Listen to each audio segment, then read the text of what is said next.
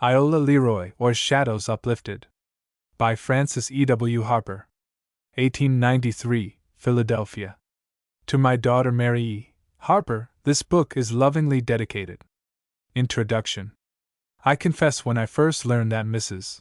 Harper was about to write a story on some features of the Anglo-African race, growing out of what was once popularly known as the peculiar institution, I had my doubts about the matter. Indeed, it was far from being easy for me to think that she was as fortunate as she might have been in selecting a subject which would afford her the best opportunity for bringing out a work of merit and lasting worth to the race, such a work as some of her personal friends have long desired to see from her graphic pen. However, after hearing a good portion of the manuscript read, and a general statement with regard to the object in view, I admit frankly that my partial indifference was soon swept away. At least I was willing to wait for further developments. Being very desirous that one of the race, so long distinguished in the cause of freedom for her intellectual worth as Mrs. Harper has had the honor of being, should not at this late date in life make a blunder which might detract from her own good name, I naturally proposed to await developments before deciding too quickly in favor of giving encouragement to her contemplated effort. However, I was perfectly aware of the fact that she had much material in her possession for a most interesting book on the subject of the condition of the colored people in the South. I know of no other woman, white or colored anywhere, who has come so intimately in contact with the colored people in the South as Mrs. Harper. Since emancipation, she has labored in every Southern state in the Union, save two, Arkansas and Texas. In the colleges, schools, churches, and the cabins not excepted, she has found a vast field and open doors to teach and speak on the themes of education, temperance, and good home building, industry, morality, and the like, and never lacked for evidences of hearty appreciation and gratitude. Everywhere help was needed, and her heart being deeply absorbed in the cause, she willingly allowed her sympathies to impel her to perform most heroic services. With her it was no uncommon occurrence, in visiting cities or towns, to speak at 2, 3, and 4 meetings a day, sometimes to promiscuous audiences composed of everybody who would care to come. But the kind of meetings she took greatest interest in were meetings called exclusively for women. In this attitude she could pour out her sympathies to them as she could not do before a mixed audience, and indeed she felt their needs were far more pressing than any other class. And now I am prepared to most fully endorse her story. I doubt whether she could, if she had tried ever so much, have hit upon a subject so well adapted to reach a large number of her friends and the public with both entertaining and instructive matter as successfully as she has done in this volume. The grand and ennobling sentiments which have characterized all her utterances in laboring for the elevation of the oppressed will not be found missing in this book. The previous books from her pen, which have been so very widely circulated and admired, North and South, Forest Leaves, Miscellaneous Poems, Moses, A Story of the Nile, Poems, and Sketches of Southern Life, 5 in number, these, I predict, will be by far eclipsed by this last effort, which will, in all probability, be the crowning effort of her long and valuable services in the cause of humanity. While, as indicated, Mrs. Harper has done a large amount of work in the South, she has at the same time done much active service in the temperance cause in the North, as thousands of this class can testify. Before the war she was engaged as a speaker by anti-slavery associations. Since then, by appointment of the Women's Christian Temperance Union, she has held the office of Superintendent of Colored Work for years. She has also held the office of one of the directors of the Women's Congress of the United States. Under the auspices of these influential, earnest, and intelligent associations, she has been seen often on their platforms with the leading lady orators of the nation. Hence, being widely known not only amongst her own race but likewise by the reformers, laboring for the salvation of the intemperate and others equally unfortunate, there is little room to doubt that the book will be in great demand and will meet with warm congratulations from a goodly number outside of the author's social connections. Doubtless the thousands of colored Sunday schools in the South, in casting about for an interesting, moral storybook, full of practical lessons, will not be content to be without Iola Leroy, or Shadows Uplifted. William Still. Chapter I. The Mystery of Market Speech and Prayer Meetings. 2. Contraband of war. 3. Uncle Daniel's story. 4. Arrival of the Union Army. v. Release of Iola Leroy. 6. Robert Johnson's promotion and religion. 7. Tom Anderson's death. 8. The mystified doctor. 9. Eugene Leroy and Alfred Lorraine. X. Shadows in the home. 11. The plague and the law. 12. Schoolgirl notions. 13. A rejected suitor. 14. Harry Leroy. 15. Robert and his company. 16. After the battle. 17. Flames in the schoolroom. 18. Searching for lost ones. 19. Striking contrasts. XX. A revelation. 21. A home for mother. 22. Further lifting of the veil. 23. Delightful reunions. 24. Northern experience. 25. An old friend. 26. Open questions. 27. Diverging paths. 28. Dr. Latrobe's mistake. 29. Visitors from the South. XXX. Friends in council. 31. Dawning affections. 32. Wooing and wedding. 33. Conclusion. Note. Chapter 1. Mystery of market speech and prayer meeting. Good mornin', Bob. How's butter dis mornin'? Fresh, just as fresh can be. Oh, glory! Said the questioner, whom we shall call Thomas Anderson, although he was known among his acquaintances as Master Anderson's Tom. His informant regarding the condition of the market was Robert Johnson, who had been separated from his mother in his childhood, and reared by his mistress as a favorite slave. She had fondled him as a pet animal, and even taught him to read. Notwithstanding their relation as mistress and slave, they had strong personal likings for each other. Tom Anderson was the servant of a wealthy planter, who lived in the city of C, North Carolina. This planter was quite advanced in life, but in his earlier days he had spent much of his time in talking politics in his state and national capitals in winter, and in visiting pleasure resorts and watering places in summer. His plantations were left to the care of overseers who, in their turn, employed Negro drivers to aid them in the work of cultivation and discipline. But as the infirmities of age were pressing upon him, he had withdrawn from active life, and given the management of his affairs into the hands of his sons. As Robert Johnson and Thomas Anderson passed homeward from the market, having bought provisions for their respective homes, they seemed to be very light-hearted and careless, chatting and joking with each other. But every now and then, after looking furtively around, one would drop into the ears of the other some news of the battle then raging between the North and South which, like two great millstones, were grinding slavery to powder. As they passed along, they were met by another servant, who said in hurried tones, but with a glad accent in his voice, "Did you see de fish in de market dis mornin'? Oh, but dey war splendid, geez, as fresh can be." "That's the ticket," said Robert, as a broad smile overspread his face. "I'll see you later." "Good mornin', boys," said another servant on his way to market.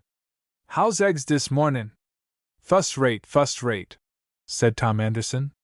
"Bob's got it down fine." "I thought so, mighty long faces at the POS office dis mornin', but I'd better move long." And with a bright smile lighting up his face he passed on with a quickened tread. There seemed to be an unusual interest manifested by these men in the state of the produce market, and a unanimous report of its good condition. Surely there was nothing in the primeness of the butter or the freshness of the eggs to change careless-looking faces into such expressions of gratification, or to light dull eyes with such gladness. What did it mean?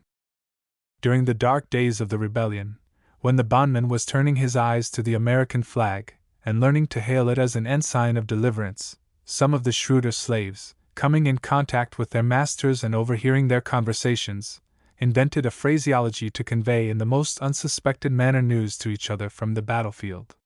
Fragile women and helpless children were left on the plantations while their natural protectors were at the front, and yet these bondmen refrained from violence. Freedom was coming in the wake of the Union Army, and while numbers deserted to join their forces, others remained at home, slept in their cabins by night and attended to their work by day. But under this apparently careless exterior there was an undercurrent of thought which escaped the cognizance of their masters. In conveying tidings of the war, if they wished to announce a victory of the Union Army, they said the butter was fresh, or that the fish and eggs were in good condition. If defeat befell them, then the butter and other produce were rancid or stale. Entering his home, Robert set his basket down. In one arm he held a bundle of papers which he had obtained from the train to sell to the boarders, who were all anxious to hear from the seat of battle. He slipped one copy out, and, looking cautiously around, said to Linda, the cook, in a low voice, "Splendid news in the papers. Secesh routed. Yankees whipped them out of their boots.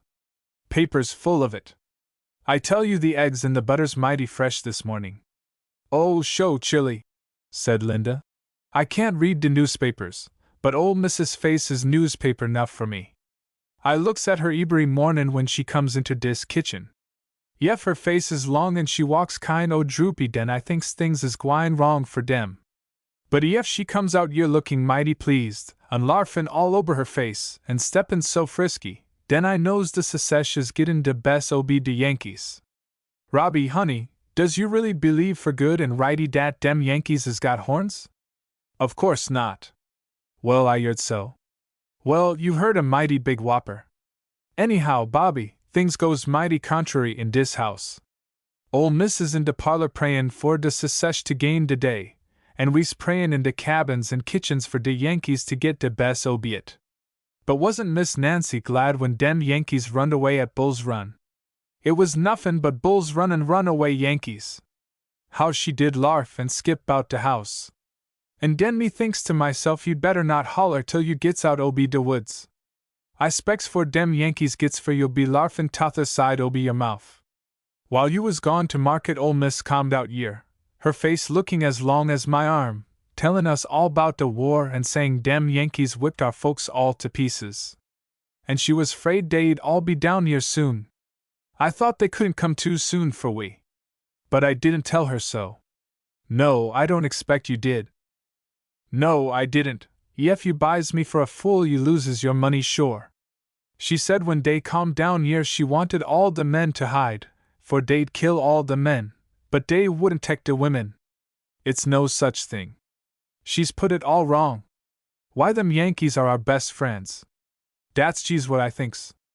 Ol' Miss was jees tryin' to skeer a body. And when she war done she jees set down and sniffled and cried, and I war so glad I didn't know what to do. But I had to hole in. And I made out I war orful sorry. And Ginny said, 'Oh, Miss Nancy, I hope dey won't come yer.'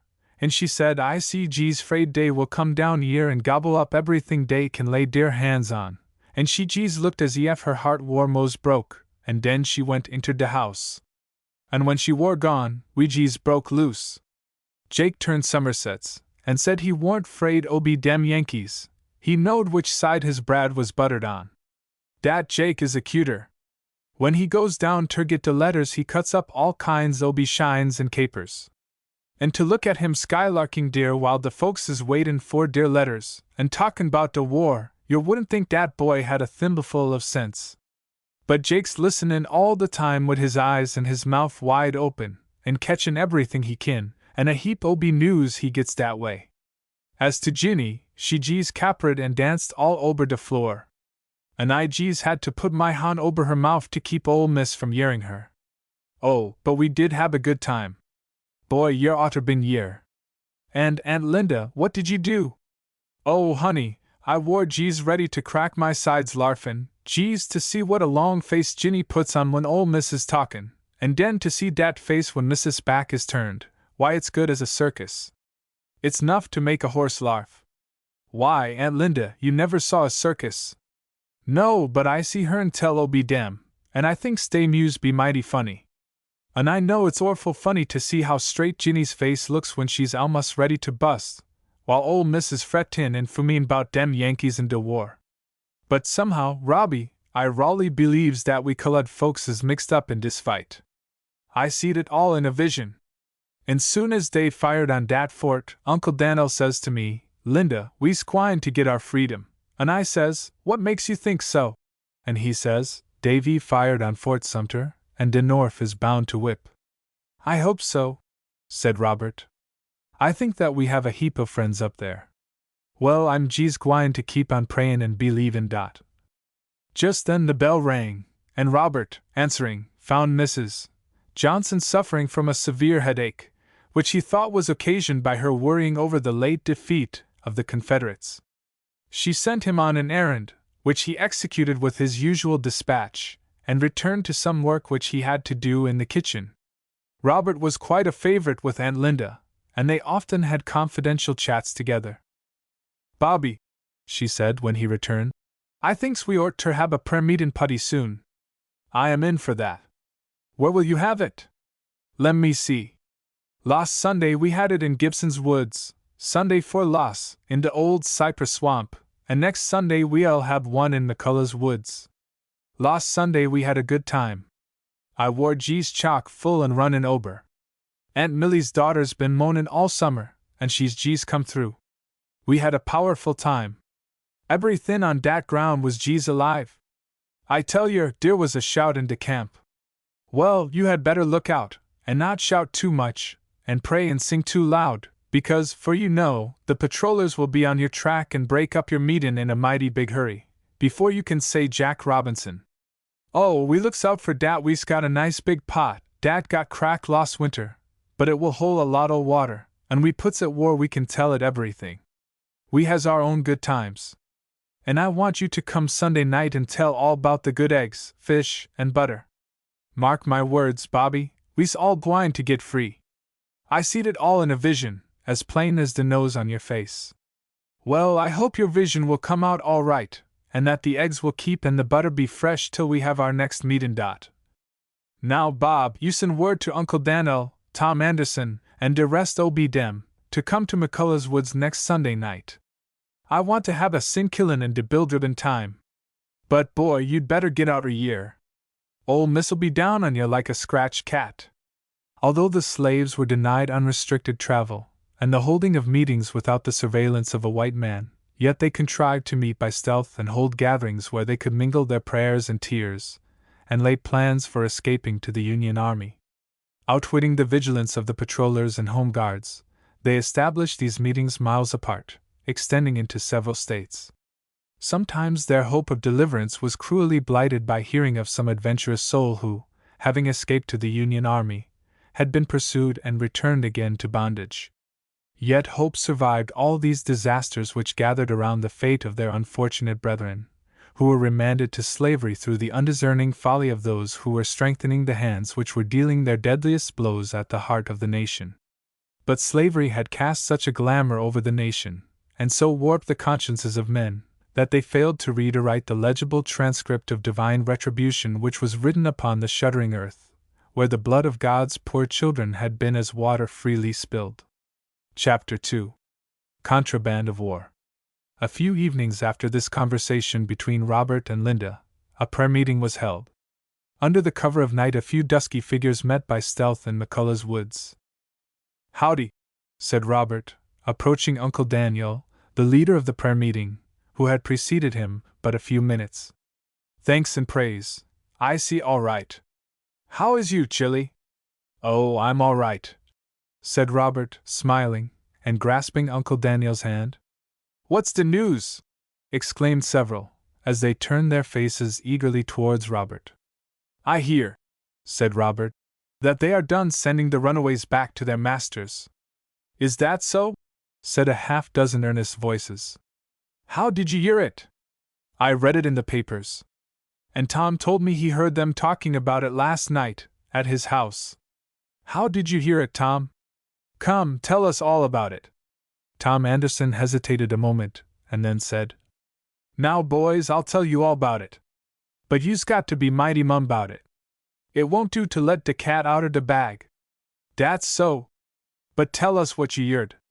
We ain't gwine to say nuffin to nobody." "Well," said Tom, "last night ol' Marster had company. 2 big ginerals, and dey was hoppin' mad. One obi dem looked like a turkey gobbler, his face war so red. And he said one obi dem Yankee ginerals, I thinks they called him Bias Butler, said dat de slaves dat run away wore some big name. I don't know what he called it. But it meant dat all we who come to the Yankees should be free. Contraband of war, said Robert, who enjoyed the distinction of being a good reader, and was pretty well posted about the war. Mrs. Johnson had taught him to read on the same principle she would have taught a pet animal amusing tricks. She had never imagined the time would come when he would use the machinery she had put in his hands to help overthrow the institution to which she was so ardently attached. What does it mean? Is it something good for us? I think, said Robert, a little vain of his superior knowledge, it is the best kind of good. It means if two armies are fighting and the horses of one run away, the other has a right to take them.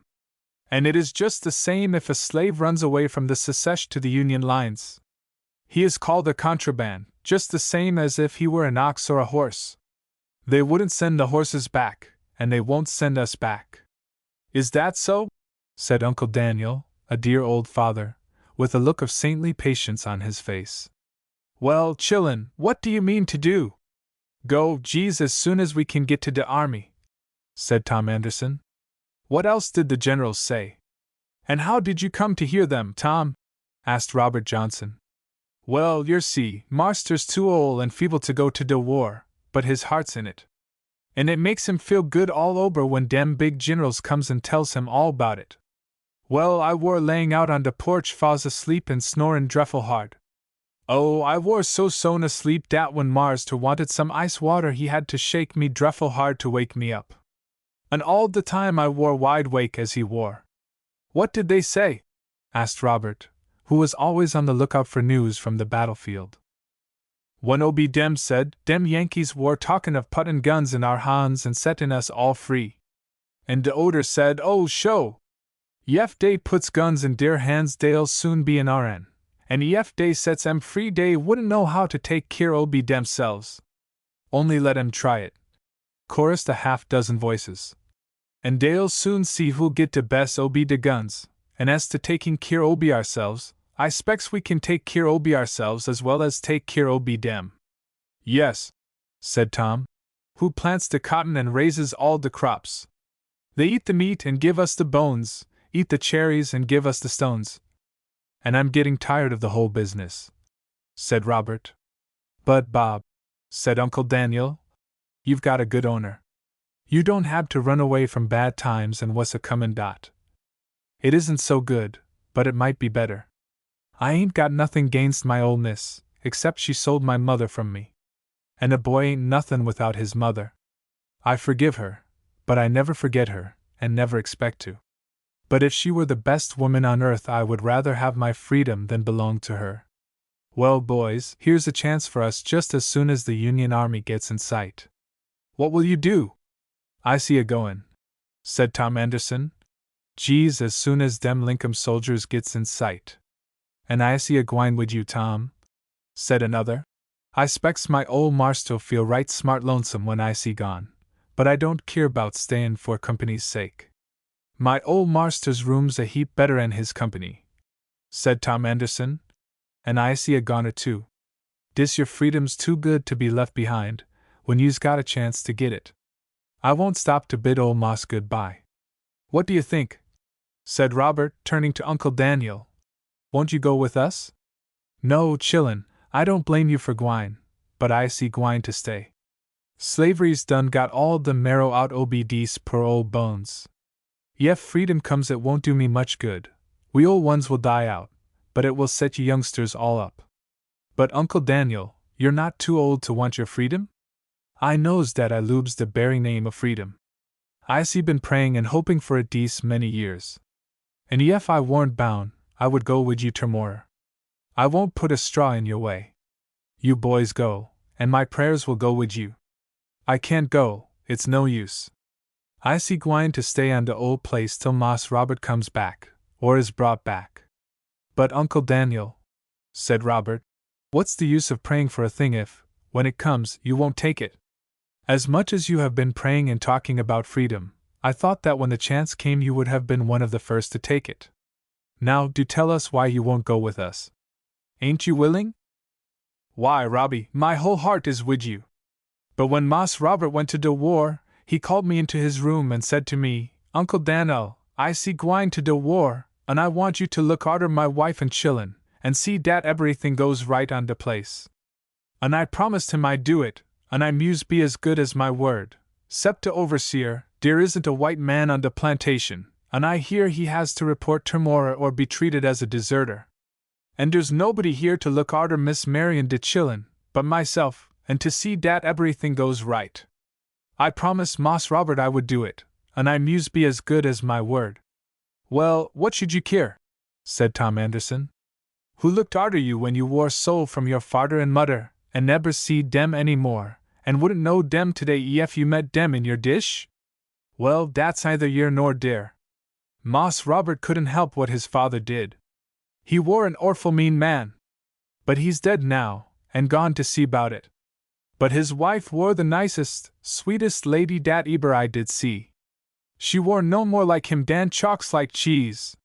She used to visit de cabins, and listen to de poor women when de overseer used to cruelize dem so bad, and drive dem to work late and early. And she used to send dem nice things when they wore sick, and have der cabins whitewashed and lookin' like new pins, and look arter dear chillun. Sometimes she tried to get ol' Moss to take deir part when de overseer got too mean. But she might as well 'a' sung hymns to a dead horse. All her putty talk wore like pourin' water on a goose's back. He jees bluff her off, and tell her she didn't run dat plantation, and not for her to bring him any nigger news. I never thought ol' Marster wore good to her. I often catched her crying, and she'd say she had de headache, but I thought it wore de heartache. For ol' Marster died, she got so thin and peaked I wore 'fraid she wore gwine to die, but she seed him out. He wore killed by a tree fallin' on him, and ef eber did de Bill got his own he got him. I seed him in a vision arter he wore gone. He wore hangin' up in a pit, sayin' oh, with no clothes on. He wore allers blusterin', cussin', and swearin' at somebody. Moss Robert ain't a bit like him. He takes right arter his mother. Bad as ol' Marster wore, I think she jees lobbed de ground he walked on. Well, women's mighty curious kind of folks anyhow. I sometimes thinks the wuss you treats dem de better dey likes you." "Well," said Tom, a little impatiently, "what's yer gwine to do? Is yer gwine wid us ef yer gets a chance? Now, jes' you hol' until I gets a chance to tell yer why I see gwine to stay." "Well, Uncle Daniel, let's hear it," said Robert. "I was jes' gwine to tell yer when Tom put me out. Ol' Marster died when Moss Robert war 2 years old, and his poor mother when he war 4. When he died, Miss Anna used to keep me 'bout her jes' like I wore her shadder. I used to nuss Moss Robert jes' the same as ef I were his own fadder. I used to fix his milk, rock him to sleep, ride him on my back, and nothin' pleased him better'n fair Uncle Daniel to ride him piggyback." "Well, Uncle Daniel," said Robert, "what has that got to do with your going with us and getting your freedom? Now, jes' wait a bit, and don't frustrate my mind. I see day arter day Miss Anna war gettin' weaker and thinner, and she looked so sweet and talked so putty. I thinks to myself, you ain't long for dis world and she said to me one day, 'Uncle Dan'el, when I see gone, I want you to be good to your Marster Robert,' and she looked so pale and weak I war almost ready to cry. I couldn't help it. She had allers been mighty good to me. And I beliebs in praisin' de bridge dat carries me ober. She said, 'Uncle Dan'el, I wish you war free. Ef I had my way you shouldn't serve any one when I'm gone, but Mr. Thurston had everything in his power when he made his will.' I war tied hand and foot, and I couldn't help it. In a little while she war gone, jees faded away like a flower. I believe ef dere's a saint in glory, Miss Anna's dear." "Oh, I don't take much stock in white folks' religion," said Robert, laughing carelessly. "The way," said Tom Anderson, "dat some of dese folks cut their cards yer, I think dey'll be as cease in hebben as hen's teeth. I think when some of dem preachers brings de Bible round and tells us 'bout min in our marsters and not stealin' dear tings, dat dey preach to please de white folks, and dey froze coldness ober de meetin' dot." "And I," said Aunt Linda, "neber did beliebe in dem Bible preachers. I yeard one obe dem sayin' when he war dyin', it war all dark wid him. And de way he treated his house girl, poor thing, I don't wonder dat it war dark wid him." "Oh, I guess," said Robert, That the Bible is all right, but some of these church folks don't get the right hang of it. Maybe that's so, said Aunt Linda. But I allers wanted to learn how to read. I once had a book, and tried to make out what war in it, but every time my mistus caught me with a book in my hand, she used to whip my fingers. And I couldn't see ef it war good for white folks, why it warn't good for colored folks. Well, said Tom Anderson, I believed in de good old-time religion. But arter dese white folks is done fussin' and beatin' de colored folks, I don't want em to come talking religion to me. We used to have on our place a real Guinea man, and once he made old Moss mad, and he had him whipped. Old Moss war trying to break him in, but dat fellow war spunk to the backbone, and when he jin talkin' to him bout savon his soul and git into heaven, he told him ef he went to heaven and found he war dere, he wouldn't go in. He wouldn't stay with any such rascal as he wore. What became of him? Asked Robert. Oh, he died. But he had some queer notions about religion. He thought dat when he died he would go back to his old country. He allers kept his old Guinea name. What was it? Potobambra. Do you know what he wanted Marster to do 'fore he died? Continued Anderson. No. He wanted him to give him his free papers. Did he do it? Oh, be course he did. As the poor fellow war dying and he couldn't sell him in de oder world, he jes wrote him de papers to yummer him. He didn't want to go back to Africa a slave. He thought if he did, his people would look down on him, and he wanted to go back a free man. He war orful weak when Marster brought him de free papers. He jes ris up in de bed, clutched them in his hands, smiled, and gasped out, I see free at loss, and fell back on de pillar, and he war gone. Oh, but he war spunky. De overseers, arter dey found out who he war, gin'rally gave him a wide berth. I spects his father war some old Guinea king. Well, chillun, said Uncle Daniel, we's kept up dis meeting long enough. We'd better go home, and not all go one way, 'cause the patrollers might get us all into trouble, and we must try to slip home by hook or crook. And when we meet again, Uncle Daniel can finish his story, and be ready to go with us, said Robert. I wish, said Tom Anderson, he would go with us, de was kind. Chapter 3. Uncle Daniel's Story. The Union had snapped asunder because it lacked the cohesion of justice, and the nation was destined to pass through the crucible of disaster and defeat, till she was ready to clasp hands with the Negro and march abreast with him to freedom and victory. The Union Army was encamping a few miles from C, in North Carolina. Robert, being well posted on the condition of affairs, had stealthily contrived to call a meeting in Uncle Daniel's cabin. Uncle Daniel's wife had gone to bed as a sick sister, and they held a prayer meeting by her bedside. It was a little risky, but as Mr. Thurston did not encourage the visits of the patrollers, and heartily detested having them prying into his cabins, there was not much danger of molestation. Well, Uncle Daniel, we want to hear your story, and see if you have made up your mind to go with us, said Robert, after he had been seated a few minutes in Uncle Daniel's cabin. No, chillun, I've no objection to finishin' my story, but I ain't made up my mind to leave the place till Moss Robert gets back. You were telling us about Moss Robert's mother. How did you get along after she died? Arter she war gone, old Marster's folks come to look arter things. But everything war left to Moss Robert, and he wouldn't do widout me. Dat chilly war allers at my heels. I couldn't stir widout him, and when he missed me, he'd fret and cry so I had ter stay wid him, and when he went to school, I had ter carry him in de mornin' and bring him home in de ebening. And I learned him to hunt squirrels and rabbits and catch fish and set traps for birds. I believes he loved me better dan any o' be his kin. And he showed me how to read. Well, said Tom, yef he loved you so much, why didn't he set you free? Moss Robert told me, yef he died fust he war gwine ter leave me free, dat I should never serve any one else. Oh, sho, said Tom. Promises, like pie crust, is made to be broken. I don't trust none obe dem. I see been here dese 15 years, and I see never found any truth in dem. And I see gwine with dem North men soon's I gets a chance. And ef you knowed what's good for you, you'd go, too? No, Tom, I can't go. When Master Robert went to the front, he called me to him and said, Uncle Daniel, and he was dreffle pale when he said it, I are gwine to de war, and I want yer to take care of my wife and chillun, jees like yer used to take care of me when yer called me your little boy. Well, dat jees got to me, and I couldn't help cryin', to save my life.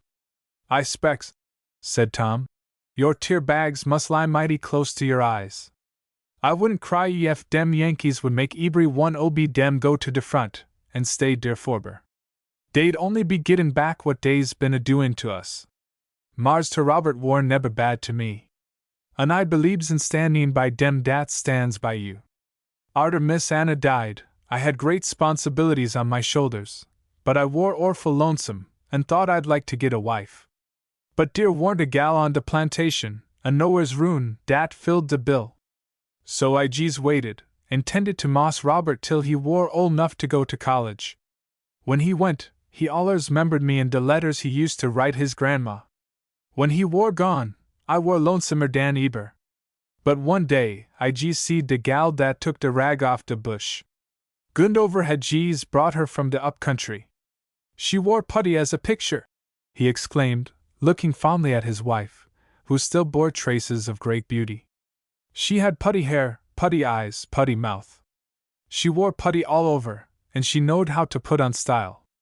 Oh, Daniel, said Aunt Katy, half chidingly, how you do talk. Why, it's true. I 'member when you wore de puttiest gal in dese diggins, when nobody could top your cotton. I don't, said Aunt Katy. Well, I do. Now let me go on wid my story. De fust time I seed her, I says to myself, dat's de gal for me, and I means to have her ef I can get her. So I scraped 'quaintance wid her, and axed her ef she would have me ef our marsters would let us. I warn't 'fraid 'bout Moss Robert, but I warn't quite sure 'bout Gundover. So when Moss Robert comed home, I axed him, and he larfed and said, all right, and dat he would speak to old Gundover 'bout it. He didn't relish it very much, but he didn't like to fuse Moss Robert. He wouldn't sell her, for she tended his dairy, and wore mighty handy 'bout de house. He said I mought marry her and come to see her whenever Moss Robert would give me a pass. I wanted him to sell her, but he wouldn't hear to it, so I had to put up with what I could get. Moss Robert wore mighty good to me, but old Gundover's wife wore de meanest woman dat I eber did see. She used to go out on de plantation and boss things like a man. Arter I war married, I had a baby. It war de dearest, cutest little thing you eber did see, but poor thing, it got sick and died. It died 'bout 3 o'clock, and in de mornin' Katy, habin' her cows to milk, left her dead baby in de cabin. When she come back from milkin' her 30 cows, and went to look for her poor little baby, someone had been to her cabin and took de poor chilly away and put it in de ground. Poor Katy, she didn't eben have a chance to kiss her baby 'fore it war buried. Old Gundover's wife has been dead 30 years, and she didn't die a day too soon. And my little baby has gone to glory, and is wingin' with the angels and a-lookin' out for us. One oby de lost things old Gundover's wife did 'fore she died war to order a woman whipped 'cause she come to de field a little late when her husband war sick, and she had stopped to tend him. Dat mornin' she war taken sick wid de fever, and in a few days she war gone out like de snuff oby a candle. She left several sons, and I spects she would almost turn ober in her grave ef she knowed she had 10 culled grandchildren somewhere down in de lower Kentry. Isn't it funny, said Robert, how these white folks look down on colored people, and then mix up with them? Marster wore away when Miss Liza treated my Katy so mean, and when I told him 'bout it, he war tearin' mad, and went ober and saw old Gundover, and found out he war hard up for money, and he bought Katy and brought her home to lib wid me, and we spin a leabing in clover eber since. Marster Robert has been mighty good to me. He stood by me in my troubles, and now his troubles come, I'm a-gwine to stand by him. I used to think Gundover's wife war jealous oby my Katy. She wore so much puttier. Gundover's wife couldn't tek my Katy wid a 10-foot pole. But Aunt Katy, you have had your trials, said Robert, now that Daniel had finished his story. Don't you feel bitter towards these people who are fighting to keep you in slavery? Aunt Katy turned her face towards the speaker. It was a thoughtful, intelligent face, saintly and calm. a face which expressed the idea of a soul which had been fearfully tempest-tossed, but had passed through suffering into peace. Very touching was the look of resignation and hope which overspread her features as she replied, with the simple childlike faith which she had learned in the darkest hour. The Lord says we must forgive. And with her that thought, as coming from the lips of divine love, was enough to settle the whole question of forgiveness of injuries and love to enemies. Well, said Thomas Anderson, turning to Uncle Daniel, we can't count on yer to go with us? Boys, said Uncle Daniel, and there was grief in his voice, I see mighty glad you have a chance for your freedom, but easy I told yer, I promised Moss Robert I would stay, and I muse be as good as my word. Don't you youngsters stay for an old stager like me. I'm old and mos' worn out. Freedom wouldn't do much for me, but I want you all to be as free as the birds, so, you chillun, take your freedom when you can get it. But Uncle Dan'l, you won't say nothin' about our going, will you? Said the youngest of the company. Uncle Daniel slowly arose. There was a mournful flash in his eye, a tremor of emotion in his voice, as he said, Look yer, boys, de boy dat ax dat question war a newcomer on dis plantation, but some ob you's been here all ob your lives. Did you eber know ob Uncle Dan'l gettin' any ob you inter trouble? No, no, exclaimed a chorus of voices. But many's the time you've held off de blows when de overseer got too mean, and cruelized us too much, when Moss Robert wore away. And when he got back, you made him settle de overseer's hash. Well, boys, said Uncle Daniel, with an air of mournful dignity, I see de same Uncle Dan'l I eber war. Yef any ob you wants to go, I haven't a word to say agin it. I spects dem Yankees be all right, but I knows Moss Robert, and I don't know dem, and I ain't a-gwine to throw away dirty water till I gets clean. Well, Uncle Ben, said Robert, addressing a stalwart man whose towering form and darkly flashing eye told that slavery had failed to put the crouch in his shoulders or general abjectness into his demeanor. You will go with us for sure, won't you? Yes, spoke up Tom Anderson. 'Cause the traitors done took your wife, and got her for his end now. As Ben Tunnell looked at the speaker, a spasm of agony and anger darkened his face and distorted his features, as if the blood of some strong race were stirring with sudden vigor through his veins.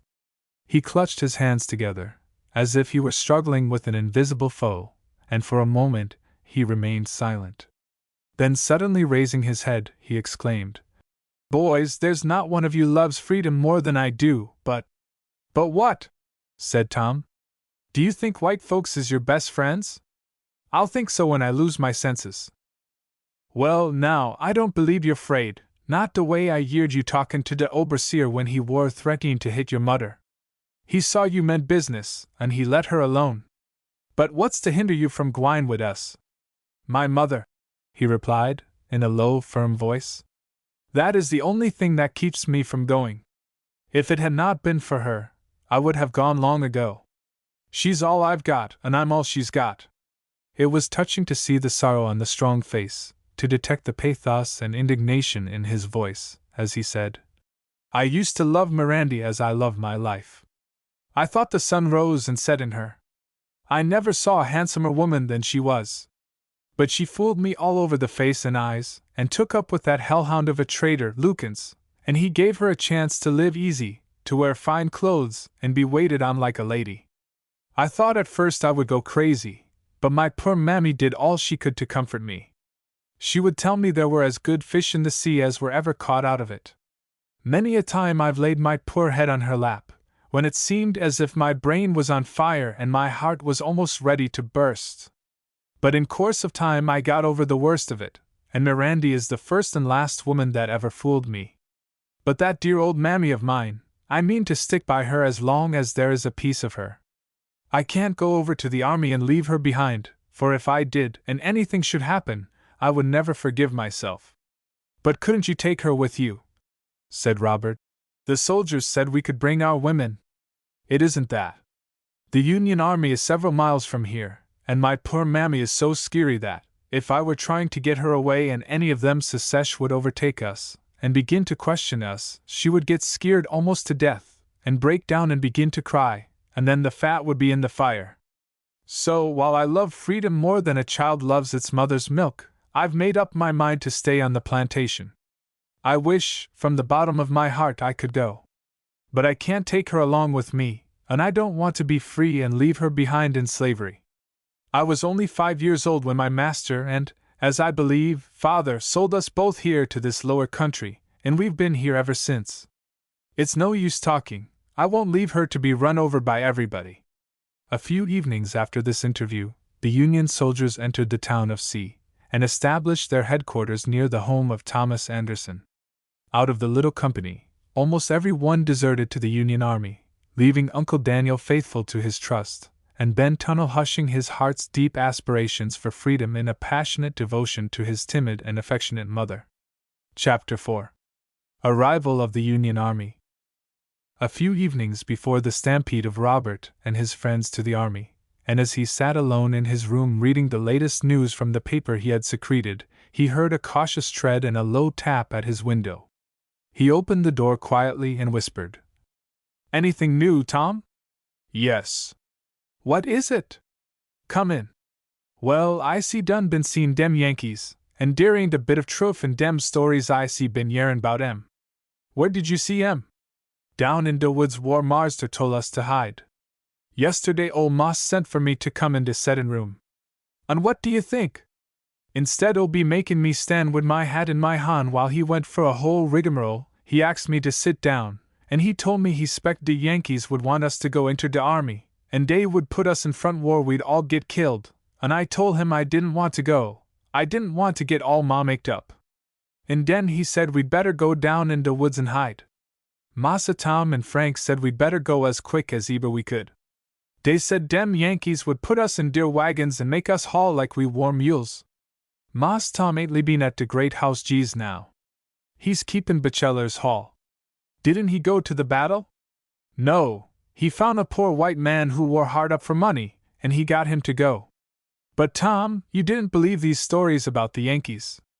Tom and Frank can lie as fast as horses can trot. They wanted to scare you, and keep you from going to the Union Army. I knows dat now, but I didn't 'spect so den. Well, when did you see the soldiers? Where are they? And what did they say to you? Dey's right down in Gundover's woods. And de Gineral's got his headquarters almost next door to our house. That near? Oh, you don't say so! Yes, I do. And oh golly, ain't I so glad! I just stole yer to told you all about it.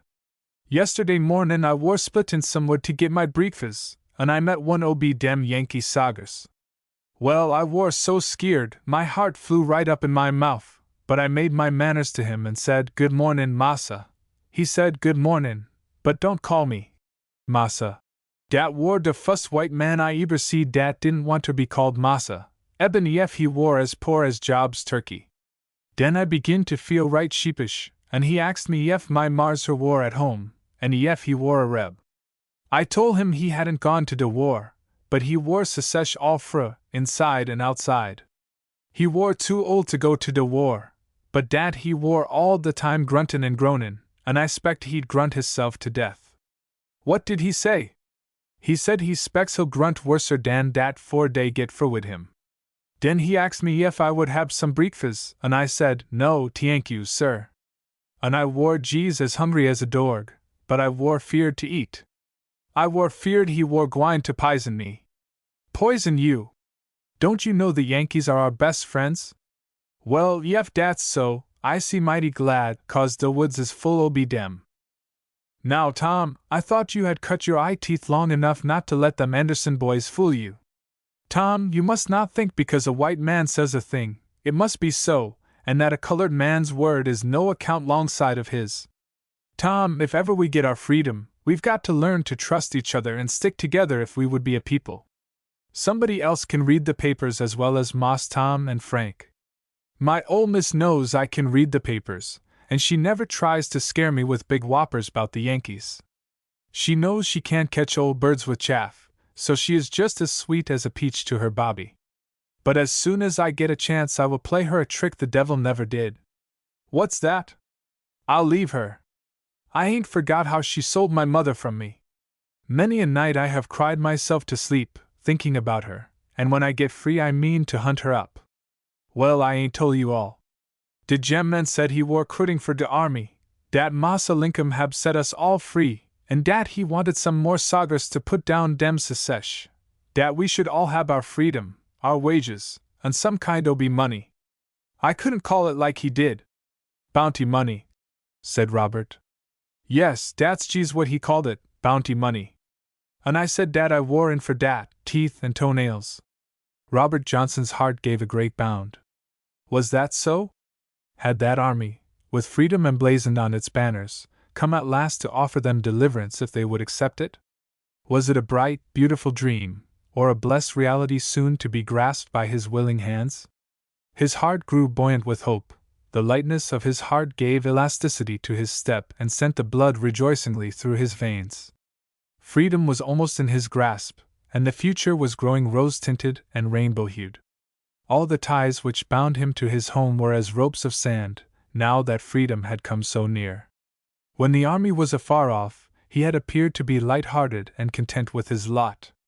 If asked if he desired his freedom, he would have answered, very naively, that he was eating his white bread and believed in letting well enough alone. He had no intention of jumping from the frying pan into the fire. But in the depths of his soul the love of freedom was an all-absorbing passion. Only danger had taught him caution. He had heard of terrible vengeance being heaped upon the heads of some who had sought their freedom and failed in the attempt. Robert knew that he might abandon hope if he incurred the wrath of men whose overthrow was only a question of time. It would have been madness and folly for him to have attempted an insurrection against slavery, with the words of McClellan ringing in his ears. "If you rise, I shall put you down with an iron hand," and with the Home Guards ready to quench his aspirations for freedom with bayonets and blood. What could a set of unarmed and undisciplined men do against the fearful odds which beset their path? Robert waited eagerly and hopefully his chance to join the Union Army, and was ready and willing to do anything required of him by which he could earn his freedom and prove his manhood. He conducted his plans with the greatest secrecy. A few faithful and trusted friends stood ready to desert with him when the Union Army came within hailing distance. When it came, there was a stampede to its ranks of men ready to serve in any capacity, to labor in the tents, fight on the fields, or act as scouts. It was a strange sight to see these black men rallying around the Stars and Stripes, when white men were trampling them underfoot and riddling them with bullets. Chapter 5. The Release of Iola Leroy. "Well, boys," said Robert to his trusted friends, as they gathered together at a meeting in Gundover's woods, almost under the shadow of the Union Army. "How many of you are ready to join the army and fight for your freedom? All obey us. The soldiers," continued Robert, "are camped right at the edge of the town. The general has his headquarters in the heart of the town, and one of the officers told me yesterday that the president had set us all free, and that as many as wanted to join the army could come along to the camp. So I thought, boys, that I would come and tell you. Now you can take your bag and baggage, and get out of here as soon as you choose. We'll be ready by daylight," said Tom. "It won't take me long to pack up," looking down at his seedy clothes, with a laugh. "I specs old Moss'll be real lonesome when I'm gone. And won't he be hoppin' mad when he finds I'm a goner? I specs he'll hate it like pison." "Oh, well," said Robert, "the best of friends must part. Don't let it grieve you." "I see gwine to take my wife and chillun," said one of the company. "I see got nobody but myself," said Tom. "But dere's a mighty putty young gal dere at Moss Tom's. I wish I could get her away. Dey tells me dey's been sellin' her all ober de kentry, but dat she's a reg'lar spitfire. Dey can't lead nor drive her." "Do you think she would go with us?" said Robert. "I think she's jeez dying to go. Dey say dey can't do nuffin' wid her. Moss Tom's got his match dis time, and I see glad obe it. I jeez glories in her spunk. How did she come there?" "Oh, Moss bought her obe de trader to keep house for him. But ef you see dem putty white Hans obe hern you never tink she kept her own house, let alone anybody else's. Do you think you can get her away?" "I don't know, 'cause Moss Tom keeps her mighty close." "My! But she's putty. Beautiful long hair comes way down her back. putty blue eyes, and geez easy white easy anybody's in dis place. I geez wish you could see her yourself. I heerd Moss Tom talkin' 'bout her last night to his brother, tellin' him she wore mighty Irish, but he meant to break her in. An angry curse rose to the lips of Robert, but he repressed it and muttered to himself, "Graceless scamp, he ought to have his neck stretched." Then turning to Tom, said, "Get her, if you possibly can, but you must be mighty mum about it." "Trust me for dat," said Tom. Tom was very anxious to get word to the beautiful but intractable girl who was held in durance vile by her reckless and selfish master, who had tried in vain to drag her down to his own low level of sin and shame. But all Tom's efforts were in vain. Finally he applied to the commander of the post, who immediately gave orders for her release. The next day Tom had the satisfaction of knowing that Iola Leroy had been taken as a trembling dove from the gory vulture's nest and given a place of security. She was taken immediately to the general's headquarters. The general was much impressed by her modest demeanor, and surprised to see the refinement and beauty she possessed. Could it be possible that this young and beautiful girl had been a chattel, with no power to protect herself from the highest insults that lawless brutality could inflict upon innocent and defenseless womanhood? Could he ever again glory in his American citizenship, when any white man, no matter how coarse, cruel, or brutal, could buy or sell her for the basest purposes? Was it not true that the cause of a hapless people had become entangled with the lightnings of heaven, and dragged down retribution upon the land? The field hospital was needing gentle, womanly ministrations, and Iola Leroy, released from the hands of her tormentors, was given a place as nurse, a position to which she adapted herself with a deep sense of relief. Tom was doubly gratified at the success of his endeavors, which had resulted in the rescue of the beautiful young girl and the discomfiture of his young master who, in the words of Tom, was mad enough to bite his head off, a rather difficult physical feat. Iola, freed from her master's clutches, applied herself readily to her appointed tasks. The beautiful, girlish face was full of tender earnestness. The fresh, young voice was strangely sympathetic, as if some great sorrow had bound her heart in loving compassion to every sufferer who needed her gentle ministrations. Tom Anderson was a man of Herculean strength and remarkable courage.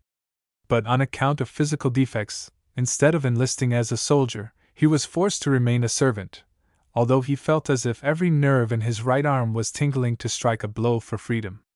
He was well versed in the lay of the country, having often driven his master's cotton to market when he was a field hand. After he became a coachman, he had become acquainted with the different roads and localities of the country. Besides, he had often accompanied his young masters on their hunting and fishing expeditions. Although he could not fight in the army, he proved an invaluable helper. When tents were to be pitched, none were more ready to help than he. When burdens were to be borne, none were more willing to bend beneath them than Thomas Anderson. When the battlefield was to be searched for the wounded and dying, no hand was more tender in its ministrations of kindness than his. As a general factotum in the army, he was ever ready and willing to serve anywhere and at any time, and to gather information from every possible source which could be of any service to the Union Army. As a pagan might worship a distant star and wish to call it his own, so he loved Iola. And he never thought he could do too much for the soldiers who had rescued her and were bringing deliverance to his race. "What do you think of Miss Iola?" Robert asked him one day, as they were talking together. "I just think dat she's splendid. Last week I had to take some of our poor boys to de hospital, and she wore dere, lookin' sweet and putty easy an angel, a nussin' dem poor boys, and easy good to one easy de odor. It looks to me easy ef dey rawly lobbed her shatter. She sits by em so patient, and writes em sec nice letters to der friends, and yet she looks so heartbroke and pitiful, it jes gets to me, and makes me mos' ready to cry.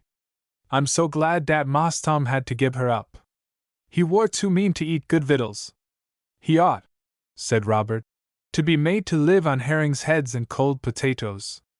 It makes my blood boil just to think that he was going to have that lovely-looking young girl whipped for his devilment. He ought to be ashamed to hold up his head among respectable people. I tell you, Bob, de Bill will neber get his own till he gets him. When I seed how he war treating her, I never rested till I got her away. He bide her, he said, for his housekeeper, as many gals as there war on the plantation. Why didn't he get one ob dem to keep house, a not dat nice looking young lady? Her hands look easy ef she never did a day's work in her life. One day when he calmed down to breakfast, he chucked her under de chin, and tried to put his arm round her waist. But she jeez threw it off like a chunk ob fire. She looked like a snake had bit her. Her eyes fairly spit fire. Her face got red easy blood, and den she turned so pale I thought she war gwine to faint, but she didn't, and I heard her say, "I'll die fust." I war mad enough to stand on my head. I could have tored him all to pieces when he said he'd have her whipped. Did he do it? I don't know. But he's mean enough to do anythin'. Why, dey say she war soul 7 times in 6 weeks, 'cause she's so putty, but dat she war game to de loss. Well, Tom, said Robert, getting that girl away was one of the best things you ever did in your life. I think so, too. Not dat I specs anythin' obi it. I don't s'pose she would think obi an ugly chap like me, but it does me good to know dat Moss Tom ain't got her. Chapter 6. Robert Johnson's Promotion and Religion. Robert Johnson, being able to meet the Army requirements, was enlisted as a substitute to help fill out the quota of a Northern regiment. With his intelligence, courage, and prompt obedience, he rose from the ranks and became lieutenant of a colored company. He was daring, without being rash, prompt, but not thoughtless, firm, without being harsh. Kind and devoted to the company he drilled, he soon won the respect of his superior officers and the love of his comrades. "Johnson," said a young officer, Captain Sybil, of Maine, who had become attached to Robert, "what is the use of your saying you're a colored man, when you are as white as I am, and as brave a man as there is among us? Why not quit this company, and take your place in the army just the same as a white man? I know your chances for promotion would be better. Captain, you may doubt my word, but today I would rather be a lieutenant in my company than a captain in yours." "I don't understand you." "Well, Captain, when a man's been colored all his life it comes a little hard for him to get white all at once. Were I to try it, I would feel like a cat in a strange garret. Captain, I think my place is where I am most needed. You do not need me in your ranks, and my company does. They are excellent fighters, but they need a leader. To silence a battery, to capture a flag, to take a fortification, they will rush into the jaws of death. Yes, I have often wondered at their bravery. Captain, these battles put them on their mettle. They have been so long taught that they are nothing and nobody, that they seem glad to prove they are something and somebody. But, Johnson, you do not look like them, you do not talk like them. It is a burning shame to have held such a man as you in slavery. I don't think it was any worse to have held me in slavery than the blackest man in the South." "You are right, Johnson. The color of a man's skin has nothing to do with the possession of his rights." "Now, there is Tom Anderson," said Robert. "He is just as black can be. He has been bought and sold like a beast, and yet there is not a braver man in all the company. I know him well. He is a noble-hearted fellow. True as steel. I love him like a brother. And I believe Tom would risk his life for me any day. He don't know anything about his father or mother. He was sold from them before he could remember. He can read a little. He used to take lessons from a white gardener in Virginia. He would go between the hours of 9 p.m. and 4 a.m. He got a book of his own, tore it up, greased the pages, and hid them in his hat. Then if his master had ever knocked his hat off he would have thought them greasy papers, and not that Tom was carrying his library on his head. I had another friend who lived near us. When he was 19 years old he did not know how many letters there were in the ABCs. One night, when his work was done, his boss came into his cabin and saw him with a book in his hand. He threatened to give him 500 lashes if he caught him again with a book, and said he hadn't work enough to do. He was getting out logs, and his task was 10 logs a day. His employer threatened to increase it to 12. He said it just harassed him, it set him on fire. He thought there must be something good in that book if the white man didn't want him to learn. One day he had an errand in the kitchen, and he heard one of the colored girls going over the ABCs. Here was the key to the forbidden knowledge. She had heard the white children saying them, and picked them up by heart, but did not know them by sight. He was not content with that, but sold his cap for a book and wore a cloth on his head instead. He got the sounds of the letters by heart, then cut off the bark of a tree, carved the letters on the smooth inside, and learned them. He wanted to learn how to write. He had charge of a warehouse where he had a chance to see the size and form of letters. He made the beach of the river his copybook, and thus he learned to write. Tom never got very far with his learning, but I used to get the papers and tell him all I knew about the war. How did you get the papers? I used to have very good privileges for a slave. All of our owners were not alike. Some of them were quite clever, and others were worse than get out. I used to get the morning papers to sell to the boarders and others, and when I got them I would contrive to hide a paper, and let some of the fellow servants know how things were going on. And our owners thought we cared nothing about what was going on. How was that? I thought you were not allowed to hold meetings unless a white man were present. That was so. But we contrived to hold secret meetings in spite of their caution. We knew whom we could trust. My old miss wasn't mean like some of them. She never wanted the patrollers around prowling in our cabins, and poking their noses into our business. Her husband was an awful drunkard. He ran through every cent he could lay his hands on, and she was forced to do something to keep the wolf from the door, so she set up a boarding house. But she didn't take in Tom, Dick, and Harry. Nobody but the big bug stopped with her. She taught me to read and write, and to cast up accounts. It was so handy for her to have someone who could figure up her accounts, and read or write a note, if she were from home and wanted the like done. She once told her cousin how I could write and figure up. And what do you think her cousin said? Pleased, I suppose, to hear it. Not a bit of it. She said if I belonged to her, she would cut off my thumbs. Her husband said, oh, then he couldn't pick cotton. As to my poor thumbs, it did not seem to be taken into account what it would cost me to lose them. My old miss used to have a lot of books. She would let me read any one of them except a novel. She wanted to take care of my soul, but she wasn't taking care of her own. Wasn't she religious? She went for it. I suppose she was as good as most of them. She said her prayers and went to church, but I don't know that that made her any better. I never did take much stock in white folks' religion. Why, Robert, I'm afraid you are something of an infidel. No, Captain, I believe in the real, genuine religion. I ain't got much myself, but I respect them that have. We had on our place a dear, old saint, named Aunt Kizzy. She was a happy soul. She had seen hard times, but was what I call a living epistle. I've heard her tell how her only child had been sold from her, when the man who bought herself did not want to buy her child. Poor little fellow! He was only 2 years old. I asked her one day how she felt when her child was taken away. I felt, she said, as if I was going to my grave. But I knew if I couldn't get justice here, I could get it in another world. That was faith, said Captain Sybil, as if speaking to himself. A patient waiting for death to redress the wrongs of life. Many a time, continued Robert, have I heard her humming to herself in the kitchen and saying, I has my trials, ups and downs, but it won't allers be so. I spects one day to wing and wing wid the angels, hallelujah! Den I spects to hear a voice sayin', poor old Kizzy, she's done de best she kin. Go down, Gabriel, and tote her in. Den I spects to put on my golden slippers, my long white robe, and my starry crown, and walk dem golden streets, hallelujah! I've known that dear, old soul to travel going on 2 miles, after her work was done, to have someone read to her.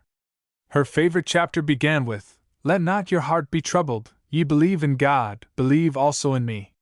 I have been deeply impressed, said Captain Sybil, with the childlike faith of some of these people. I do not mean to say that they are consistent Christians, but I do think that this faith has in a measure underlain the life of the race. It has been a golden thread woven amid the somber tissues of their lives. A ray of light shimmering amid the gloom of their condition. And what would they have been without it? I don't know. But I know what she was with it. And I believe if there are any saints in glory, Aunt Kizzy is one of them. She is dead, then? Yes, went all right, singing and rejoicing until the last, troubles over, and then my troubles will be over. We'll walk the golden streets all ruin in the New Jerusalem. Now, Captain, that's the kind of religion that I want. Not that kind which could ride to church on Sundays, and talk so solemn with the minister about heaven and good things, then come home and light down on the servants like 1,000 of bricks. I have no use for it. I don't believe in it. I never did and I never will. If any man wants to save my soul, he ain't got to beat my body.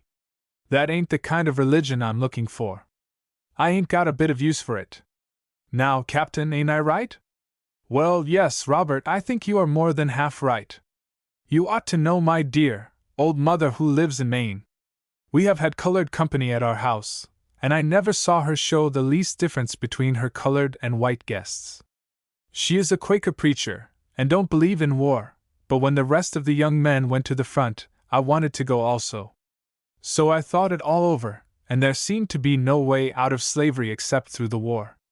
I had been taught to hate war and detest slavery. Now the time had come when I could not help the war, but I could strike a blow for freedom. So I told my mother I was going to the front, that I expected to be killed, but I went to free the slave. It went hard with her. But I thought that I ought to come, and I believe my mother's prayers are following me. Captain, said Robert, rising, I am glad that I have heard your story. I think that some of these northern soldiers do two things, hate slavery and hate niggers. I am afraid that is so with some of them. They would rather be whipped by rebels than conquer with Negroes. Oh, I heard a soldier, said Captain Sybil, say, when the colored men were being enlisted, that he would break his sword and resign. But he didn't do either. After Colonel Shaw led his charge at Fort Wagner, and died in the conflict, he got bravely over his prejudices. The conduct of the colored troops there and elsewhere has done much to turn public opinion in their favor. I suppose any white soldier would rather have his black substitute receive the bullets than himself. Chapter 7. Tom Anderson's Death. Where is Tom? Asked Captain Sybil. I have not seen him for several hours. He's gone down the Sound with some of the soldiers, replied Robert. They wanted Tom to row them. I am afraid those boys will get into trouble, and the Rebs will pick them off, responded Sybil. Oh, I hope not, answered Robert. I hope not, too, but those boys are too venturesome. Tom knows the lay of the land better than any of us, said Robert. He is the most wide-awake and gamiest man I know. I reckon when the war is over Tom will be a preacher. Did you ever hear him pray? No. Is he good at that? First rate, continued Robert. It would do you good to hear him. He don't allow any cursing and swearing when he's around. And what he says is law and gospel with the boys. But he's so good-natured, and they can't get mad at him. Yes, Robert, there is not a man in our regiment I would sooner trust than Tom. Last night, when he brought in that wounded scout, he couldn't have been more tender if he had been a woman. How gratefully the poor fellow looked in Tom's face as he laid him down so carefully and staunched the blood which had been spurting out of him. Tom seemed to know it was an artery which had been cut, and he did just the right thing to stop the bleeding. He knew there wasn't a moment to be lost. He wasn't going to wait for the doctor. I have often heard that colored people are ungrateful, but I don't think Tom's worst enemy would say that about him. Captain, said Robert, with a tone of bitterness in his voice, what had we to be grateful for? 4 ages of poverty, ignorance, and slavery? I think if anybody should be grateful, it is the people who have enslaved us and lived off our labor for generations. Captain, I used to know a poor old woman who couldn't bear to hear any one play on the piano. Is that so? Why, I always heard that colored people were a musical race. So we are, but that poor woman's daughter was sold, and her mistress took the money to buy a piano. Her mother could never bear to hear a sound from it. Poor woman! Exclaimed Captain Sybil, sympathetically. I suppose it seemed as if the wail of her daughter was blending with the tones of the instrument. I think, Robert, there is a great deal more in the colored people than we give them credit for. Did you know Captain Sellers? The officer who escaped from prison and got back to our lines? Asked Robert. Yes. Well, he had quite an experience in trying to escape. He came to an aged couple, who hid him in their cabin and shared their humble food with him. They gave him some cornbread, bacon, and coffee which he thought was made of scorched bran. But he said that he never ate a meal that he relished more than the one he took with them. Just before he went they knelt down and prayed with him. It seemed as if his very hair stood on his head, their prayer was so solemn. As he was going away the man took some shingles and nailed them on his shoes to throw the bloodhounds off his track. I don't think he will ever cease to feel kindly towards colored people. I do wonder what has become of the boys. What can keep them so long? Just as Captain Sybil and Robert were wondering at the delay of Tom and the soldiers, they heard the measured tread of men who were slowly bearing a burden. They were carrying Tom Anderson to the hospital, fearfully wounded, and nigh to death. His face was distorted, and the blood was streaming from his wounds. His respiration was faint, his pulse hurried, as if life were trembling on its frailest chords. Robert and Captain Sybil hastened at once towards the wounded man. On Robert's face was a look of intense anguish, as he bent pityingly over his friend. "Oh, this is dreadful! How did it happen?" cried Robert. Captain Sybil, pressing anxiously forward, repeated Robert's question. "Captain," said one of the young soldiers, advancing and saluting his superior officer, "we were all in the boat when it struck against a mud bank, and there was not strength enough among us to shove her back into the water. Just then the rebels opened fire upon us. For a while we lay down in the boat, but still they kept firing. Tom took in the whole situation, and said someone must die to get us out of this. I mought's well be him as any. You are soldiers and can fight. If they kill me, it is nothing. So Tom leaped out to shove the boat into the water. Just then the rebel bullets began to rain around him. He received 7 or 8 of them, and I'm afraid there is no hope for him. Oh, Tom, I wish you hadn't gone. Oh, Tom! Tom! Cried Robert, in tones of agony. A gleam of grateful recognition passed over the drawn features of Tom, as the wail of his friend fell on his ear. He attempted to speak, but the words died upon his lips, and he became unconscious. Well, said Captain Sybil, put him in one of the best wards. Give him into Miss Lear's care. If good nursing can win him back to life, he shall not want for any care or pains that she can bestow. Send immediately for Dr. Gresham. Robert followed his friend into the hospital, tenderly and carefully helped to lay him down, and remained a while, gazing in silent grief upon the sufferer. Then he turned to go, leaving him in the hands of Iola, but hoping against hope that his wounds would not be fatal. With tender devotion Iola watched her faithful friend. He recognized her when restored to consciousness, and her presence was as balm to his wounds. He smiled faintly, took her hand in his, stroked it tenderly, looked wistfully into her face, and said, Miss Iola, I ain't long fair dis. I see most home. Oh no, said Iola. I hope that you will soon get over this trouble, and live many long and happy days. No, Miss Iola, it's all over wid me. I see gwine to glory, gwine to glory, gwine to ring dem charmin' bells. Tell all de boys to meet me in heaben, dat day muse list in de heavenly war. Oh, Mr. Tom, said Iola tenderly, do not talk of leaving me. You are the best friend I have had since I was torn from my mother. I should be so lonely without you. Dere's a friend dat sticks closer dan a brother. He will be wid yer in de 6th trial, and in de 7th he'll not sake yer. Yes, answered Iola. I know that. He is all our dependence. But I can't help grieving when I see you suffering so. But, dear friend, be quiet, and try to go to sleep. I'll do anything for yer, Miss Iola. Tom closed his eyes and lay quiet. Tenderly and anxiously Iola watched over him as the hours waned away. The doctor came, shook his head gravely, and turning to Iola said, There is no hope, but do what you can to alleviate his sufferings. As Iola gazed upon the kind but homely features of Tom, she saw his eyes open and an unexpressed desire upon his face. Tenderly and sadly bending over him, with tears in her dark, luminous eyes, she said, Is there anything I can do for you? Yes, said Tom, with laboring breath. Let me hold your hand, and sing Ober Jordan inter glorien will anchor by and by.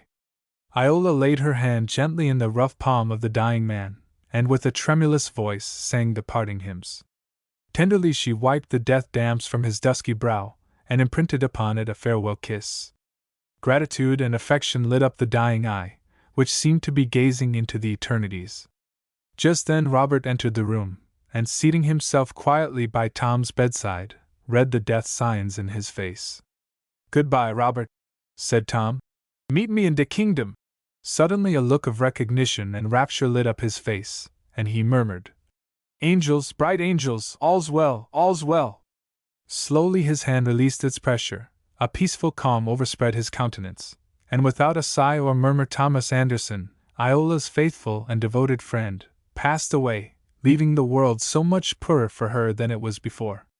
Just then Dr. Gresham, the hospital physician, came to the bedside, felt for the pulse which would never throb again, and sat down in silence by the cot. What do you think, doctor? Said Iola. Has he fainted? No, said the doctor. Poor fellow! He is dead. Iola bowed her head in silent sorrow, and then relieved the anguish of her heart by a flood of tears. Robert rose, and sorrowfully left the room. Iola, with tearful eyes and aching heart, clasped the cold hands over the still breast, closed the waxen lid over the eye which had once beamed with kindness or flashed with courage, and then went back, after the burial, to her daily round of duties, feeling the sad missing of something from her life. Chapter 8. The Mystified Doctor. Colonel, said Dr. Gresham to Colonel Robinson, the commander of the post, I am perfectly mystified by Miss Leroy. What is the matter with her? Asked Colonel Robinson. Is she not faithful to her duties and obedient to your directions?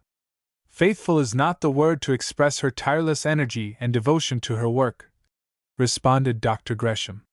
She must have been a born nurse to put such enthusiasm into her work. Why, doctor, what is the matter with you? You talk like a lover. A faint flush rose to the cheek of Dr. Gresham as he smiled, and said, Oh! Come now, Colonel, can a man praise a woman without being in love with her? Of course he can, said Colonel Robinson. But I know where such admiration is apt to lead. I've been there myself. But, doctor, had you not better defer your love-making till you're out of the woods? I assure you, Colonel, I am not thinking of love or courtship. That is the business of the drawing-room, and not of the camp. But she did mystify me last night. How so? Asked Colonel Robinson. When Tom was dying, responded the doctor, I saw that beautiful and refined young lady bend over and kiss him. When she found that he was dead, she just cried as if her heart was breaking. Well, that was a new thing to me. I can eat with colored people, walk, talk, and fight with them, but kissing them is something I don't hanker after. And yet you saw Miss Leroy do it? Yes, and that puzzles me. She is one of the most refined and ladylike women I ever saw. I hear she is a refugee, but she does not look like the other refugees who have come to our camp. Her accent is slightly southern, but her manner is northern. She is self-respecting without being supercilious, quiet without being dull. Her voice is low and sweet, yet at times there are tones of such passionate tenderness in it that you would think some great sorrow has darkened and overshadowed her life. Without being the least gloomy, her face at times is pervaded by an air of inexpressible sadness. I sometimes watch her when she is not aware that I am looking at her, and it seems as if a whole volume was depicted on her countenance. When she smiles, there is a longing in her eyes which is never satisfied. I cannot understand how a Southern lady, whose education and manners stamp her as a woman of fine culture and good breeding, could consent to occupy the position she so faithfully holds. It is a mystery I cannot solve. Can you?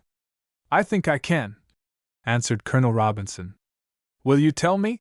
Queried the doctor. Yes, on one condition. What is it? Everlasting silence. I promise, said the doctor. The secret between us shall be as deep as the sea. She has not requested secrecy, but at present, for her sake, I do not wish the secret revealed. Miss Leroy was a slave. Oh, no, said Dr. Gresham, starting to his feet. "It can't be so! A woman as white as she a slave!" "Yes, it is so," continued the colonel. "In these states the child follows the condition of its mother. This beautiful and accomplished girl was held by one of the worst rebels in town. Tom told me of it, and I issued orders for her release." "Well, well! Is that so?" said Dr. Gresham, thoughtfully stroking his beard. "Wonders will never cease. Why, I was just beginning to think seriously of her." "What's to hinder your continuing to think?" asked Colonel Robinson. "What you tell me changes the whole complexion of affairs," replied the doctor. "If that be so, I am glad I told you before you got head over heels in love." "Yes," said Dr. Gresham absently. Dr. Gresham was a member of a wealthy and aristocratic family, proud of its lineage, which it could trace through generations of good blood to its ancestral Isle. He had become deeply interested in Iola before he had heard her story, but after it had been revealed to him he tried to banish her from his mind, but his constant observation of her only increased his interest and admiration. The deep pathos of her story, the tenderness of her ministrations, bestowed alike on black and white, and the sad loneliness of her condition, awakened within him a desire to defend and protect her all through her future life. The fierce clashing of war had not taken all the romance out of his nature. In Iola he saw realized his ideal of the woman whom he was willing to marry. A woman, tender, strong, and courageous, and rescued only by the strong arm of his government from a fate worse than death. She was young in years, but old in sorrow, one whom a sad destiny had changed from a light-hearted girl to a heroic woman. As he observed her, he detected an undertone of sorrow in her most cheerful words, and observed a quick flushing and sudden paling of her cheek, as if she were living over scenes that were thrilling her soul with indignation or chilling her heart with horror. As nurse and physician, Iola and Dr. Gresham were constantly thrown together. His friends sent him magazines and books, which he gladly shared with her. The hospital was a sad place. Mangled forms, stricken down in the flush of their prime and energy, pale young corpses, sacrificed on the altar of slavery, constantly drained on her sympathies. Dr. Gresham was glad to have some reading matter which might divert her mind from the memories of her mournful past, and also furnish them both with interesting themes of conversation in their moments of relaxation from the harrowing scenes through which they were constantly passing. Without any effort or consciousness on her part, his friendship ripened into love. To him her presence was a pleasure, her absence a privation, and her loneliness drew deeply upon his sympathy. He would have merited his own self-contempt if, by word or deed, he had done anything to take advantage of her situation.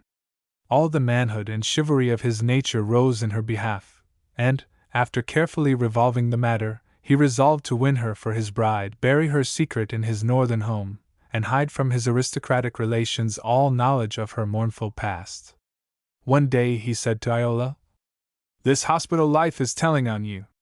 Your strength is failing, and although you possess a wonderful amount of physical endurance, you must not forget that saints have bodies and dwell in tabernacles of clay, just the same as we common mortals. Compliments aside," she said, smiling, "what are you driving at, doctor?"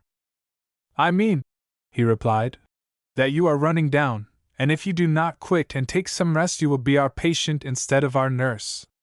You'd better take a furlough, go north, and return after the first frost."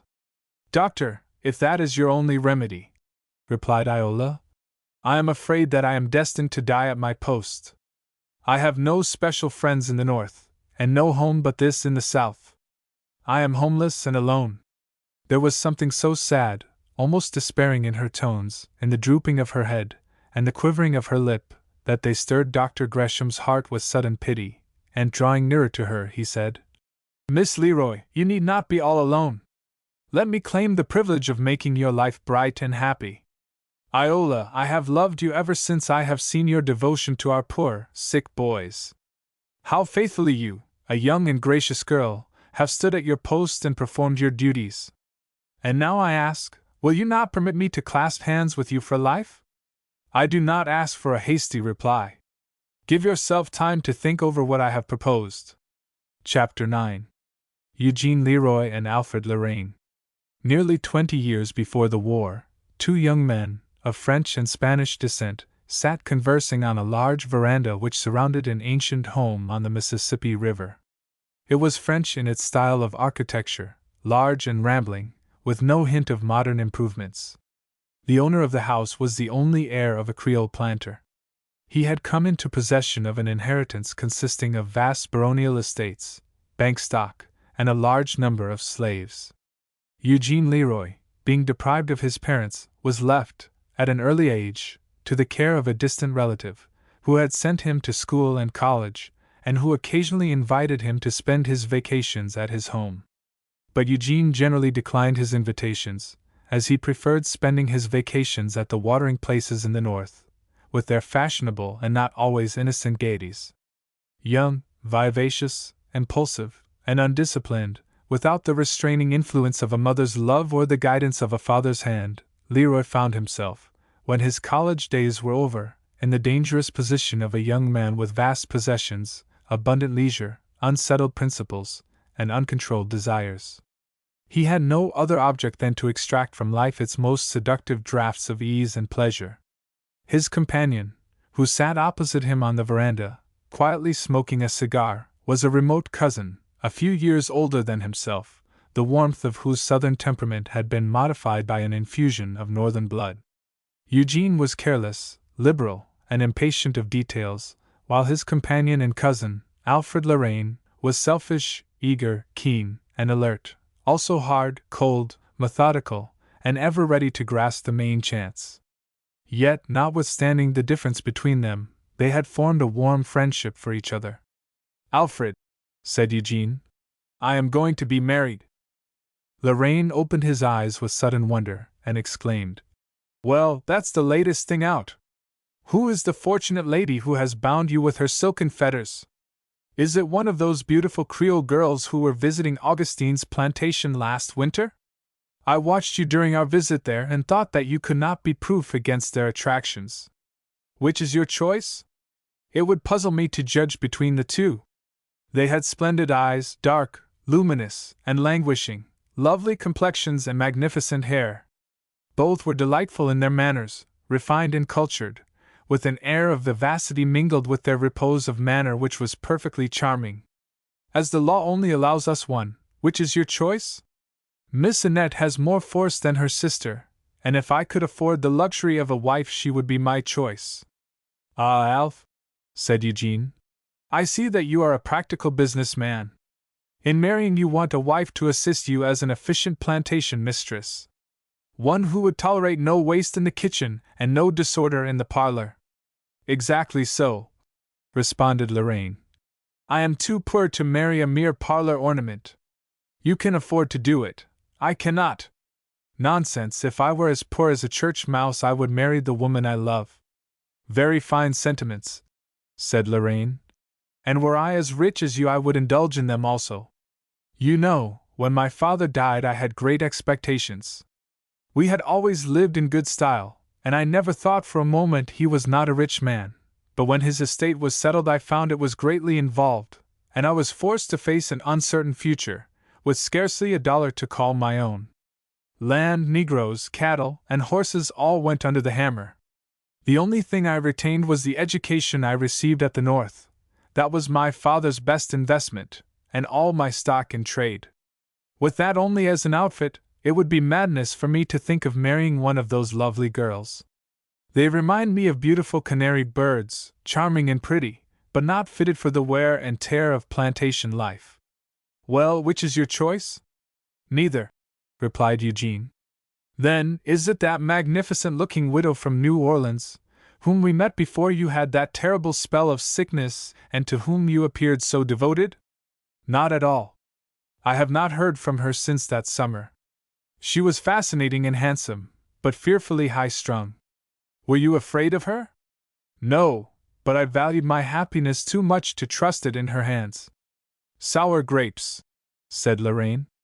"No, but I think that slavery and the lack of outside interests are beginning to tell on the lives of our women. They lean too much on their slaves, have too much irresponsible power in their hands, are narrowed and compressed by the routine of plantation life and the lack of intellectual stimulus. Yes, Eugene, when I see what other women are doing in the fields of literature and art, I cannot help thinking an amount of brain power has been held in check among us. Yet I cannot abide those northern women, with their suffrage views and abolition cant. They just shock me. But your mother was a northern woman, said Eugene. Yes, but she got bravely over her northern ideas. As I remember her, she was just as much a southerner as if she had been to the manor born. She came here as a schoolteacher, but soon after she came she married my father. He was easy and indulgent with his servants, and held them with a very loose rein. But my mother was firm and energetic. She made the niggers move around. No shirking nor dawdling with her. When my father died, she took matters in hand, but she only outlived him a few months. If she had lived, I believe that she would have retrieved our fortune. I know that she had more executive ability than my father. He was very squeamish about selling his servants, but she would have put every one of them in her pocket before permitting them to eat her out of house and home. But whom are you going to marry? A young lady who graduates from a northern seminary next week, responded Eugene. I think you are very selfish, said Lorraine. You might have invited a fellow to go with you to be your best man. The wedding is to be strictly private. The lady whom I am to marry has Negro blood in her veins. The devil she has! Exclaimed Lorraine, starting to his feet, and looking incredulously on the face of Leroy. Are you in earnest? Surely you must be jesting. I am certainly in earnest, answered Eugene Leroy. I mean every word I say. Oh, it can't be possible. Are you mad? Exclaimed Lorraine. Never was saner in my life. What under heaven could have possessed you to do such a foolish thing? Where did she come from? Right here on this plantation. But I have educated and manumitted her, and I intend marrying her. Why, Eugene, it is impossible that you can have an idea of marrying one of your slaves. Why, man, she is your property, to have and to hold to all intents and purposes. Are you not satisfied with the power and possession the law gives you? No. Although the law makes her helpless in my hands, to me her defenselessness is her best defense. Eugene, we have known each other all of our lives, and although I have always regarded you as eccentric, I never saw you so completely off your balance before. The idea of you, with your proud family name, your vast wealth and land and Negroes, intending to marry one of them, is a mystery I cannot solve. Do explain to me why you are going to take this extremely strange and foolish step. You never saw Marie? No, and I don't want to. She is very beautiful. In the North no one would suspect that she has one drop of Negro blood in her veins, but here, where I am known, to marry her is to lose caste. I could live with her, and not incur much if any social opprobrium. Society would wink at the transgression, even if after she had become the mother of my children I should cast her off and send her and them to the auction block. Men, replied Lorraine, would merely shrug their shoulders. Women would say you had been sowing your wild oats. Your money, like charity, would cover a multitude of faults. But if I make her my lawful wife and recognize her children as my legitimate heirs, I subject myself to social ostracism and a senseless persecution. We Americans boast of freedom, and yet here is a woman whom I love as I never loved any other human being, but both law and public opinion debar me from following the inclination of my heart. She is beautiful, faithful, and pure, and yet all that society will tolerate is what I would scorn to do. But has not society the right to guard the purity of its blood by the rigid exclusion of an alien race? Excluding it. How? Asked Eugene. By debarring it from social intercourse. Perhaps it has, continued Eugene. But should not society have a greater ban for those who, by consorting with an alien race, rob their offspring of a right to their names and to an inheritance in their property, and who fix their social status among an enslaved and outcast race? Don't eye me so curiously. I am not losing my senses. I think you have done that already, said Lorraine. Don't you know that if she is as fair as a lily, beautiful as a houri, and chaste as ice, that still she is a Negro? Oh, come now, she isn't much of a Negro. It doesn't matter, however. One drop of Negro blood in her veins curses all the rest. I know it, said Eugene sadly, but I have weighed the consequences, and am prepared to take them. Well, Eugene, your course is so singular. I do wish that you would tell me why you take this unprecedented step. Eugene laid aside his cigar, looked thoughtfully at Lorraine, and said, Well, Alfred, as we are kinsmen and lifelong friends, I will not resent your asking my reason for doing that which seems to you the climax of absurdity, and if you will have the patience to listen, I will tell you. Proceed, I am all attention. My father died, said Eugene. As you know, when I was too young to know his loss or feel his care, and being an only child, I was petted and spoiled. I grew up to be wayward, self-indulgent, proud, and imperious. I went from home and made many friends both at college and in foreign lands. I was well supplied with money and, never having been forced to earn it, was ignorant of its value and careless of its use. My lavish expenditures and liberal benefactions attracted to me a number of parasites, and men older than myself led me into the paths of vice, and taught me how to gather the flowers of sin which blossom around the borders of hell. In a word, I left my home unwarned and unarmed against the seductions of vice. I returned an initiated devotee to debasing pleasures. Years of my life were passed in foreign lands, years in which my soul slumbered and seemed pervaded with a moral paralysis, years, the memory of which fills my soul with sorrow and shame. I went to the capitals of the old world to see life, but in seeing life I became acquainted with death, the death of true manliness and self-respect. You look astonished, but I tell you, Alf, there is many a poor clodhopper, on whom are the dust and grime of unremitting toil, who feels more self-respect and true manliness than many of us with our family prestige, social position, and proud ancestral halls. After I had lived abroad for years, I returned a broken-down young man, prematurely old, my constitution a perfect wreck. A life of folly and dissipation was telling fearfully upon me. My friends shrank from me in dismay. I was sick nigh unto death, and had it not been for Marie's care I am certain that I should have died. She followed me down to the borders of the grave, and won me back to life and health. I was slow in recovering, and during the time, I had ample space for reflection, and the past unrolled itself before me. I resolved, over the wreck and ruin of my past life, to build a better and brighter future. Marie had a voice of remarkable sweetness, although it lacked culture. Often when I was nervous and restless I would have her sing some of those weird and plaintive melodies which she had learned from the plantation Negroes. Sometimes I encouraged her to talk, and I was surprised at the native vigor of her intellect. By degrees I became acquainted with her history. She was all alone in the world.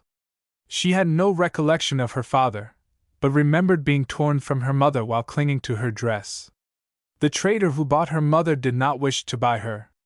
She remembered having a brother, with whom she used to play, but she had been separated from him also, and since then had lost all trace of them.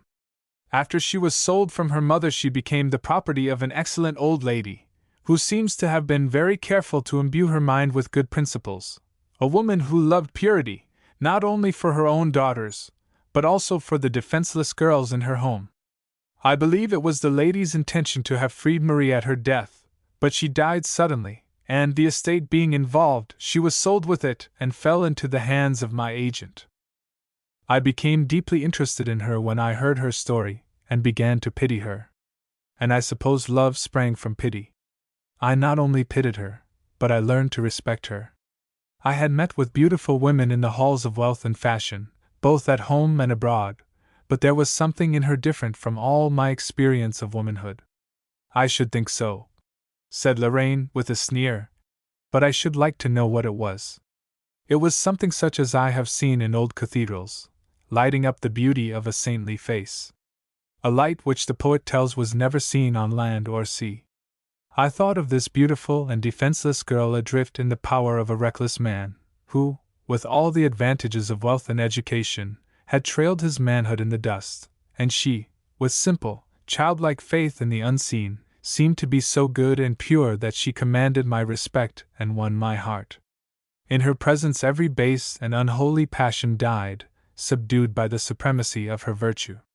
Why, Eugene, what has come over you? Talking of the virtue of these quadroon girls. You have lived so long in the North and abroad, that you seem to have lost the cue of our Southern life. Don't you know that these beautiful girls have been the curse of our homes? You have no idea of the hearts which are wrung by their presence. But, Alfred, suppose it is so. Are they to blame for it? What can any woman do when she is placed in the hands of an irresponsible master, when she knows that resistance is vain? Yes, Alfred, I agree with you, these women are the bane of our Southern civilization, but they are the victims and we are the criminals. I think from the airs that some of them put on when they get a chance, that they are very willing victims. So much the worse for our institution. If it is cruel to debase a hapless victim, it is an increase of cruelty to make her contented with her degradation. Let me tell you, Alf, you cannot wrong or degrade a woman without wronging or degrading yourself. What is the matter with you, Eugene? Are you thinking of taking priest's orders? No, Alf, said Eugene, rising and rapidly pacing the floor. You may defend the system as much as you please, but you cannot deny that the circumstances it creates, and the temptations it affords, are sapping our strength and undermining our character. That may be true, said Lorraine, somewhat irritably, but you had better be careful how you air your northern notions in public. Why so? Because public opinion is too sensitive to tolerate any such discussions. And is not that a proof that we are at fault with respect to our institutions? I don't know. I only know we are living in the midst of a magazine of powder, and it is not safe to enter it with a lighted candle. Let me proceed with my story, continued Eugene. During the long months in which I was convalescing, I was left almost entirely to the companionship of Marie. In my library I found a Bible, which I began to read from curiosity, but my curiosity deepened into interest when I saw the rapt expression on Marie's face. I saw in it a loving response to sentiments to which I was a stranger. In the meantime my conscience was awakened, and I scorned to take advantage of her defenselessness. I felt that I owed my life to her faithful care, and I resolved to take her north, manumit, educate, and marry her. I sent her to a northern academy, but as soon as some of the pupils found that she was colored, objections were raised, and the principal was compelled to dismiss her. During my search for a school I heard of one where 3 girls of mixed blood were pursuing their studies, every one of whom would have been ignominiously dismissed had their connection with the Negro race been known. But I determined to run no risks. I found a school where her connection with the Negro race would be no bar to her advancement. She graduates next week, and I intend to marry her before I return home. She was faithful when others were faithless, stood by me when others deserted me to die in loneliness and neglect, and now I am about to reward her care with all the love and devotion it is in my power to bestow. That is why I am about to marry my faithful and devoted nurse, who snatched me from the jaws of death. Now that I have told you my story, what say you? Madness and folly inconceivable, exclaimed Lorraine. What to you is madness and folly is perfect sanity with me. After all, Alf, is there not an amount of unreason in our prejudices? That may be true, but I wasn't reasoned into it, and I do not expect to be reasoned out of it. Will you accompany me north? No, except to put you in an insane asylum. You are the greatest crank-out, said Lorraine, thoroughly disgusted. No, thank you, I'm all right. I expect to start north tomorrow. You had better come and go. I would rather follow you to your grave, replied Lorraine, hotly, while an expression of ineffable scorn passed over his cold, proud face. Chapter 10. Shadows in the Home. On the next morning after this conversation Leroy left for the north, to attend the commencement, and witness the graduation of his ward. Arriving in Ohio, he immediately repaired to the academy and inquired for the principal. He was shown into the reception room, and in a few moments the principal entered. Good morning, said Leroy, rising and advancing towards him. How is my ward this morning? She is well, and has been expecting you. I am glad you came in time for the commencement. She stands among the foremost in her class. I am glad to hear it. Will you send her this? Said Leroy, handing the principal a card.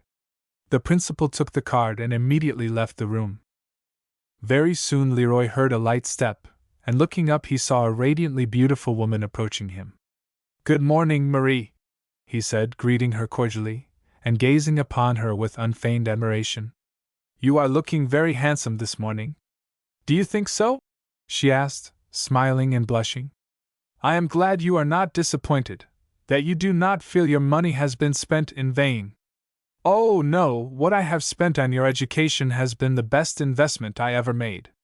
"I hope," said Marie, "you may always find it so." "But Moss—" "Hush!" said Leroy, laying his hand playfully on her lips. "You are free. I don't want the dialect of slavery to linger on your lips. You must not call me that name again." "Why not?" "Because I have a nearer and dearer one by which I wish to be called." Leroy drew her nearer, and whispered in her ear a single word. She started, trembled with emotion, grew pale, and blushed painfully.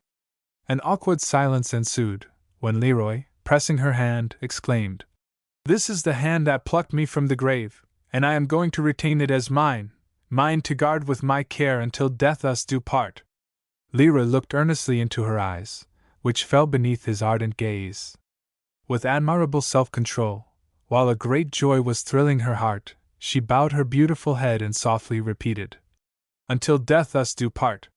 Leroy knew Southern society too well to expect it to condone his offense against its social customs, or give the least recognition to his wife, however cultured, refined, and charming she might be, if it were known that she had the least infusion of Negro blood in her veins. But he was brave enough to face the consequences of his alliance, and marry the woman who was the choice of his heart, and on whom his affections were centered. After Leroy had left the room, Marie sat a while thinking of the wonderful change that had come over her.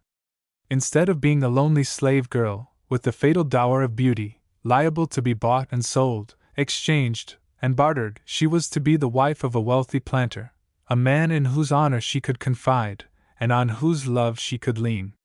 Very interesting and pleasant were the commencement exercises in which Marie bore an important part.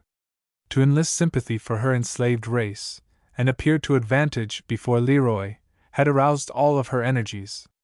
The stimulus of hope, the manly love which was environing her life, brightened her eye and lit up the wonderful beauty of her countenance. During her stay in the North she had constantly been brought in contact with anti-slavery people. She was not aware that there was so much kindness among the white people of the country until she had tested it in the North. From the anti-slavery people in private life she had learned some of the noblest lessons of freedom and justice, and had become imbued with their sentiments. Her theme was American Civilization, Its Lights and Shadows. Graphically she portrayed the lights, faithfully she showed the shadows of our American civilization. Earnestly and feelingly she spoke of the blind Samson in our land, who might yet shake the pillars of our great commonwealth. Leroy listened attentively. At times a shadow of annoyance would overspread his face, but it was soon lost in the admiration her earnestness and zeal inspired.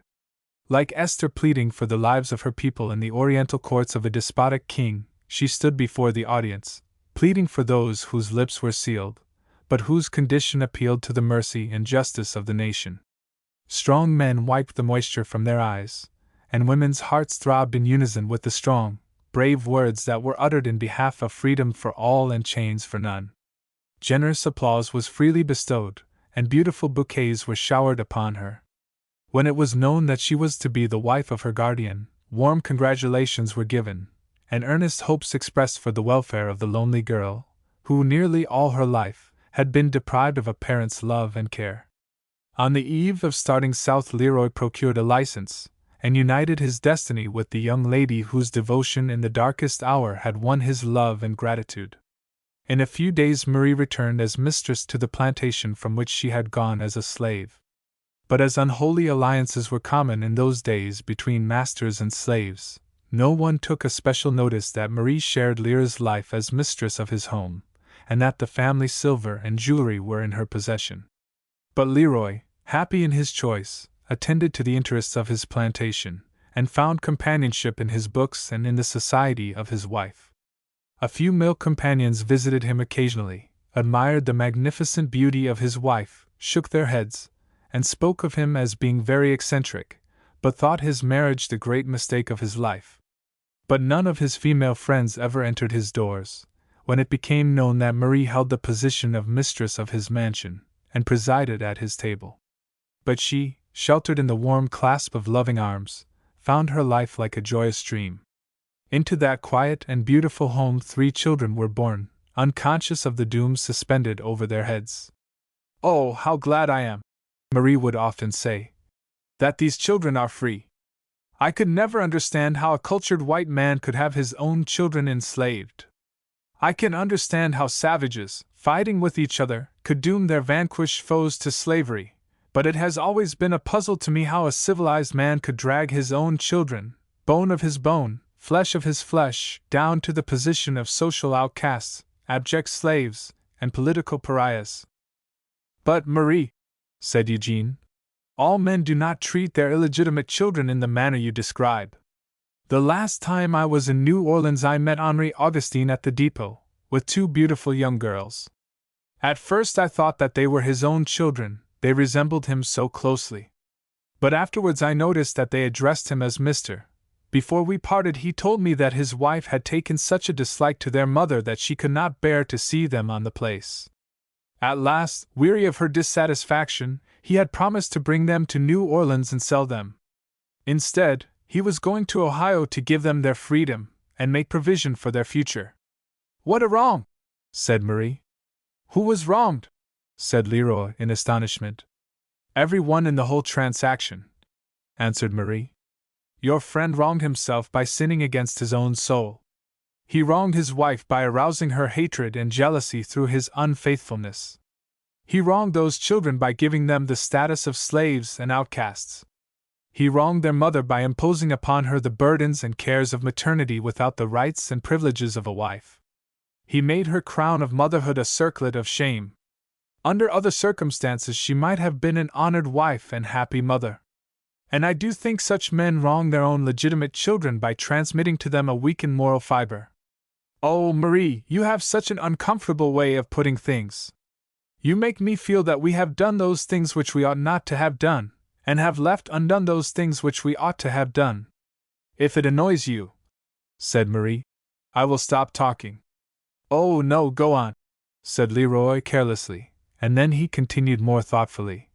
"I know a number of men who have sent such children north, and manumitted, educated, and left them valuable legacies. We are all liable to err, and, having done wrong, all we can do is to make reparation.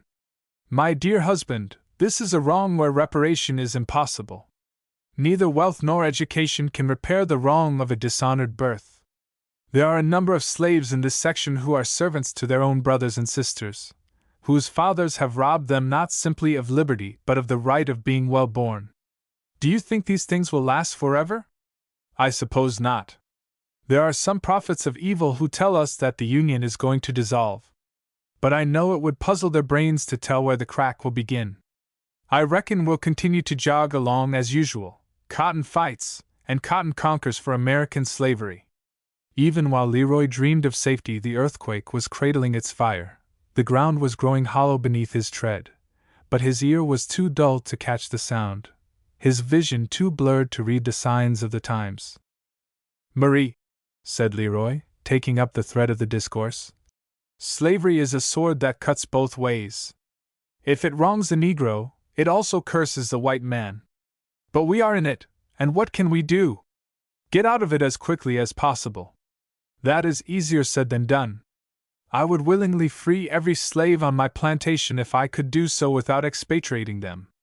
Some of them have wives and children on other plantations, and to free them is to separate them from their kith and kin.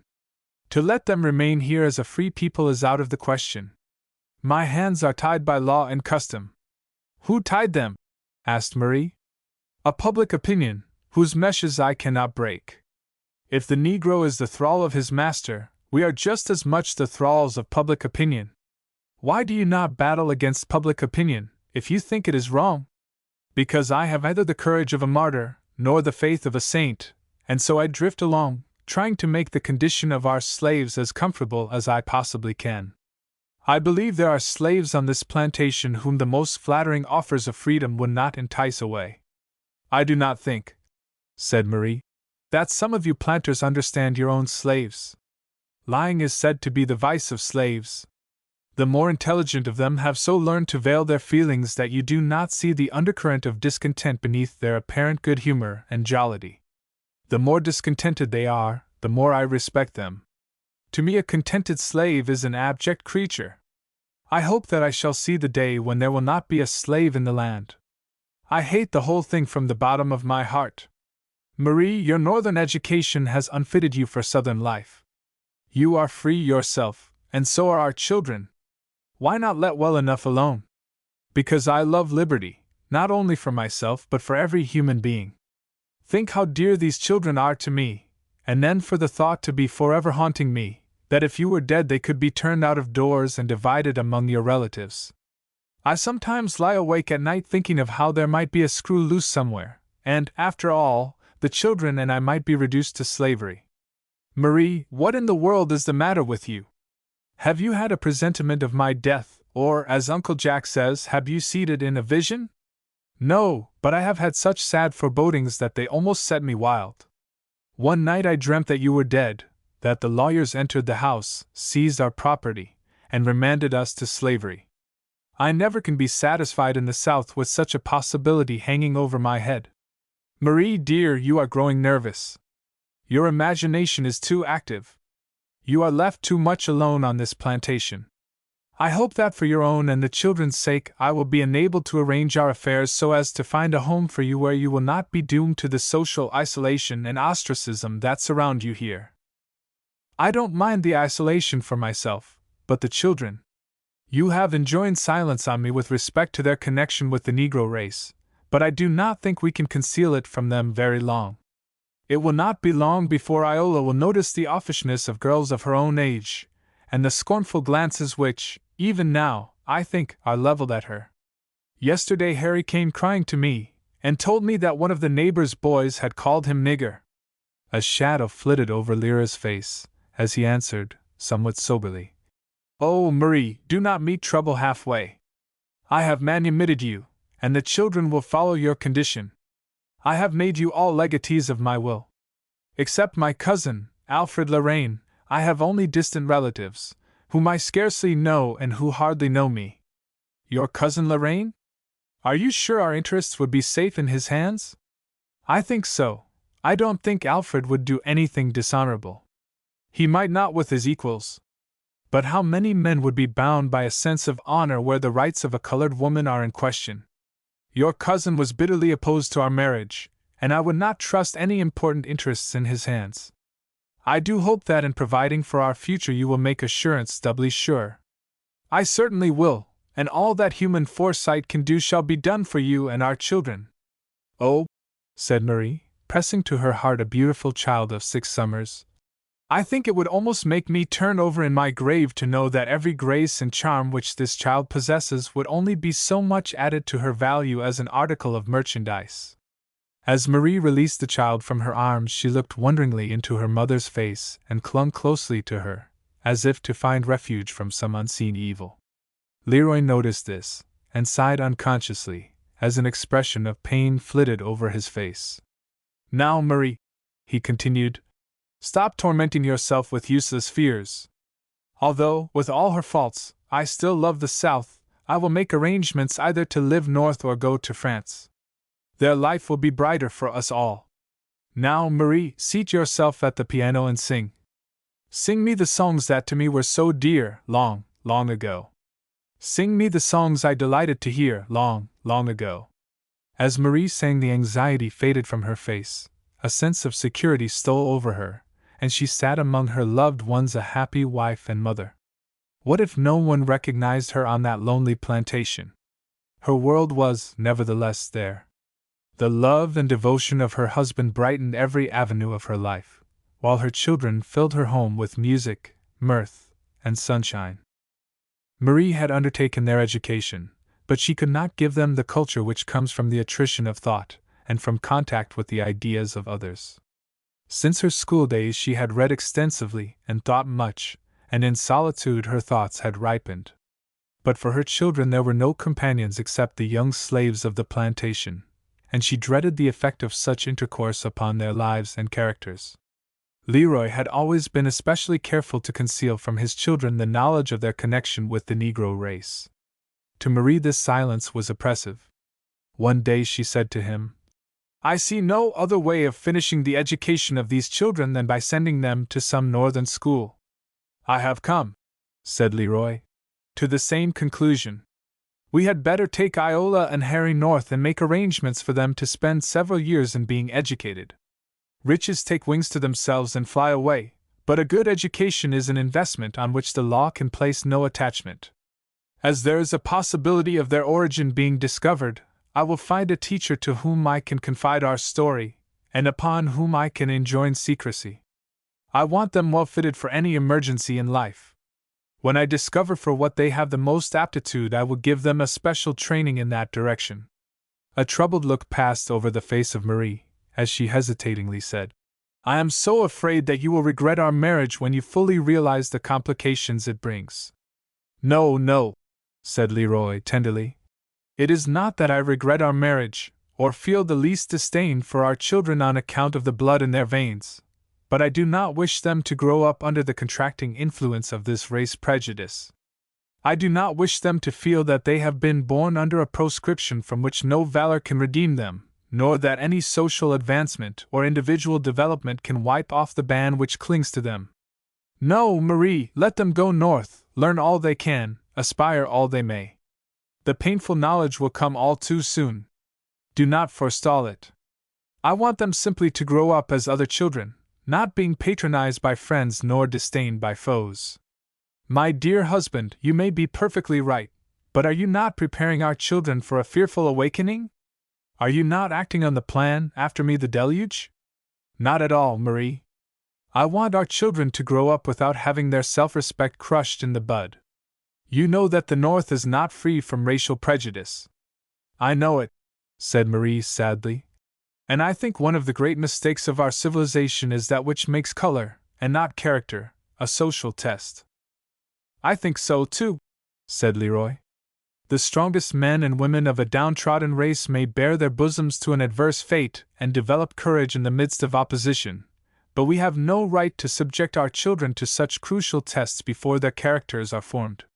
For years, when I lived abroad, I had an opportunity to see and hear of men of African descent who had distinguished themselves and obtained a recognition in European circles, which they never could have gained in this country.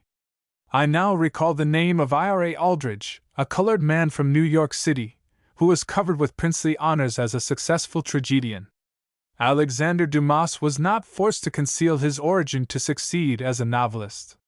When I was in St. Petersburg, I was shown the works of Alexander Sergeyevich, a Russian poet, who was spoken of as the Byron of Russian literature, and reckoned one of the finest poets that Russia has produced in this century. He was also a prominent figure in fashionable society, and yet he was of African lineage. One of his paternal ancestors was a Negro who had been ennobled by Peter the Great. I can't help contrasting the recognition which these men had received with the treatment which has been given to Frederick Douglass and other intelligent colored men in this country.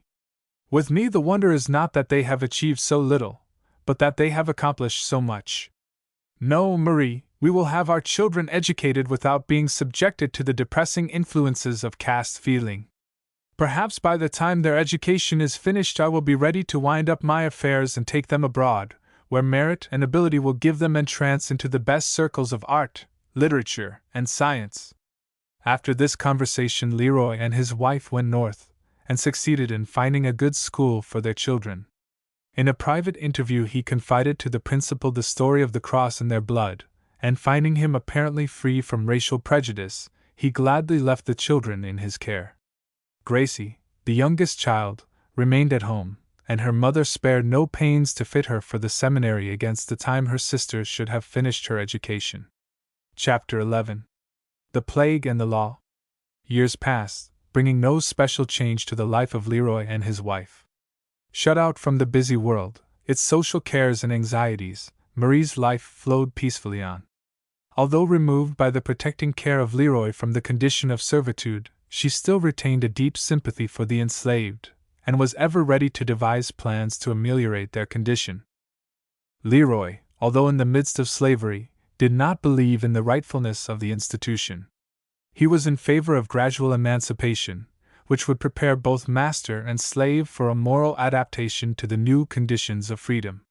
While he was willing to have the old rivets taken out of slavery, politicians and planters were devising plans to put in new screws. He was desirous of having it ended in the States. They were clamorous to have it established in the territories. But so strong was the force of habit, combined with the feebleness of his moral resistance and the nature of his environment, that instead of being an athlete, armed for a glorious strife, he had learned to drift where he should have steered, to float with the current instead of nobly breasting the tide.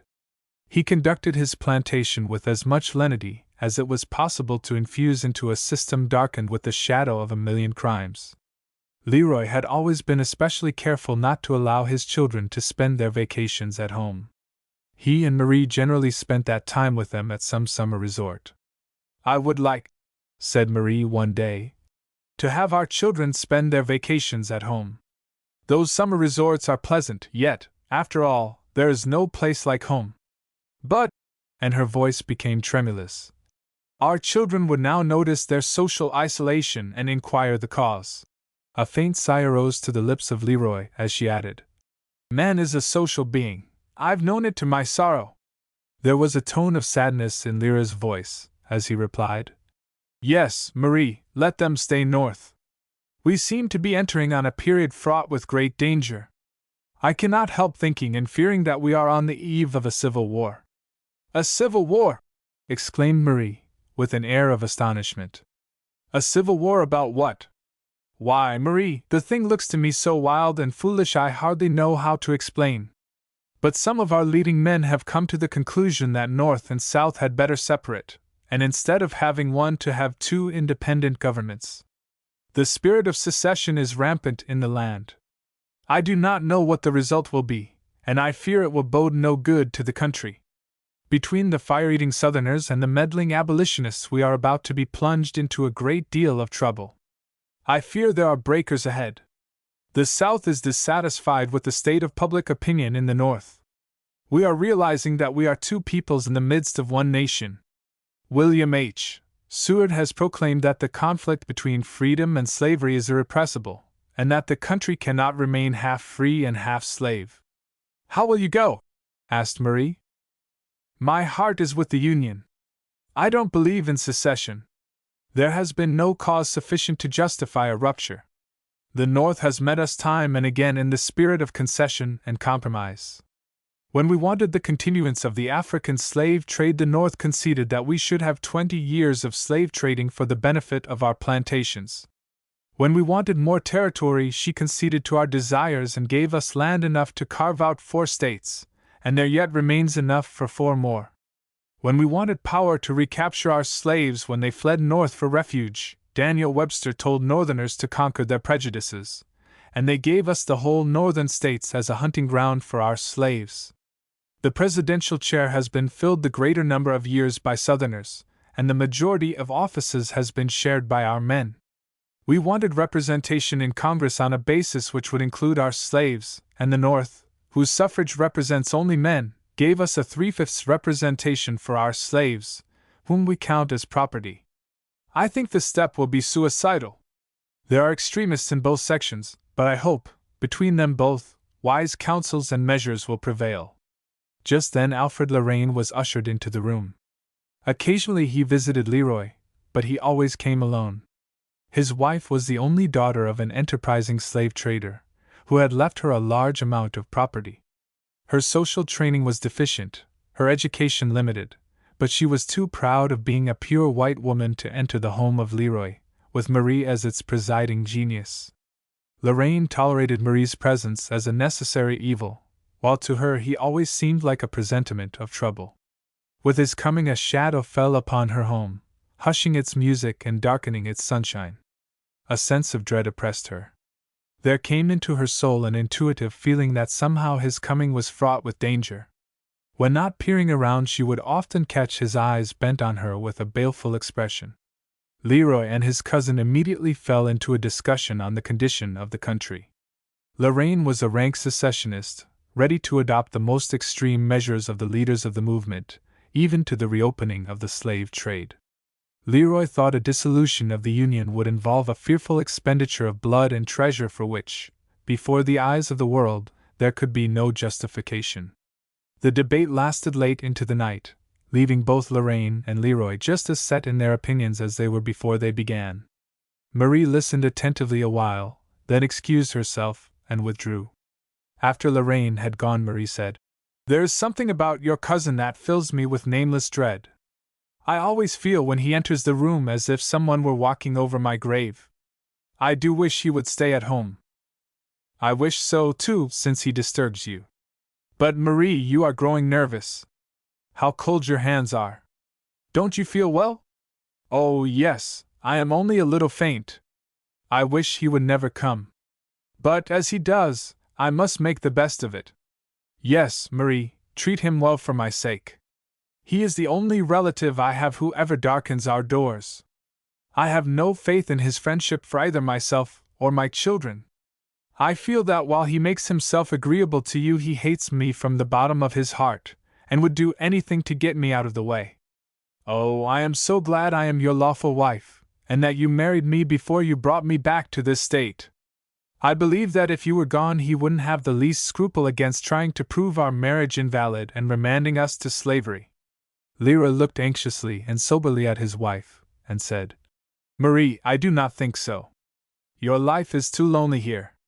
Write your orders to New Orleans, get what you need for the journey, and let us spend the summer somewhere in the north." Just then Marie's attention was drawn to some household matters, and it was a short time before she returned. "Tom," continued Leroy, "has just brought the mail, and here is a letter from Iola." Marie noticed that he looked quite sober as he read, and that an expression of vexation was lingering on his lips. "What is the matter?" asked Marie. "Nothing much, only a tempest in a teapot. The presence of a colored girl in Mr. Galen's school has caused a breeze of excitement. You know Mr. Galen is quite an abolitionist, and being true to his principles, he could not consistently refuse when a colored woman applied for her daughter's admission. Of course, when he took her he was compelled to treat her as any other pupil. In so doing he has given mortal offense to the mother of 2 Southern boys. She has threatened to take them away if the colored girl remains." "What will he do about it?" asked Marie, thoughtfully. "Oh, it is a bitter pill, but I think he will have to swallow it. He is between 2 fires. He cannot dismiss her from the school and be true to his abolition principles, yet if he retains her he will lose his Southern customers, and I know he cannot afford to do that." "What does Iola say?" "He has found another boarding place for her, but she is to remain in the school. He had to throw that sop to the whale." "Does she take sides against the girl?" "No, I don't think she does. She says she feels sorry for her, and that she would hate to be colored.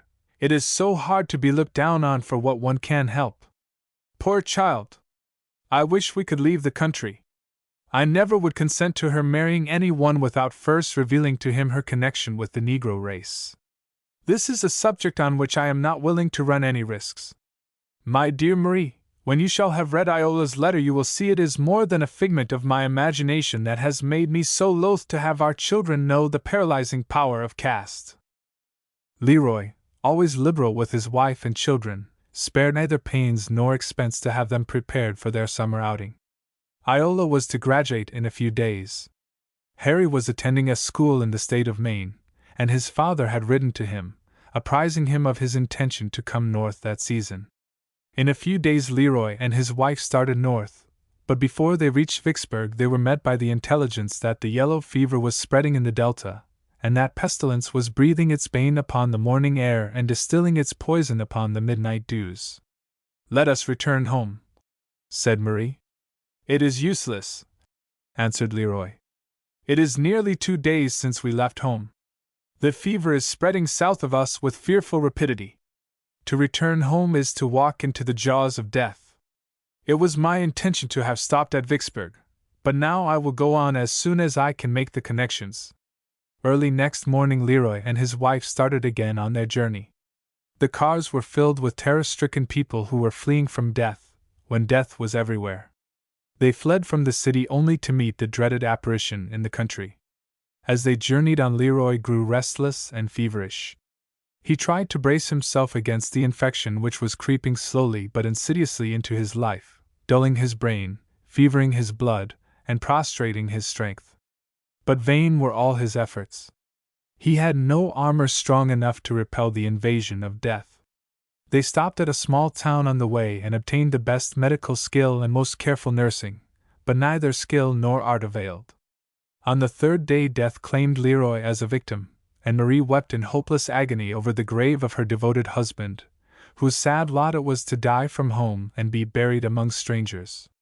But before he died, he placed his will in Marie's hands, saying, "I have left you well provided for. Kiss the children for me and bid them good-bye." He tried to say a parting word to Gracie, but his voice failed, and he fainted into the stillness of death. A mortal paleness overspread his countenance, on which had already gathered the shadows that never deceive. In speechless agony, Marie held his hand until it released its pressure in death, and then she stood alone beside her dead, with all the bright sunshine of her life fading into the shadows of the grave. Heartbroken and full of fearful forebodings, Marie left her cherished dead in the quiet village of H, and returned to her death-darkened home. It was a lovely day in June. Birds were singing their sweetest songs, flowers were breathing their fragrance on the air, when Ma'am Liza, sitting at her cabin door, talking with some of the house servants, saw a carriage approaching, and wondered who was coming. "I wonder," she said excitedly, "who's comin' to de house when de folks is done gone?" But her surprise was soon changed to painful amazement, when she saw Marie, robed in black, alighting from the carriage, and holding Gracie by the hand. She caught sight of the drooping head and grief-stricken face, and rushed to her, exclaiming, "Whar's Mas Eugene?" "Dead," said Marie, falling into Mammy Liza's arms, sobbing out, "Dead? Died of yellow fever." A wild burst of sorrow came from the lips of the servants, who had drawn near. "Where is he?" said Ma'am Liza, speaking like one suddenly bewildered. "He is buried in H. I could not bring him home," said Marie. "My poor baby," said Ma'am Liza, with broken sobs. "I see drefful sorry. My heart's most broke into two." Then, controlling herself, she dismissed the servants who stood around, weeping, and led Marie to her room. "Come, honey, lie down and lemme get you a cup o' tea." "Oh, no, I don't want anything," said Marie, wringing her hands in bitter agony. "Oh, honey," said Ma'am Liza, "yer mustn't give up. Yer knows war to put you truss. Yer can't lean on de arm of flesh in dis tryin' time." Kneeling by the side of her mistress, she breathed out a prayer full of tenderness, hope, and trust. Marie grew calmer. It seemed as if that earnest, trustful prayer had breathed into her soul a feeling of resignation. Gracie stood wonderingly by, vainly trying to comprehend the great sorrow which was overwhelming the life of her mother. After the first great burst of sorrow was over, Marie sat down to her desk and wrote a letter to Iola, informing her of her father's death. By the time she had finished it, she grew dizzy and faint, and fell into a swoon. Mammy Liza tenderly laid her on the bed, and helped restore her to consciousness. Lorraine, having heard of his cousin's death, came immediately to see Marie. She was too ill to have an interview with him, but he picked up the letter she had written and obtained Iola's address. Lorraine made a careful investigation of the case, to ascertain whether Marie's marriage was valid. To his delight, he found there was a flaw in the marriage and an informality in the manumission. He then determined to invalidate Marie's claim, and divide the inheritance among Lyra's white relations. In a short time, strangers, distant relatives of her husband, became frequent visitors at the plantation, and made themselves offensively familiar. At length the dreadful storm burst. Alfred Lorraine entered suit for his cousin's estate, and for the remanding of his wife and children to slavery. In a short time he came armed with legal authority, and said to Marie, "I have come to take possession of these premises." "By what authority?" she gasped, turning deathly pale. He hesitated a moment, as if his words were arrested by a sense of shame. By what authority? She again demanded. By the authority of the law, answered Lorraine, which has decided that Lear's legal heirs are his white blood relations, and that your marriage is null and void. But, exclaimed Marie, I have our marriage certificate. I was Lyra's lawful wife. Your marriage certificate is not worth the paper it is written on. Oh, you must be jesting, cruelly jesting. It can't be so. Yes, it is so. Judge Starkins has decided that your manumission is unlawful, your marriage a bad precedent, and inimical to the welfare of society, and that you and your children are remanded to slavery. Marie stood as one petrified. She seemed a statue of fear and despair. She tried to speak, reached out her hand as if she were groping in the dark, turned pale as death, as if all the blood in her veins had receded to her heart, and, with one heart-rending cry of bitter agony, she fell senseless to the floor. Her servants, to whom she had been so kind in her days of prosperity, bent pityingly over her, chafed her cold hands, and did what they could to restore her to consciousness. For a while she was stricken with brain fever, and her life seemed trembling on its frailest cord. Gracie was like one perfectly dazed. When not watching by her mother's bedside, she wandered aimlessly about the house, growing thinner day by day. A slow fever was consuming her life. Faithfully and carefully Mammy Liza watched over her, and did all she could to bring smiles to her lips and light to her fading eyes, but all in vain. Her only interest in life was to sit where she could watch her mother as she tossed to and fro in delirium, and to wonder what had brought the change in her once happy home. Finally she, too, was stricken with brain fever, which intervened as a mercy between her and the great sorrow that was overshadowing her young life. Tears would fill the servants' eyes as they saw the dear child drifting from them like a lovely vision, too bright for earth's dull cares and weary, wasting pain. Chapter 12. Schoolgirl Notions. During Iola's stay in the North, she found a strong tide of opposition against slavery. Arguments against the institution had entered the church and made legislative halls the arenas of fierce debate. The subject had become part of the social converse of the fireside, and had enlisted the best brain and heart of the country. Anti-slavery discussions were pervading the strongest literature and claiming a place on the most popular platforms. Iola, being a Southern girl and a slaveholder's daughter, always defended slavery when it was under discussion. Slavery can't be wrong, she would say, for my father is a slaveholder, and my mother is as good to our servants as she can be. My father often tells her that she spoils them, and lets them run over her. I never saw my father strike one of them. I love my mammy as much as I do my own mother, and I believe she loves us just as if we were her own children. When we are sick, I am sure that she could not do anything more for us than she does. But Iola, responded one of her school friends, after all, they are not free. Would you be satisfied to have the most beautiful home, the costliest jewels, or the most elegant wardrobe if you were a slave? Oh, the cases are not parallel. Our slaves do not want their freedom. They would not take it if we gave it to them. That is not the case with them all. My father has seen men who have encountered almost incredible hardships to get their freedom. Iola, did you ever attend an anti-slavery meeting? No, I don't think these abolitionists have any right to meddle in our affairs. I believe they are prejudiced against us, and want to get our property. I read about them in the papers when I was at home. I don't want to hear my part of the country run down. My father says the slaves would be very well contented if no one put wrong notions in their heads. I don't know, was the response of her friend. But I do not think that that slave mother who took her 4 children, crossed the Ohio River on the ice, killed one of the children and attempted the lives of the other 2, was a contented slave. And that other one, who, running away and finding herself pursued, threw herself over the long bridge into the Potomac, was evidently not satisfied.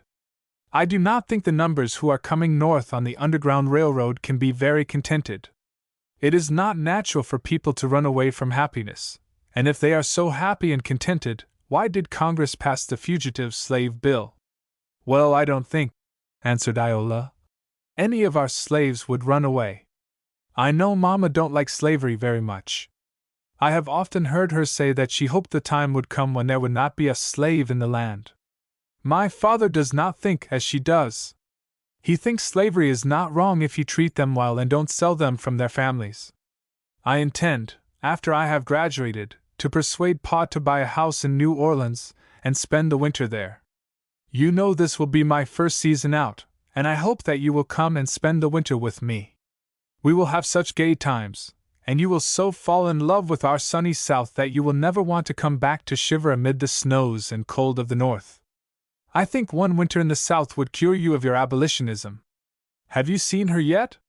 This question was asked by Louis Bastien, an attorney who had come north in the interests of Lorraine. The scene was the New England village where Mr. Galen's academy was located, and which Iola was attending. This question was addressed to Camille Lecroix, Bastien's intimate friend, who had lately come north. He was the son of a planter who lived near Leroy's plantation, and was familiar with Iola's family history. Since his arrival north, Bastien had met him and communicated to him his intentions. Yes, just caught a glimpse of her this morning as she was going down the street, was Camille's reply. She is a most beautiful creature, said Louis Bastien. She has the proud poise of Leroy, the most splendid eyes I ever saw in a woman's head, lovely complexion, and a glorious wealth of hair. She would bring $2,000 any day in a New Orleans market.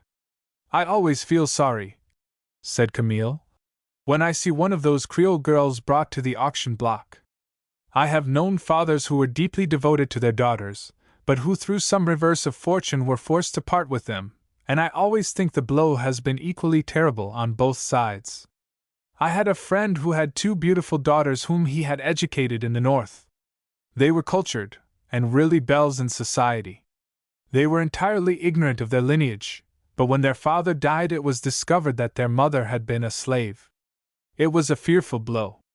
They would have faced poverty, but the knowledge of their tainted blood was more than they could bear. What became of them? They both died, poor girls.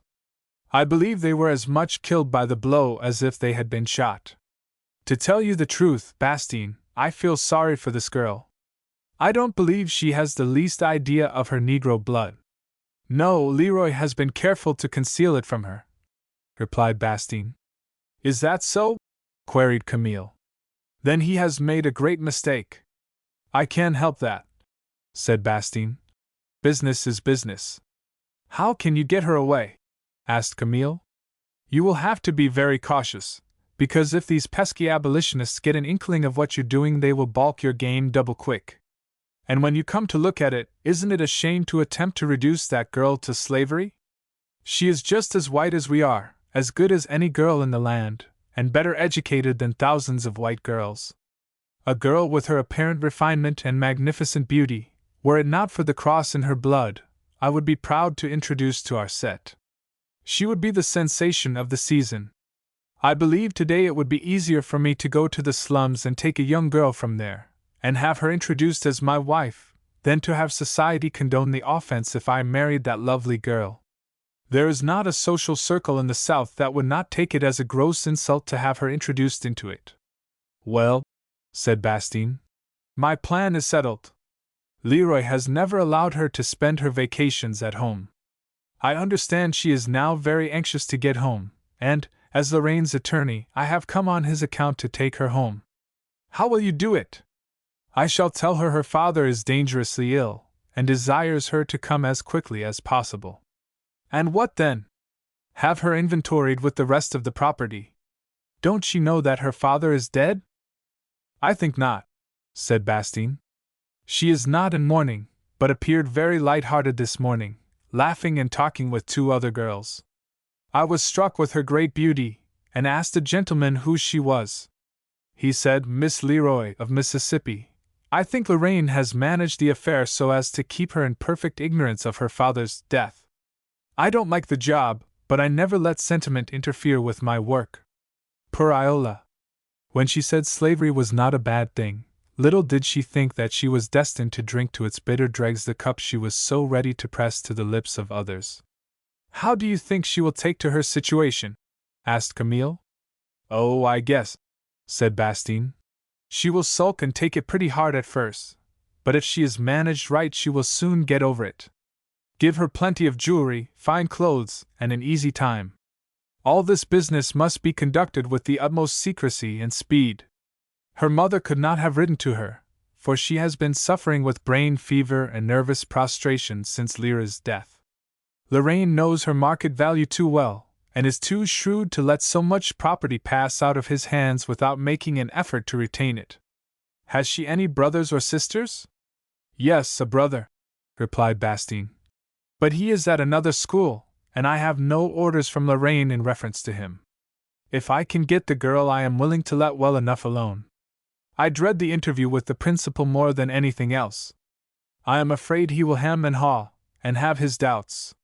Perhaps, when he sees my letters and hears my story, I can pull the wool over his eyes. But, Louis, this is a pitiful piece of business. I should hate to be engaged in it.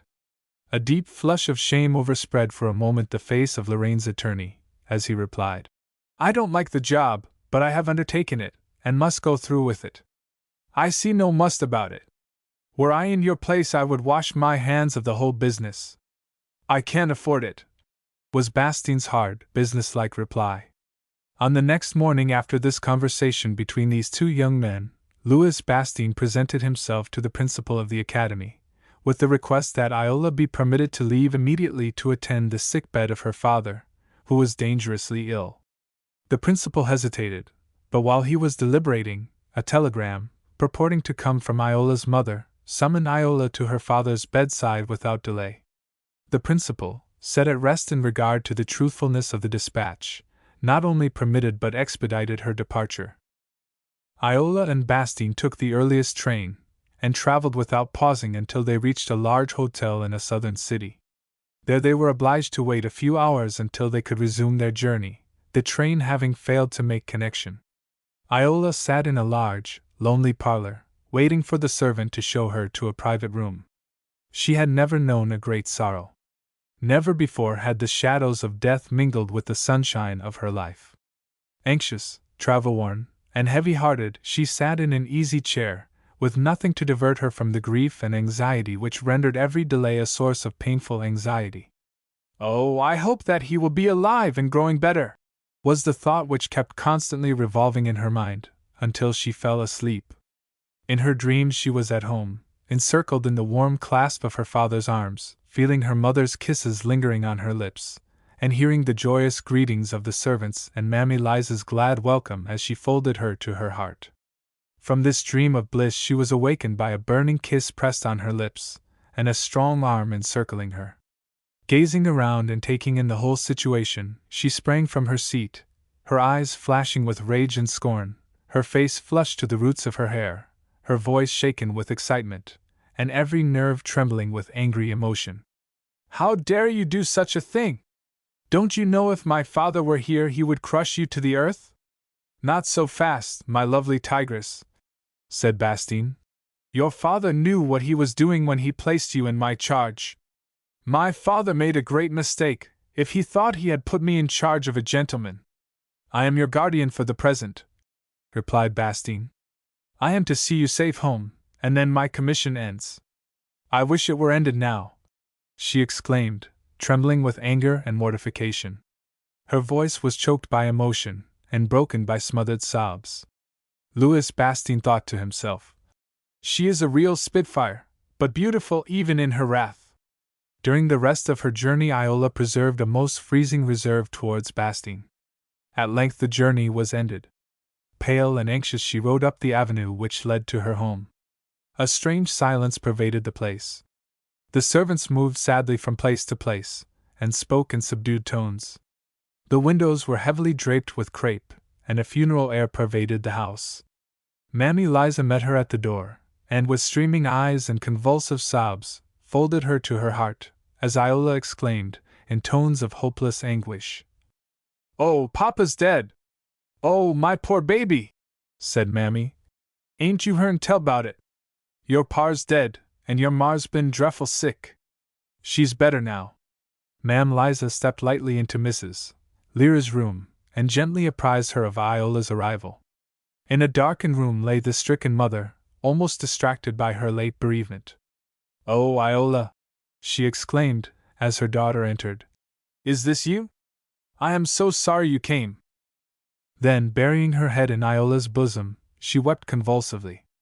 "Much as I love you," she continued between her sobs, "and much as I long to see you, I am sorry you came."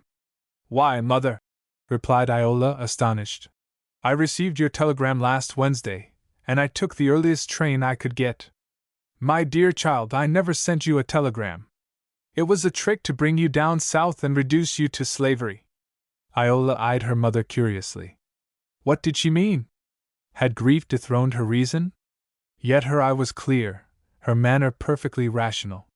Marie saw the astounded look on Iola's face, and nerving herself to the task, said, "Iola, I must tell you what your father always enjoined me to be silent about. I did not think it was the wisest thing, but I yielded to his desires. I have Negro blood in my veins. I was your father's slave before I married him. His relatives have set aside his will. The courts have declared our marriage null and void and my manumission illegal, and we are all to be remanded to slavery." An expression of horror and anguish swept over Iola's face, and turning deathly pale, she exclaimed, "Oh, mother, it can't be so! You must be dreaming!" "No, my child, it is a terrible reality." Almost wild with agony, Iola paced the floor, as the fearful truth broke in crushing anguish upon her mind. Then, bursting into a paroxysm of tears succeeded by peals of hysterical laughter, said, "I used to say that slavery is right. I didn't know what I was talking about." Then, growing calmer, she said, "Mother, who is at the bottom of this downright robbery?" "Alfred Lorraine.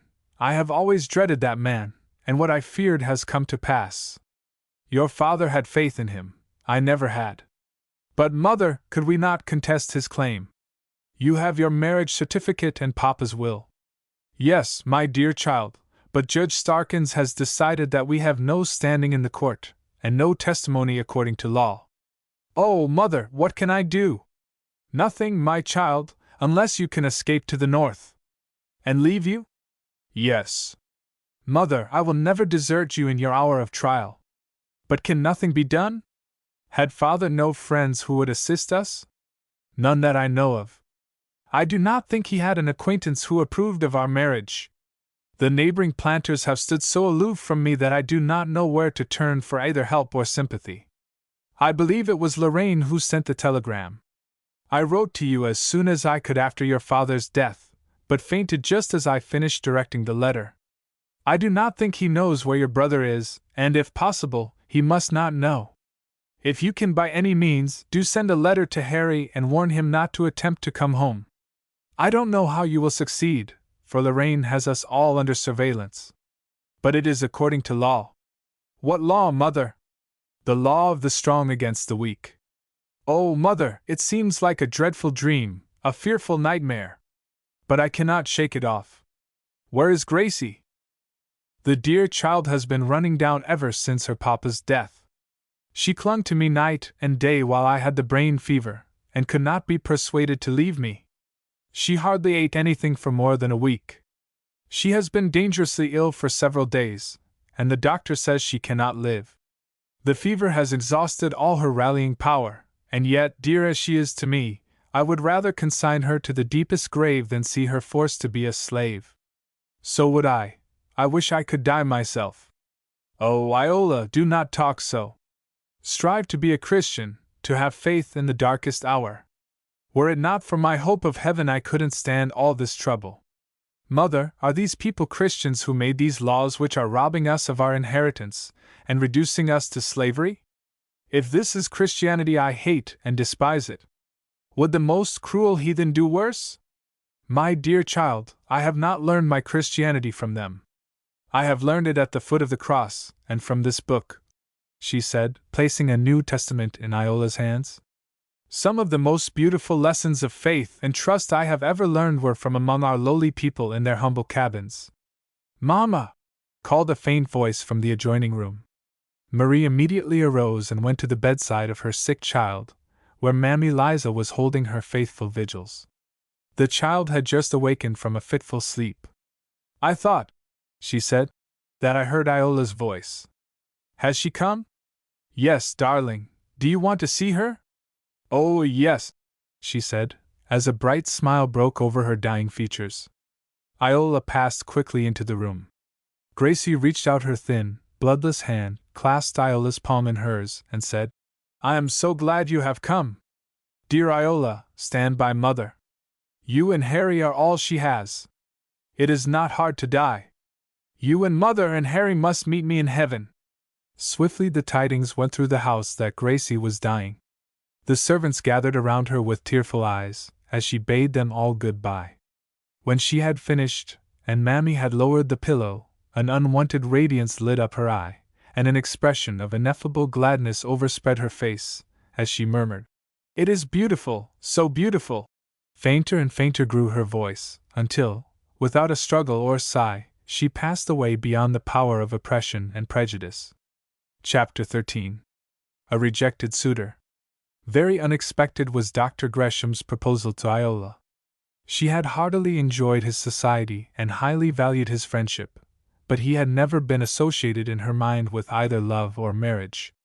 As he held her hand in his, a telltale flush rose to her cheek, a look of grateful surprise beamed from her eye, but it was almost immediately succeeded by an air of inexpressible sadness, a drooping of her eyelids, and an increasing pallor of her cheek. She withdrew her hand from his, shook her head sadly, and said, No, doctor, that can never be. I am very grateful to you for your kindness. I value your friendship, but neither gratitude nor friendship is love, and I have nothing more than those to give. Not at present, said Dr. Gresham. But may I not hope your friendship will ripen into love? Doctor, I could not promise. I do not think that I should. There are barriers between us that I cannot pass. Were you to know them, I think you would say the same. Just then the ambulance brought in a wounded scout, and Iola found relief from the wounds of her own heart in attending to his. Dr. Gresham knew the barrier that lay between them. It was one which his love had surmounted. But he was too noble and generous to take advantage of her loneliness to press his suit. He had lived in a part of the country where he had scarcely ever seen a colored person, and around the race their misfortunes had thrown a halo of romance. To him the Negro was a picturesque being, over whose woes he had wept when a child, and whose wrongs he was ready to redress when a man. But when he saw the lovely girl who had been rescued by the commander of the post from the clutches of slavery, all the manhood and chivalry in his nature arose in her behalf, and he was ready to lay on the altar of her heart his first grand and overmastering love. Not discouraged by her refusal, but determined to overcome her objections, Dr. Gresham resolved that he would abide his time. Iola was not indifferent to Dr. Gresham. She admired his manliness and respected his character. He was tall and handsome, a fine specimen of the best brain and heart of New England. He had been nurtured under grand and ennobling influences. His father was a devoted abolitionist. His mother was kind-hearted, but somewhat exclusive and aristocratic. She would have looked upon his marriage with Iola as a mistake and feared that such an alliance would hurt the prospects of her daughters. During Iola's stay in the North, she had learned enough of the racial feeling to influence her decision in reference to Dr. Gresham's offer. Iola, like other girls, had had her beautiful daydreams before she was rudely awakened by the fate which had dragged her into the depths of slavery. In the chambers of her imagery were pictures of noble deeds, of high, heroic men, knightly, tender, true, and brave. In Dr. Gresham she saw the ideal of her soul exemplified.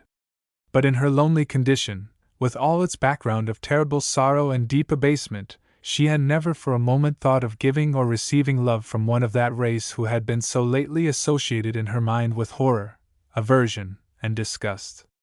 His kindness to her had been a new experience. His companionship was an unexpected pleasure. She had learned to enjoy his presence, and to miss him when absent, and when she began to question her heart she found that unconsciously it was entwining around him. Yes, she said to herself, I do like him, but I can never marry him. To the man I marry my heart must be as open as the flowers to the sun. I could not accept his hand and hide from him the secret of my birth, and I could not consent to choose the happiest lot on earth without first finding my poor heart-stricken and desolate mother. Perhaps some day I may have the courage to tell him my sad story, and then make my heart the sepulchre in which to bury all the love which might have gladdened and brightened my whole life. During the sad and weary months which ensued while the war dragged its slow length along, Dr. Gresham and Iola often met by the bedsides of the wounded and dying, and sometimes he would drop a few words at which her heart would beat quicker and her cheek flush more vividly. But he was so kind, tender, and respectful that Iola had no idea he knew her race affiliations. She knew from unmistakable signs that Dr. Gresham had learned to love her, and that he had power to call forth the warmest affection of her soul, but she fought with her own heart and repressed its rising love. She felt that it was best for his sake that they should not marry. When she saw the evidences of his increasing love, she regretted that she had not informed him at the first of the barrier that lay between them. It might have saved him unnecessary suffering. Thinking thus, Iola resolved, at whatever cost of pain it might be to herself, to explain to Dr. Gresham what she meant by the insurmountable barrier. Iola, after a continuous strain upon her nervous system for months, began to suffer from general debility and nervous depression. Dr. Gresham saw the increasing pallor on Iola's cheek and the loss of buoyancy in her step. One morning, as she turned from the bed of a young soldier for whom she had just written a letter to his mother, there was such a look of pity and sorrow on her face that Dr. Gresham's whole heart went out in sympathy for her, and he resolved to break the silence he had imposed upon himself. "Iola," he said, and there was a depth of passionate tenderness in his voice, a volume of unexpressed affection in his face. "You are wronging yourself. You are sinking beneath burdens too heavy for you to bear. It seems to me that besides the constant drain upon your sympathies there is some great sorrow preying upon your life, some burden that ought to be shared." He gazed upon her so ardently that each chord of her heart seemed to vibrate, and unbidden tears sprang to her lustrous eyes, as she said sadly, "Doctor, you are right. Iola, my heart is longing to lift those burdens from your life. Love, like faith, laughs at impossibilities. I can conceive of no barrier too high for my love to surmount. Consent to be mine, as nothing else on earth is mine." "Doctor, you know not what you ask," replied Iola. "Instead of coming into this hospital a self-sacrificing woman, laying her every gift and advantage upon the altar of her country, I came as a rescued slave, glad to find a refuge from a fate more cruel than death, a fate from which I was rescued by the intervention of my dear dead friend, Thomas Anderson. I was born on a lonely plantation on the Mississippi River, where the white population was very sparse. We had no neighbors who ever visited us, no young white girls with whom I ever played in my childhood, but never having enjoyed such companionship, I was unconscious of any sense of privation. Our parents spared no pains to make the lives of their children, we were three, as bright and pleasant as they could. Our home was so happy. We had a large number of servants, who were devoted to us. I never had the faintest suspicion that there was any wrongfulness in slavery, and I never dreamed of the dreadful fate which broke in a storm of fearful anguish over our devoted heads. Papa used to take us to New Orleans to see the Mardi Gras, and while there we visited the theaters and other places of amusement and interest.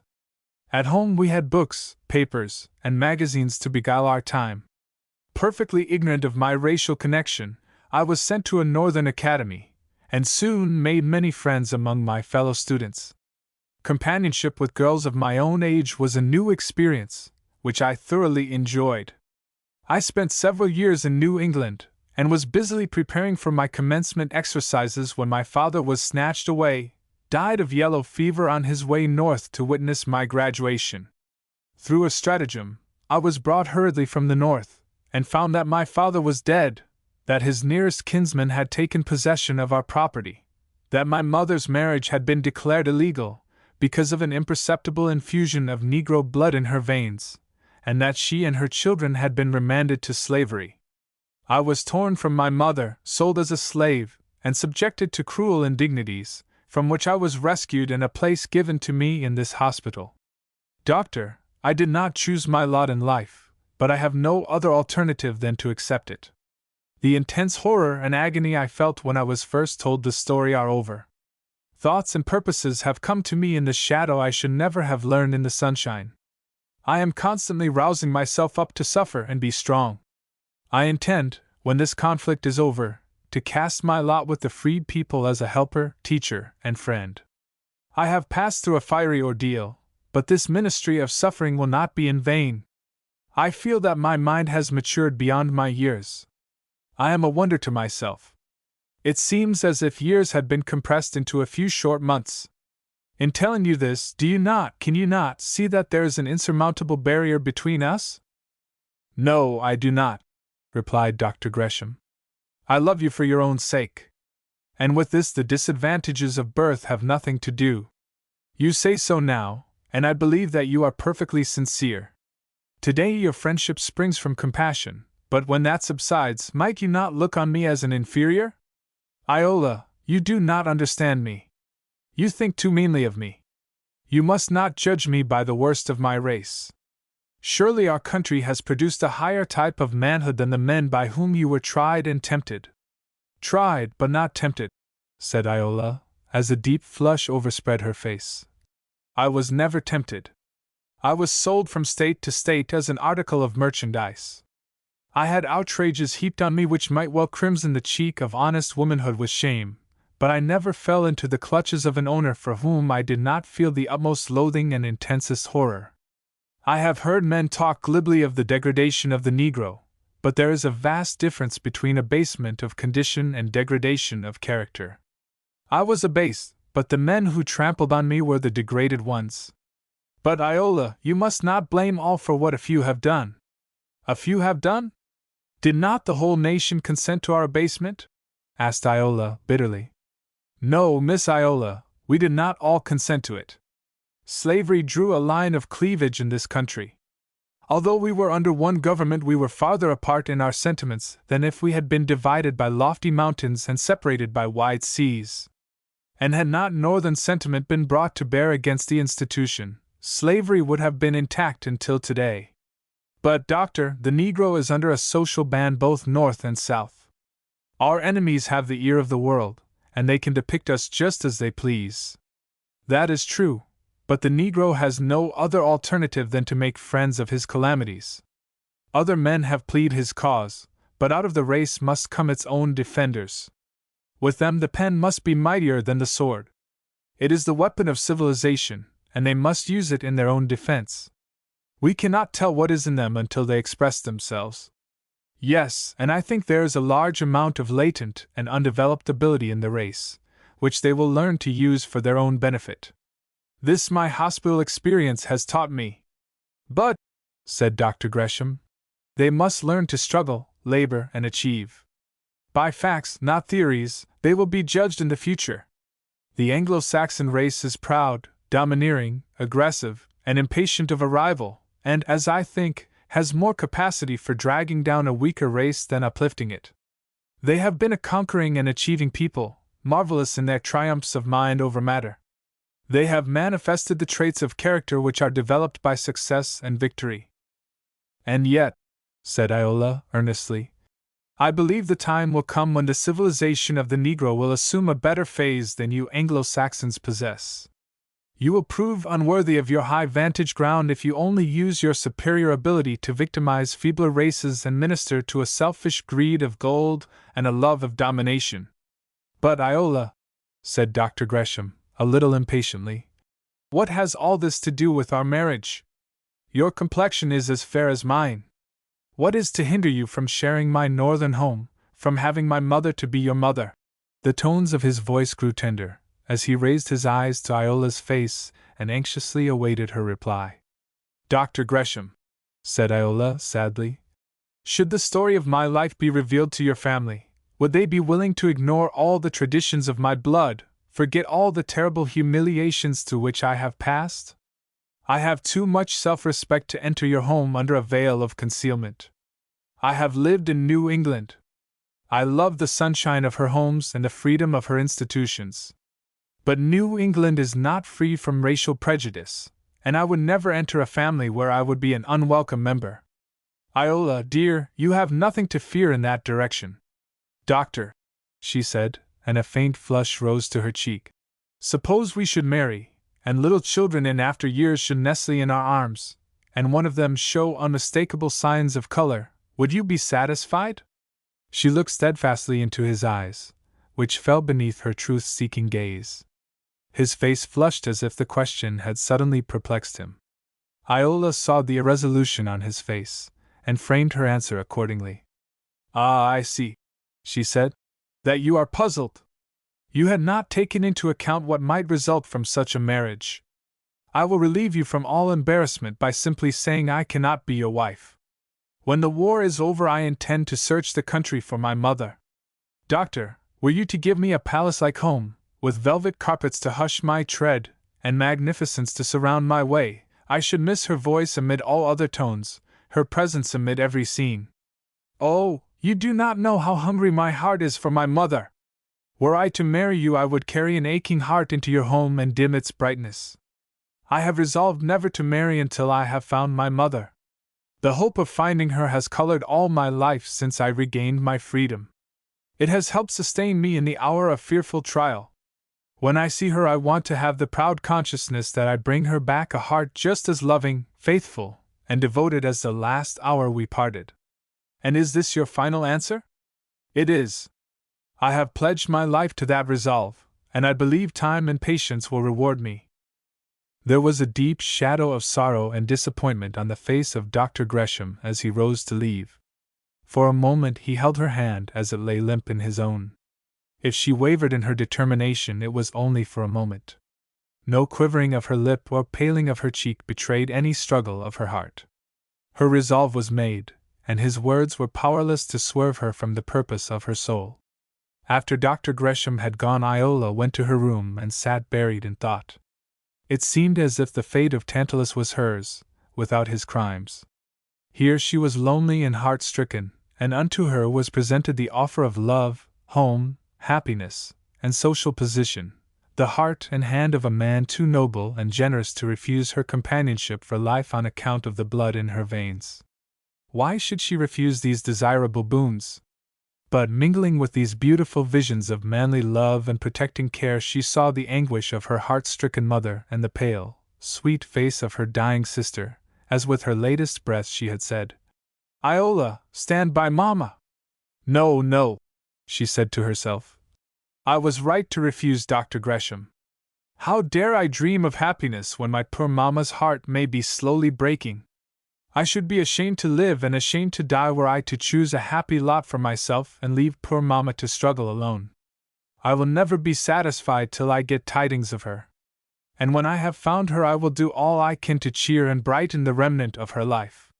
Chapter 14. Harry Leroy.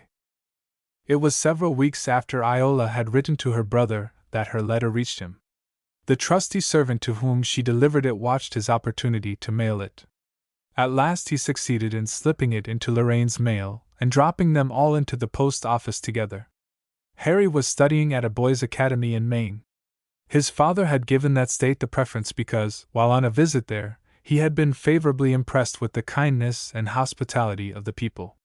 He had sent his son a large sum of money, and given him permission to spend a while with some school chums till he was ready to bring the family north, where they could all spend the summer together. Harry had returned from his visit, and was looking for letters and remittances from home, when a letter, all crumpled, was handed him by the principal of the academy. He recognized his sister's handwriting and eagerly opened the letter. As he read, he turned very pale, then a deep flush overspread his face and an angry light flashed from his eyes. As he read on, his face became still paler. He gasped for breath and fell into a swoon. Appalled at the sudden change which had swept over him like a deadly sirocco, the principal rushed to the fallen boy, picked up the missive that lay beside him, and immediately rang for help and dispatched for the doctor. The doctor came at once and was greatly puzzled. Less than an hour before, he had seen him with a crowd of merry, laughter-loving boys, apparently as light-hearted and joyous as any of them.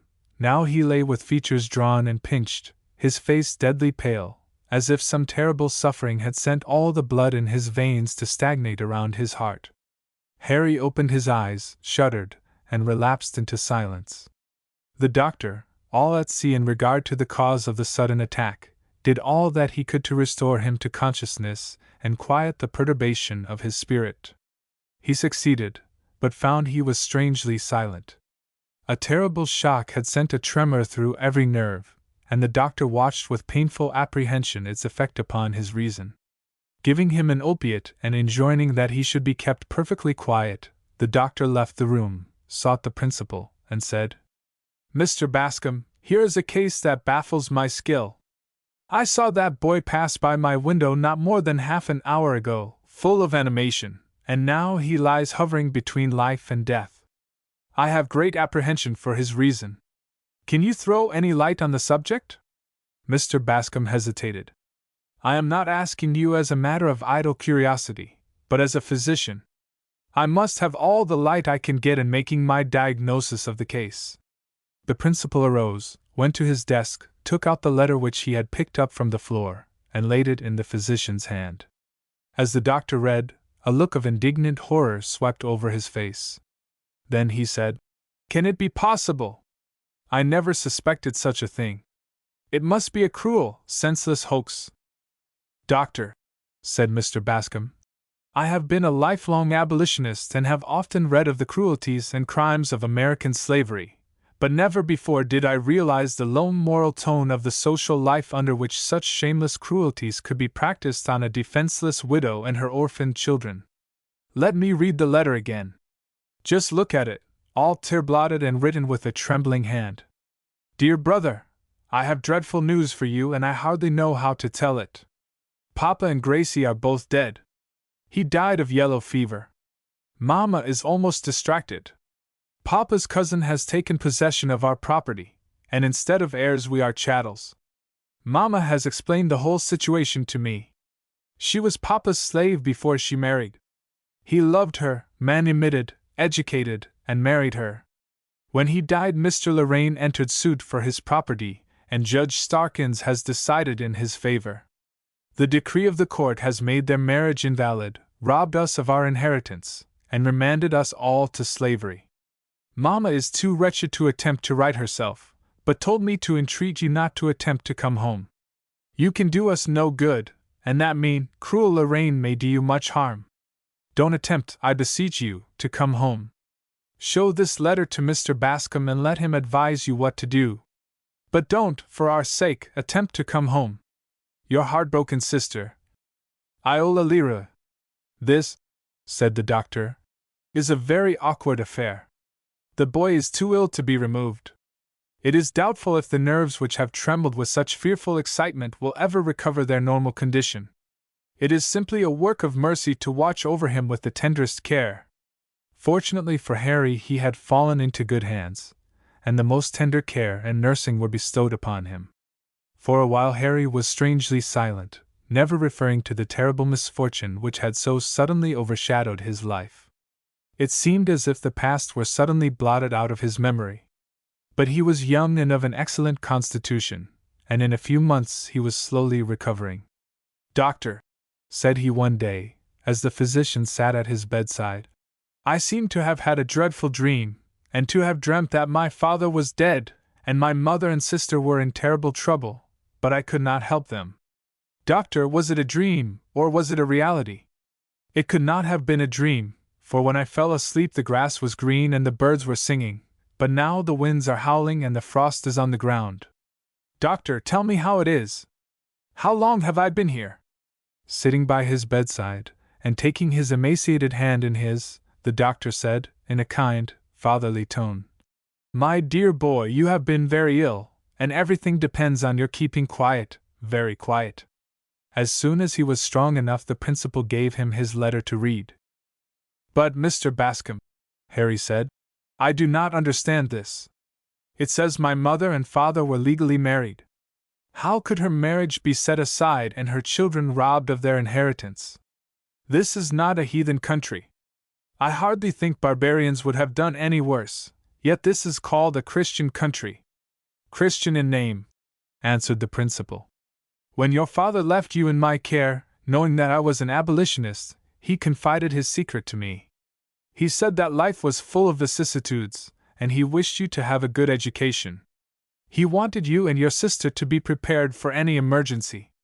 He did not wish you to know that you had Negro blood in your veins. He knew that the spirit of caste pervaded the nation, North and South, and he was very anxious to have his children freed from its depressing influences. He did not intend to stay South after you had finished your education. But, said Harry, I cannot understand. If my mother was lawfully married, how could they deprive her of her marital rights? When Lorraine, continued Mr. Bascom, knew your father was dead, all he had to do was to find a flaw in her manumission, and, of course, the marriage became illegal. She could not then inherit property nor maintain her freedom, and her children followed her condition. Harry listened attentively. Things which had puzzled him once now became perfectly clear. He sighed heavily and, turning to the principal, said, I see things in a new light. Now I remember that none of the planters' wives ever visited my mother, and we never went to church except when my father took us to the cathedral in New Orleans. My father was a Catholic, but I don't think Mama is. Now, Harry, said the principal, life is before you. If you wish to stay North, I will interest friends in your behalf, and try to get you a situation. Going South is out of the question. It is probable that by this time your mother and sister are removed from their home. You are powerless to fight against the law that enslaved them. Should you fall into the clutches of Lorraine, he might give you a great deal of trouble. You would be pressed into the Confederate service to help them throw up barricades, dig trenches, and add to the strength of those who enslaved your mother and sister. Never! Never! Cried Harry. I would rather die than do it. I should despise myself forever if I did. Numbers of our young men, said Mr. Bascom, have gone to the war which is now raging between North and South. You have been sick for several months, and much has taken place of which you are unaware. Would you like to enlist? I certainly would, not so much for the sake of fighting for the government, as with the hope of finding my mother and sister, and avenging their wrongs. I should like to meet Lorraine on the battlefield. What kind of a regiment would you prefer, white or colored? Harry winced when the question was asked. He felt the reality of his situation as he had not done before. It was as if two paths had suddenly opened before him, and he was forced to choose between them. On one side were strength, courage, enterprise, power of achievement, and memories of a wonderful past. On the other side were weakness, ignorance, poverty, and the proud world's social scorn. He knew nothing of colored people except as slaves, and his whole soul shrank from equalizing himself with them. He was fair enough to pass unchallenged among the fairest in the land, and yet a Christless prejudice had decreed that he should be a social pariah. He sat, thoughtful and undecided, as if a great struggle were going on in his mind. Finally the principal said, I do not think that you should be assigned to a colored regiment because of the blood in your veins, but you will have, in such a regiment, better facilities for finding your mother and sister. You are right, Mr. Bascom. To find my mother and sister I call no task too heavy, no sacrifice too great. Since Harry had come North he had learned to feel profound pity for the slave. But there is a difference between looking on a man as an object of pity and protecting him as such, and being identified with him and forced to share his lot. To take his place with them on the arena of life was the test of his life, but love was stronger than pride. His father was dead. His mother and sister were enslaved by a mockery of justice. It was more than a matter of choice where he should stand on the racial question. He felt that he must stand where he could strike the most effective blow for their freedom. With that thought strong in his mind, and as soon as he recovered, he went westward to find a colored regiment. He told the recruiting officer that he wished to be assigned to a colored regiment. Why do you wish that? Said the officer, looking at Harry with an air of astonishment. Because I am a colored man. The officer looked puzzled. It was a new experience. He had seen colored men with fair complexions anxious to lose their identity with the colored race and pose as white men, but here was a man in the flush of his early manhood, to whom could come dreams of promotion from a simple private to a successful general, deliberately turning his back upon every gilded hope and dazzling opportunity, to cast his lot with the despised and hated Negro. I do not understand you, said the officer. Surely you are a white man, and as such, I will enlist you in a white regiment. No, said Harry firmly. I am a colored man, and unless I can be assigned to a colored regiment, I am not willing to enter the army. Well, said the officer, you are the d-dest fool I ever saw. A man as white as you are turning his back upon his chances of promotion. But you can take your choice. So Harry was permitted to enter the army. By his promptness and valor he soon won the hearts of his superior officers, and was made drill sergeant. Having nearly all of his life been used to colored people, and being taught by his mother to be kind and respectful to them, he was soon able to gain their esteem. He continued in the regiment until Grant began the task of opening the Mississippi. After weeks of fruitless effort, Grant marched his army down the west side of the river, while the gunboats undertook the perilous task of running the batteries. Men were found for the hour. The volunteers offered themselves in such numbers that lots were cast to determine who should have the opportunity to enlist in an enterprise so fraught with danger. Harry was one on whom the lot fell. Grant crossed the river below, coiled his forces around Vicksburg like a boa constrictor, and held it in his grasp. After 47 days of endurance, the city surrendered to him. Port Hudson, after the surrender of Vicksburg, gave up the unequal contest, and the Mississippi was opened to the Gulf. Chapter 15. Robert and his company. Good morning, gentlemen, said Robert Johnson, as he approached Colonel Robinson, the commander of the post, who was standing at the door of his tent, talking with Captain Sybil. Good morning, responded Colonel Robinson. I am glad you have come. I was just about to send for you. How is your company getting on? First rate, sir, replied Robert. In good health? Excellent. They are all in good health and spirits. Our boys are used to hardship and exposure, and the hope of getting their freedom puts new snap into them. I am glad of it, said Colonel Robinson. They make good fighters and very useful allies. Last night we received very valuable intelligence from some fugitives who had escaped through the rebel lines. I do not think many of the northern people realize the service they have been to us in bringing information and helping our boys when escaping from rebel prisons. I never knew a full-blooded Negro to betray us. A month ago, when we were encamped near the rebel lines, a colored woman managed admirably to keep us posted as to the intended movements of the enemy. She was engaged in laundry work, and by means of hanging her sheets in different ways gave us the right signals. I hope, said Captain Sybil, that the time will come when some faithful historian will chronicle all the deeds of daring and service these people have performed during this struggle, and give them due credit therefor.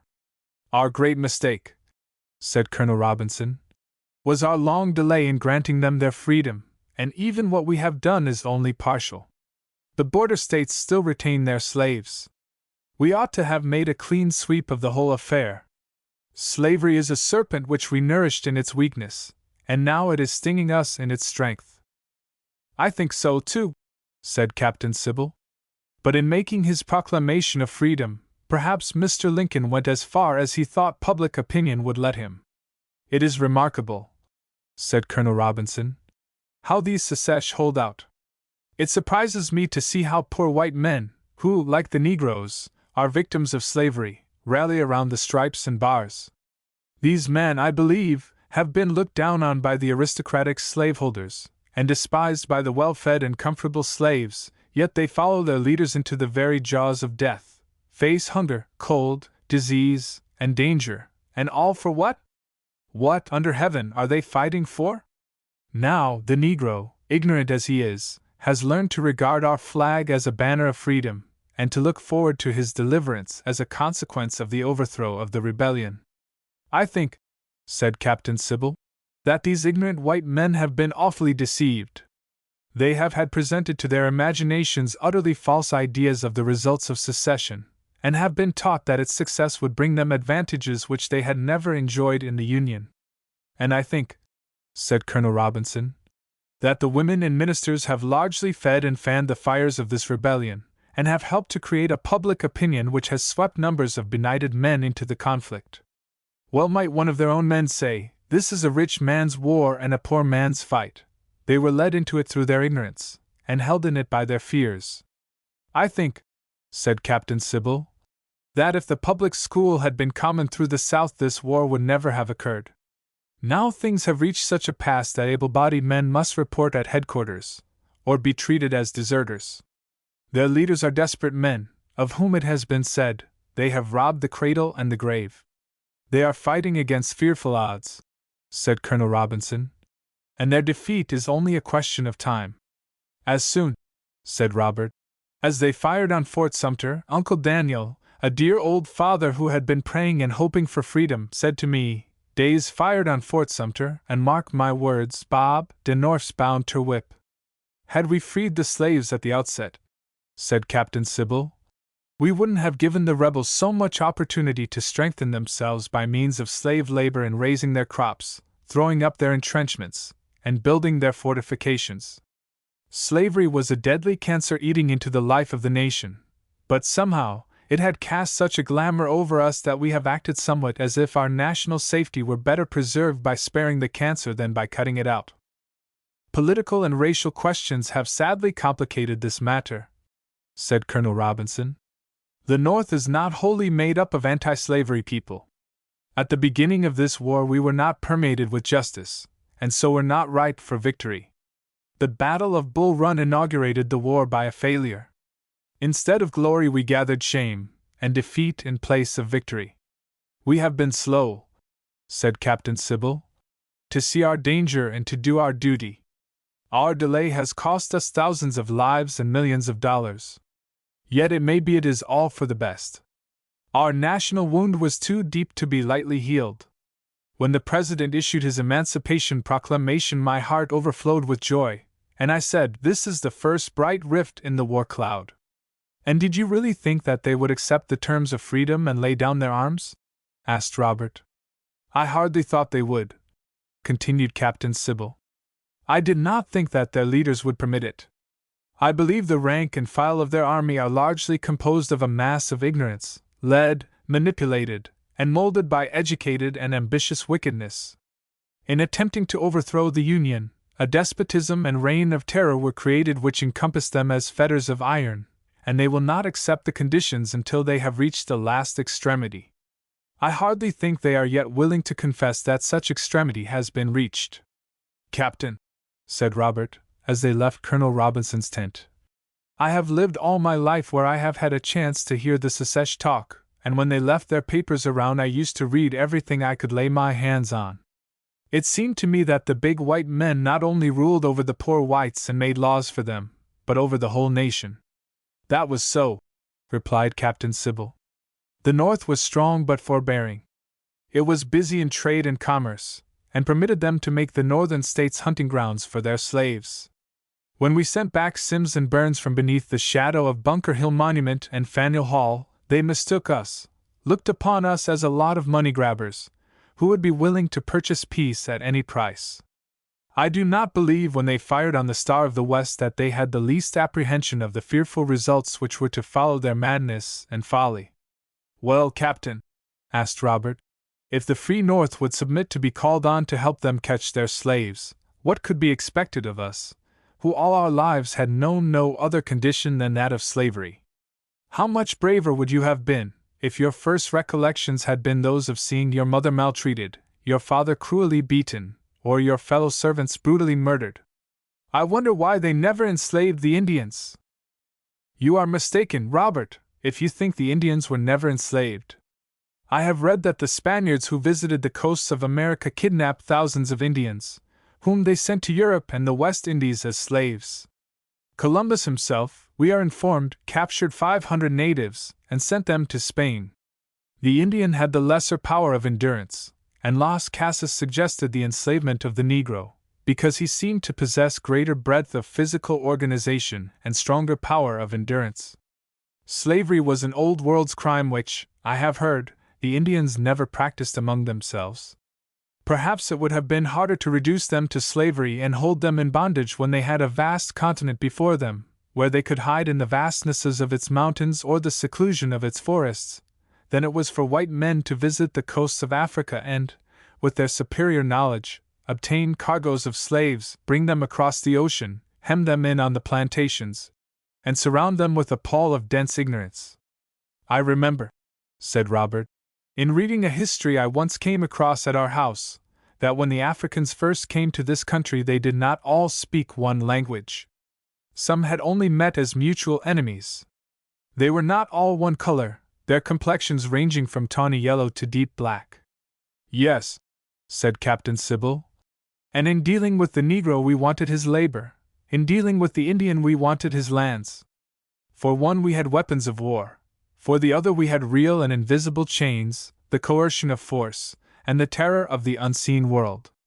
That's exactly so, Captain. When I was a boy I used to hear the old folks tell what would happen to bad people in another world, about the devil pouring hot lead down people's throats, and stirring them up with a pitchfork, and I used to get so scared that I would be afraid to go to bed at night. I don't suppose the Indians ever heard of such things, or if they had, I never heard of them being willing to give away all their lands on earth, and quietly wait for a home in heaven. But surely, Robert, you do not think religion has degraded the Negro? Oh, I wouldn't say that. But a man is in a tight fix when he takes his part, like Nat Turner or Denmark Vesey, and is made to fear that he will be hanged in this world and be burned in the next. And since I come to think of it, we colored folks used to get mightily mixed up about our religion. Mr. Gundover had on his plantation a real smart man. He was religious, but he would steal. Oh, Robert, queried Sybil, how could he be religious and steal? He didn't think, retorted Robert, it was any harm to steal from his master. I guess he thought it was right to get from his master all he could. He would have thought it wrong to steal from his fellow servants. He thought that downright mean, but I wouldn't have insured the lives of Gundover's pigs and chickens, if Uncle Jack got them in a tight place. One day there was a minister stopping with Mr. Gundover. As a matter of course, in speaking of his servants he gave Jack's sins an airing. He would much rather confess Jack's sins than his own. Now Gundover wanted to do two things, save his pigs and poultry, and save Jack's soul. He told the minister that Jack was a liar and a thief, and gave the minister a chance to talk with Uncle Jack about the state of his soul. Uncle Jack listened very quietly, and when taxed with stealing his master's wheat he was ready with an answer. Now Massa Parker, said Jack, let me tell yer gees how it war 'bout dat wheat. When old Jack calmed down yer, dis place war all growed up in woods. He go to work, cleared up de ground and plowed, and planted and riz a crap, and den when it war all done, he hadn't $1 to buy his old woman a gown, and he gees took a bag o' be wheat. What did Mr. Parker say? Asked Sybil. I don't know, though I reckon he didn't think it was a bad steal after all, but I don't suppose he told Jack so. When he came to the next point, about Jack's lying, I suppose he thought he had a clear case, but Jack was equal to the occasion.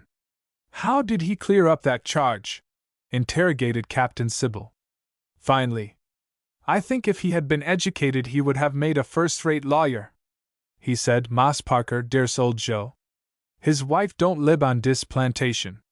Old Joe go over ter see her, but he stayed too long, and didn't get back in time fair his work. Massa's overseer cotched him and cut him all up. When de overseer went into de house, poor old Joe war all tired and beat up, and so he lay down by de fence corner and go ter sleep.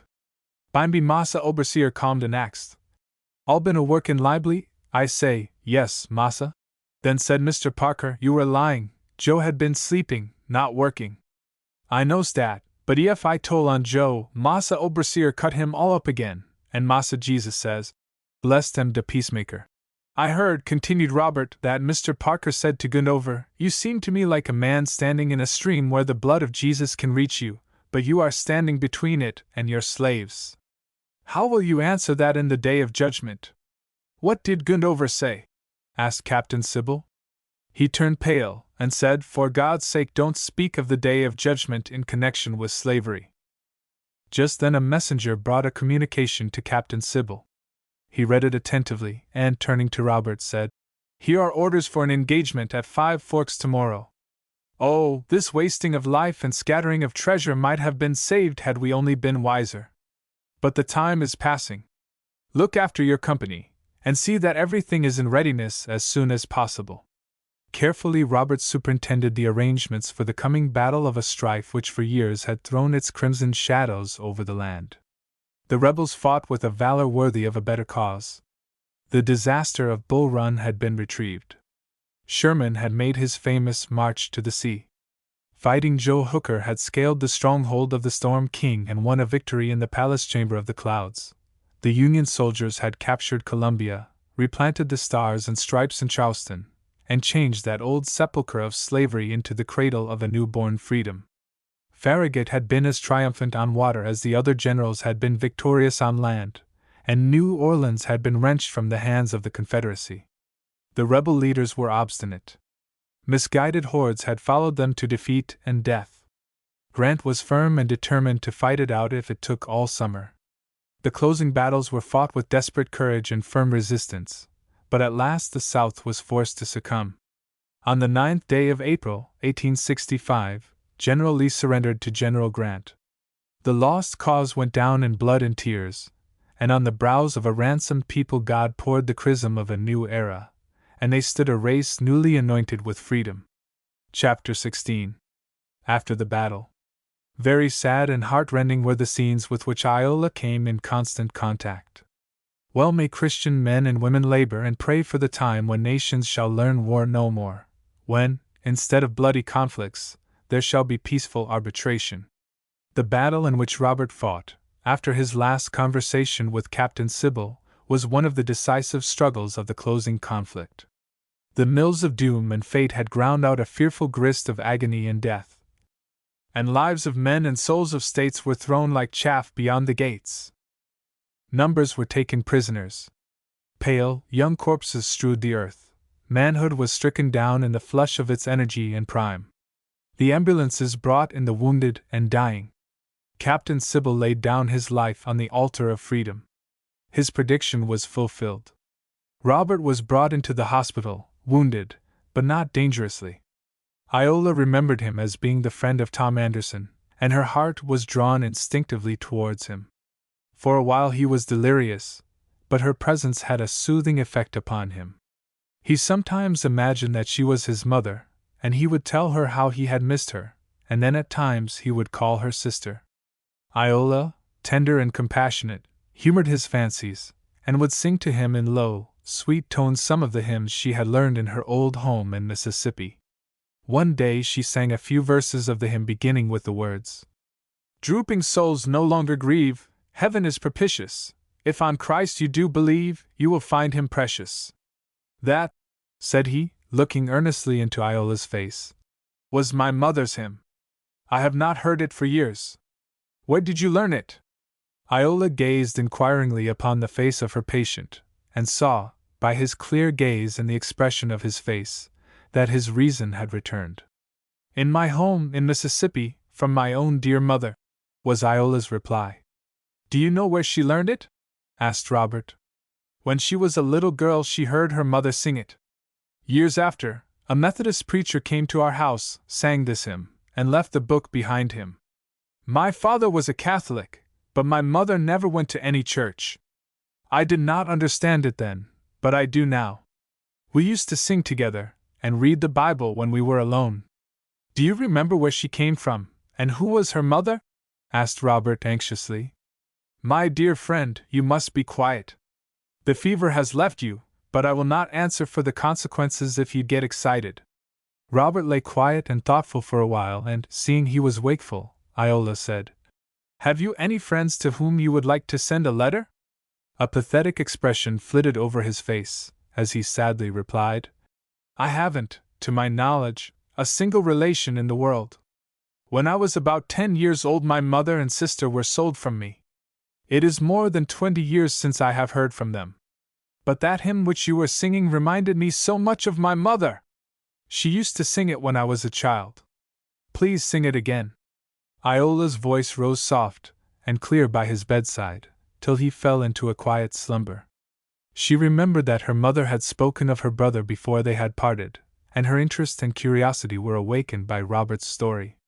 While he slept, she closely scrutinized Robert's features, and detected a striking resemblance between him and her mother. Oh, I do wonder if he can be my mother's brother, from whom she has been separated so many years. Anxious as she was to ascertain if there was any relationship between Robert and her mother, she forbore to question him on the subject which lay so near her heart. But one day, when he was so far recovered as to be able to walk around, he met Iola on the hospital grounds, and said to her, "Miss Iola, you remind me so much of my mother and sister that I cannot help wondering if you are the daughter of my long-lost sister." "Do you think," asked Iola, "if you saw the likeness of your sister you would recognize her?" "I am afraid not. But there is one thing I can remember about her. She used to have a mole on her cheek, which mother used to tell her was her beauty spot." "Look at this," said Iola, handing him a locket which contained her mother's picture. Robert grasped the locket eagerly, scanned the features attentively, then, handing it back, said, "I have only a faint remembrance of my sister's features, but I never could recognize in that beautiful woman the dear little sister with whom I used to play. Oh, the cruelty of slavery! How it wrenched and tore us apart! Where is your mother now?" "Oh, I cannot tell," answered Iola. "I left her in Mississippi. My father was a wealthy Creole planter, who fell in love with my mother. She was his slave, but he educated her in the North, freed, and married her. My father was very careful to have the fact of our Negro blood concealed from us. I had not the slightest suspicion of it. When he was dead, the secret was revealed. His white relations set aside my father's will, had his marriage declared invalid, and my mother and her children were remanded to slavery." Iola shuddered as she pronounced the horrid word, and grew deadly pale, but, regaining her self-possession, continued, "Now that freedom has come, I intend to search for my mother until I find her." "I do not wonder," said Robert, "that we had this war. The nation had sinned enough to suffer." "Yes," said Iola. "If national sins bring down national judgments, then the nation is only reaping what it sowed." "What are your plans for the future, or have you any?" asked Robert. "I intend offering myself as a teacher in one of the schools which are being opened in different parts of the country," replied Iola. "As soon as I am able, I will begin my search for my dear mother. I will advertise for her in the papers, hunt for her in the churches, and use all the means in my power to get some tidings of her and my brother Harry. What a cruel thing it was to separate us!" Chapter 17. Flames in the Schoolroom. "Good morning," said Dr. Gresham, approaching Robert and Iola. "How are you both? You have mended rapidly," turning to Robert. "But then it was only a flesh wound. Your general health being good, and your blood in excellent condition, it was not hard for you to rally. Where have you been, doctor? I have a faint recollection of having seen you on the morning I was brought in from the field, but not since." "I have been on a furlough. I was running down through exhaustion and overwork, and I was compelled to go home for a few weeks' rest. But now, as they are about to close the hospital, I shall be permanently relieved. I am glad that this cruel strife is over. It seemed as if I had lived through ages during these last few years. In the early part of the war I lost my arm by a stray shot, and my armless sleeve is one of the mementos of battle I shall carry with me through life. Miss Leroy," he continued, turning respectfully to Iola, "would you permit me to ask you, as I would have someone ask my sister under the same circumstances, if you have matured any plans for the future, or if I can be of the least service to you? If so, I would be pleased to render you any service in my power." "My purpose," replied Iola, "is to hunt for my mother, and to find her if she is alive. I am willing to go anywhere and do anything to find her. But I will need a standpoint from whence I can send out lines of inquiry. It must take time, in the disordered state of affairs, even to get a clue by which I may discover her whereabouts." "How would you like to teach?" asked the doctor. "Schools are being opened all around us. Numbers of excellent and superior women are coming from the North to engage as teachers of the freed people. Would you be willing to take a school among these people? I think it will be uphill work. I believe it will take generations to get over the duncery of slavery. Some of these poor fellows who came into our camp did not know their right hands from their left, nor their ages, nor even the days of the month. It took me some time, in a number of cases, to understand their language. It saddened my heart to see such ignorance. One day I asked one a question, and he answered, "I know Shumdot." "What did he mean?" asked Iola. "That he did not see it," replied the doctor. "Of course, this does not apply to all of them. Some of them are wide awake and sharp as steel traps. I think some of that class may be used in helping others. I should be very glad to have an opportunity to teach," said Iola. "I used to be a great favorite among the colored children on my father's plantation." In a few days after this conversation, the hospital was closed. The sick and convalescent were removed, and Iola obtained a position as a teacher. Very soon Iola realized that while she was heartily appreciated by the freedmen, she was an object of suspicion and dislike to their former owners. The North had conquered by the supremacy of the sword, and the South had bowed to the inevitable. But here was a new army that had come with an invasion of ideas, that had come to supplant ignorance with knowledge, and it was natural that its members should be unwelcome to those who had made it a crime to teach their slaves to read the name of the ever-blessed Christ. But Iola had found her work, and the freed men their friend. When Iola opened her school, she took pains to get acquainted with the parents of the children, and she gained their confidence and cooperation. Her face was a passport to their hearts. Ignorant of books, human faces were the scrolls from which they had been reading for ages. They had been the sunshine and shadow of their lives. Iola had found a schoolroom in the basement of a colored church, where the doors were willingly opened to her. Her pupils came from miles around, ready and anxious to get some book learning. Some of the old folks were eager to learn, and it was touching to see the eyes which had grown dim under the shadows of slavery, donning spectacles and trying to make out the words. As Iola had nearly all of her life been accustomed to colored children, she had no physical repulsions to overcome, no prejudices to conquer in dealing with parents and children. In their simple childish fashion they would bring her fruits and flowers, and gladden her lonely heart with little tokens of affection. One day a gentleman came to the school and wished to address the children. Iola suspended the regular order of the school, and the gentleman essayed to talk to them on the achievements of the white race, such as building steamboats and carrying on business. Finally, he asked how they did it. "They've got money," chorused the children. "But how did they get it?" "They took it from us," chimed the youngsters. Iola smiled, and the gentleman was nonplussed, but he could not deny that one of the powers of knowledge is the power of the strong to oppress the weak. The school was soon overcrowded with applicants, and Iola was forced to refuse numbers, because their quarters were too cramped. The school was beginning to lift up the home, for Iola was not satisfied to teach her children only the rudiments of knowledge. She had tried to lay the foundation of good character.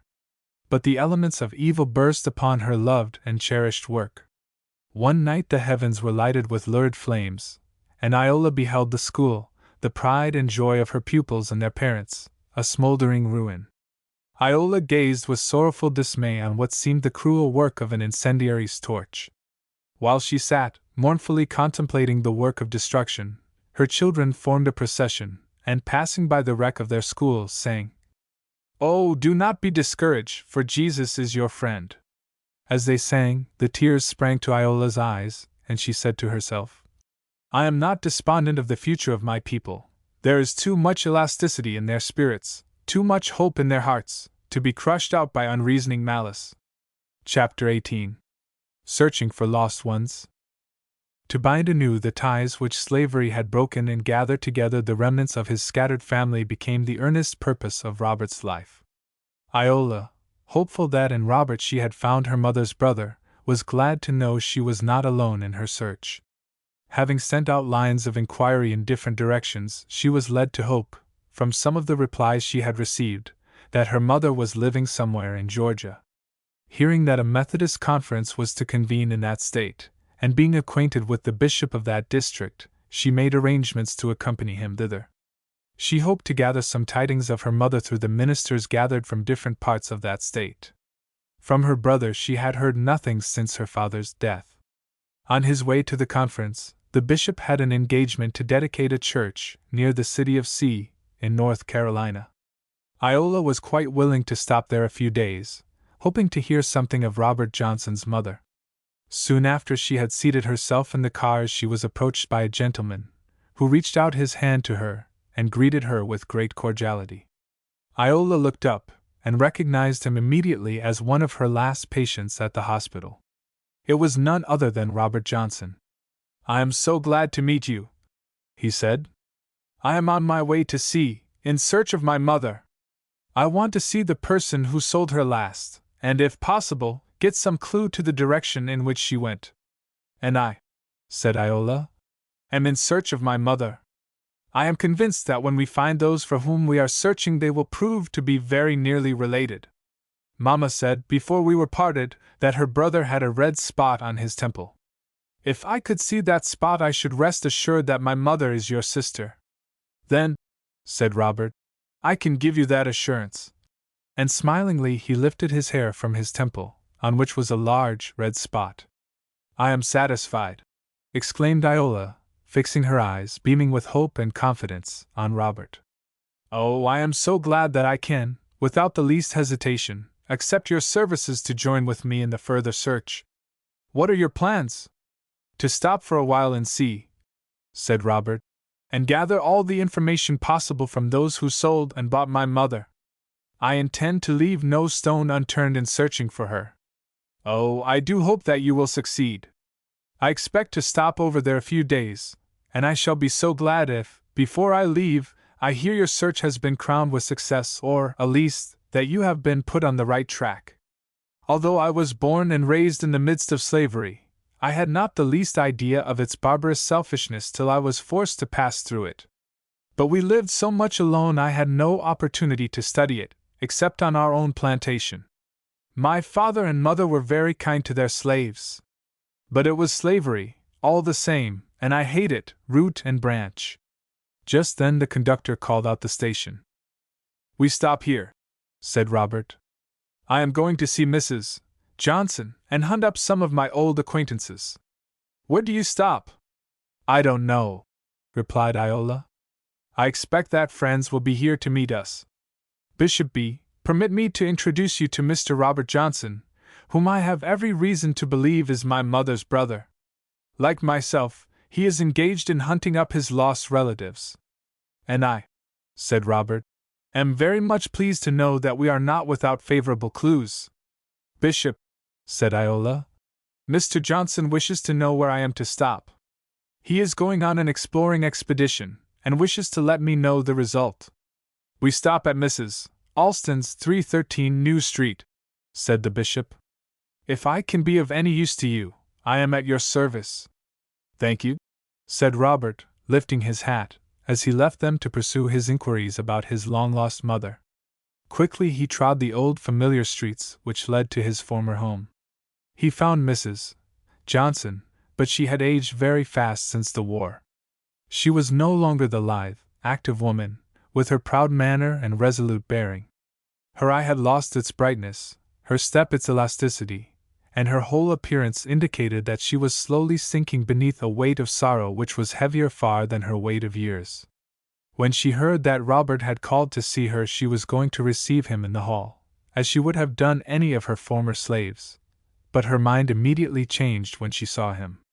He was not the light-hearted, careless, mischief-loving Robbie of former days, but a handsome man, with heavy mustache, dark, earnest eyes, and proud military bearing.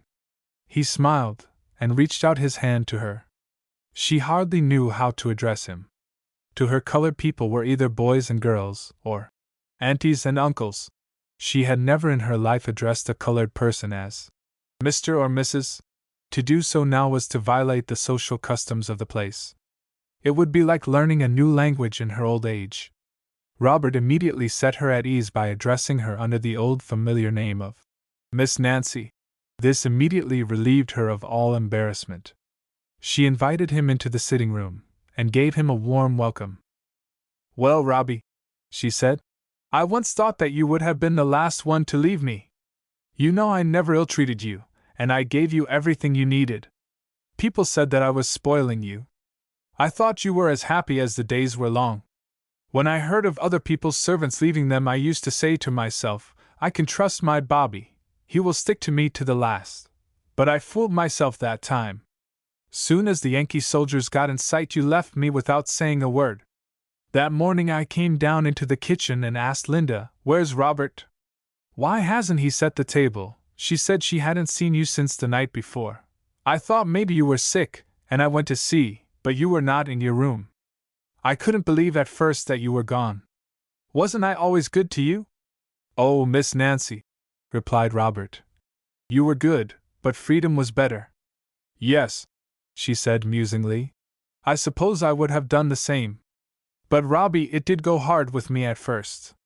However, I soon found out that my neighbors had been going through the same thing. But it's all over now. Let bygones be bygones. What are you doing now, and where are you living? I am living in the city of P. I have opened a hardware store there. But just now I am in search of my mother and sister. I hope that you may find them. How long? Asked Robert. Do you think it has been since they left here? Let me see, it must have been nearly 30 years. You got my letter? Yes, ma'am, thank you. There have been great changes since you left here, Mrs. Johnson said. Gundover died, and a number of colored men have banded together, bought his plantation, and divided it among themselves. And I hear they have a very nice settlement out there. I hope, since the government has set them free, that they will succeed. After Robert's interview with Mrs. Johnson, he thought he would visit the settlement and hunt up his old friends. He easily found the place. It was on a clearing in Gundover's woods, where Robert and Uncle Daniel had held their last prayer meeting. Now the gloomy silence of those woods was broken by the hum of industry, the murmur of cheerful voices, and the merry laughter of happy children. Where they had trodden with fear and misgiving, freedmen walked with light and bounding hearts. The schoolhouse had taken the place of the slave pen and auction block. How is your old boy? Asked one laborer of another. Everything is lovely, replied the other. The blue sky arching overhead and the beauty of the scenery justified the expression. Gundover had died soon after the surrender. Frank Anderson had grown reckless and drank himself to death. His brother Tom had been killed in battle. Their mother, who was Gundover's daughter, had died insane. Their father had also passed away. The defeat of the Confederates, the loss of his sons, and the emancipation of his slaves were blows from which he never recovered. As Robert passed leisurely along, delighted with the evidences of thrift and industry which constantly met his eye, he stopped to admire a garden filled with beautiful flowers, clambering vines, and rustic adornments. On the porch sat an elderly woman, darning stockings, the very embodiment of content and good humor. Robert looked inquiringly at her. On seeing him, she almost immediately exclaimed, "Sure as I see born, dat's Robert! Look yer, honey, where did yer come from? I'll give my head fair a choppin' block ef dat ain't Miss Nancy's Bob. Ain't yer Bobby? Sure yer is." "Of course I am," responded Robert. "It isn't anybody else. How did you know me? How did I know yer? By dem mischievous eyes, be course. I'd a knowed yer if I had seed yer in Europe." "In Europe, Aunt Linda? Where's that?" "I don't know. I specs it's some big city somewhere. But yer looks geez splendid. Yer looks good 'nough ter kiss." "Oh, Aunt Linda, don't say that. You make me blush." "Oh, you go 'long wid yer. I specs yer's got a nice little wife up dar where yer comes from, dat kisses yer every day, on Sunday, too. Is that the way your old man does you?" "Oh, no, not a bit. He isn't one be de kissin' kind. But sit down," she said, handing Robert a chair. "Won't you have a glass be milk? Boy, I see a leabing in clover. Nebber spect ter see sich good times in all my born days." "Well, Aunt Linda," said Robert, seating himself near her, and drinking the glass of milk which she had handed him. "How goes the battle? How have you been getting on since freedom?" "Oh, fust rate, fust rate. When freedom comed I just lit out be Miss Johnson's kitchen soon as I could. I wanted to realize I war free, and I couldn't, till I got out de sight and sown be ol' Miss. When de war ober and de Sagres war still stopping yer, I made pies and cakes, solem to de sagas, and just made money han ober fist. And I kept on a-workin' in a savon till my old man got back from de war with his wages and his bounty money. I felt right set up and mighty big when we counted all dat money. We had never seen so much money in our lives befo, let alone have it fair ourselves. And I says, John, you take dis money and get a nice place with it. And he says, dere's no use tryin', case dey don't want ter sell us any land. Old Gundover said, for he died, dat he would let de land grow up in trees for he'd sell it to us. And dear war Mr. Brayton, he buyed some land and sold it to some colored folks, and his old friends got so mad wid him dat dey wouldn't speak ter him, and he war born down yere. I told old Miss Sanderson's daughter dat we wanted ter get some homes to be our own selves. She says, den you won't want to work for us, geez the same as ef we could eat and drink our houses. I tell yer, Robbie, dese white folks don't know everything. That's a fact, Aunt Linda. Den I says to John, when one door shuts another opens, and sure enough, old Gundover died, and his place war all in debt and had to be sold. Some Jews bought it, but dey didn't want to farm it, so dey gib us a chance to buy it. Dem Jews hez been right helpful to colored people when dey have land to sell.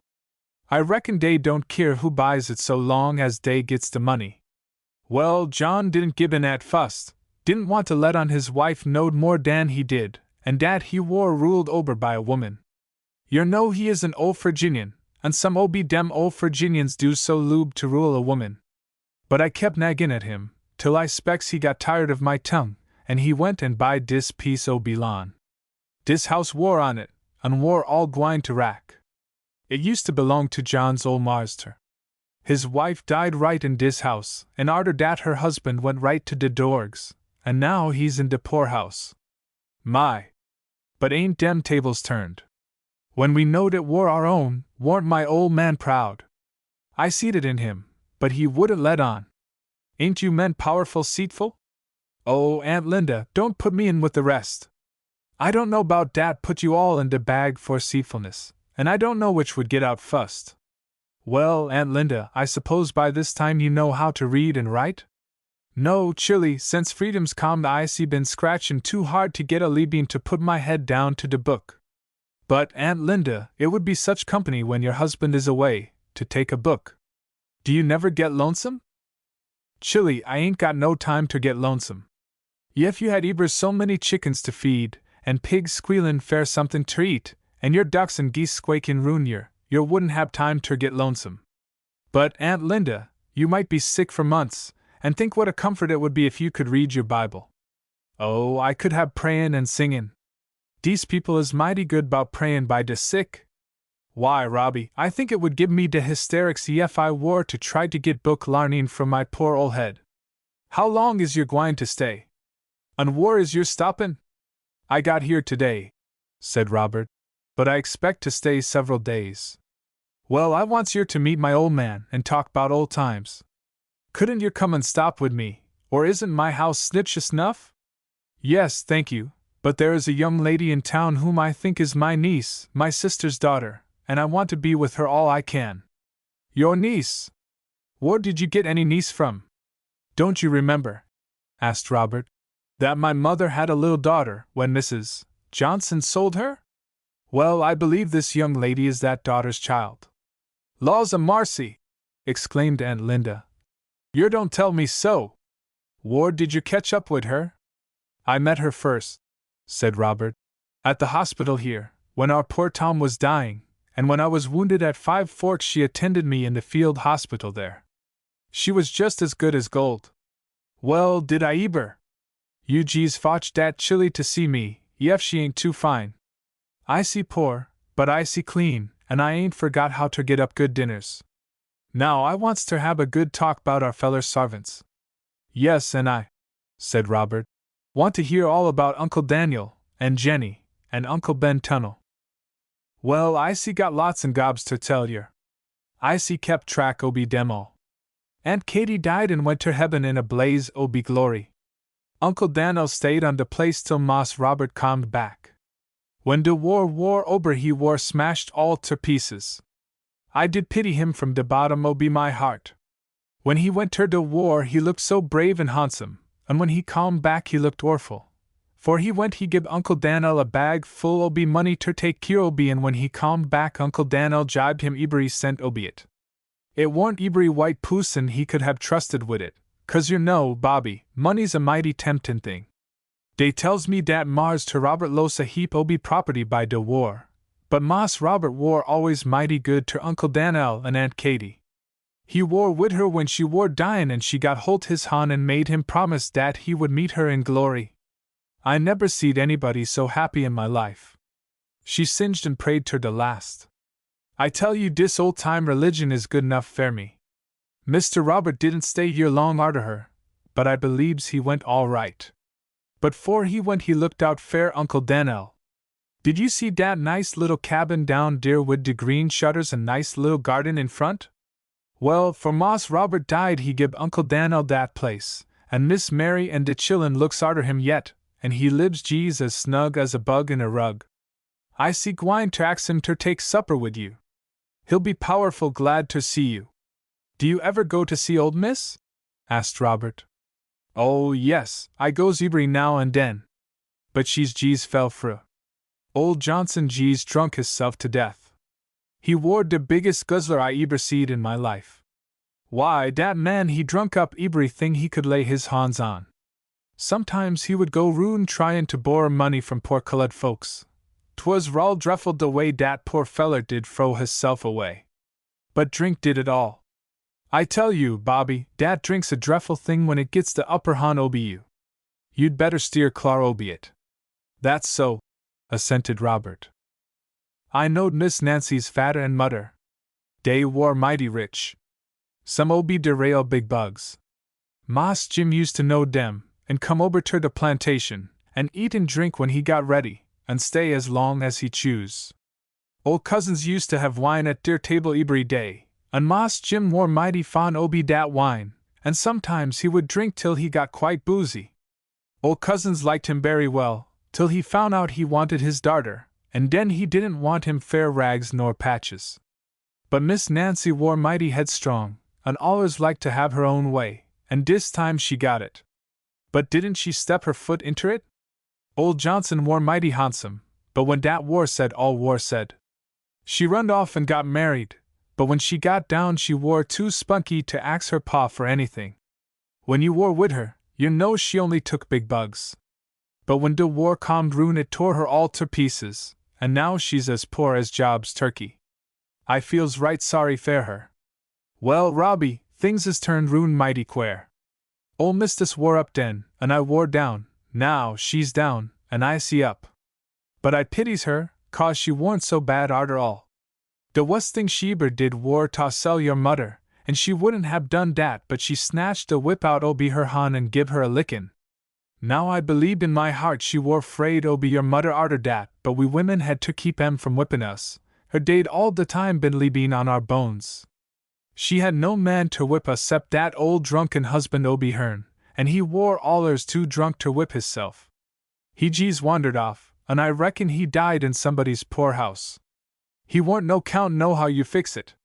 Whenever I goes to town I carries her some garden sass, or a little milk and butter. And she's mighty glad ter get it. I ain't got nothin' agin her. She neber struck me a lick in her life, and I believe in praising de bridge dat carries me ober. Dem Yankees set me free, and I thinks a powerful heap obi dem.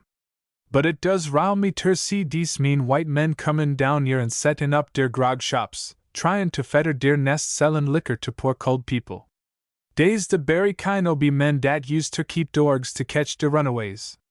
I'd be chokin' fair a drink 'fore I'd eber spend a cent wid dem, a spreadin' deir traps to git de black folks' money. You G's go downtown 'fore sun up tomorrow mornin' and you see ef dey don't have dem bars open to sell deir drams to dem hard workin' culled people 'fore dey goes to work. I think some niggers is mighty big fools. Oh, Aunt Linda, don't run down your race. Leave that for the white people. I ain't runnin' down my people. But a fool's a fool, whether he's white or black. And I think de nigger who will spend his hard-earned money in dese your new grog shops is de biggest kind o' be a fool, and I sticks ter dat you know we didn't have all dese low places in slave times. And what is dey fair, but to get the people's money? And it's a shame how dey do sling de liquor 'bout 'lection times. But don't the temperance people want the colored people to vote the temperance ticket? Yes, but some obe de cold people gets mighty skittish ef dey tries to get 'em to vote der ticket 'lection time, and keeps dem at a proper distance when de 'lection's over. Some obe dem say dere's a trick behind it, and don't want to tek it. Dese white folks could do a heap wid de cold folks ef dey'd only treat 'em right. When our people say there is a trick behind it, said Robert, I only wish they could see the trick before it, the trick of worse than wasting their money, and of keeping themselves and families poorer and more ignorant than there is any need for them to be. Well, Bobby, I believes we might be a people ef it warn't for dat miserable drink. And Robbie, I jees tells you what I wants. I want some live men to come down here and splain things ter dese people. I don't mean a politic man, but a man who'll larn dese people how to bring up deir chillun, to keep our gals straight, and our boys from runnin' into saloons and gamblin' dens. Don't your preachers do that? Asked Robert. Well, some obe dem does, and some obe dem doesn't. And when dey preaches, I want dem to practice what dey preach. Some obe dem says dey's called, but I jees thinks laziness called some obe dem. And I think since freedom come dere's some mighty poor sticks set up for preachers. Now dere's John Anderson, Tom's brother, you 'member Tom? Yes, as brave a fellow and as honest as ever stepped in shoe leather. Well, his brother wore mighty different.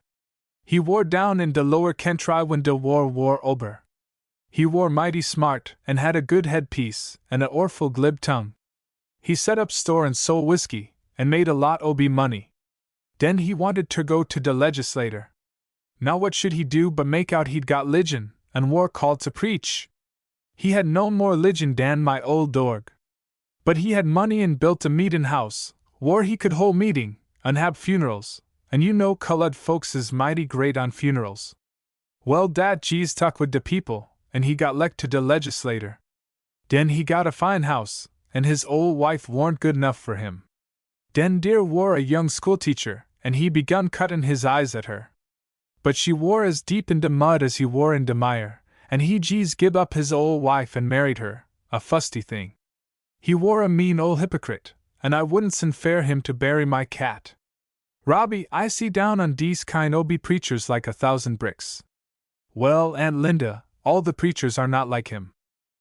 No, I knows dat, not by a jug full. We's got some mighty good men down here, and we's glad when day comes, and orful sorry when day goes way. The lost preacher we had wore a mighty good man. He didn't like too much hollerin' dot. Perhaps, said Robert, he thought it were best for only one to speak at a time. I spects so. His wife wore de nicest and sweetest lady dat eber I did see. None o' be your Irish stuck-up folks, like a terrapin carryin' everything on its back. She used ter have meetin's fair de mudders, and larn us how to raise our chillun, and talk so putty to de chillun. I sartainly did loob dat woman. Where is she now? Asked Robert. De conference moved dem 'bout 30 miles from here. Dey's gwine to have a big meetin' ober dere next Sunday. Don't you 'member dem meetin's we used to have in de woods? We don't have to hide like we did den. But it don't seem as ef de people had the same good 'ligion we had den. Pairs like folks is took up wid makin' money in politics. Well, Aunt Linda, don't you wish those good old days would come back? No, chilly, neber. Neber. What fare you take me? I'd ruther lib in a corn crib. Freedom needn't keep me outer hubbin, and ef I see sich a fool as to lose my 'ligion cause I see free, I ought ter get dere. But, Aunt Linda, if old Miss were able to take care of you, wouldn't you just as lieve be back again? There was a faint quiver of indignation in Aunt Linda's voice, as she replied. Don't you want your freedom? Well, I wants to pat my free foot. Hallelujah! But Robbie, I wants your ter go ter dat big meetin' de Waskine. How will I get there? Asked Robert. Oh, dat's all right. My old man's got 2 o' de nicest mules you eber set your eyes on. It'll jees do your good to look at dem. I spect you'll see some o' your old friends dere. Dere's a nice settlement of colored folks ober dere, and I wants yer to come and bring dat young lady. I wants dem folks to see what nice folks I can bring to de meetin'.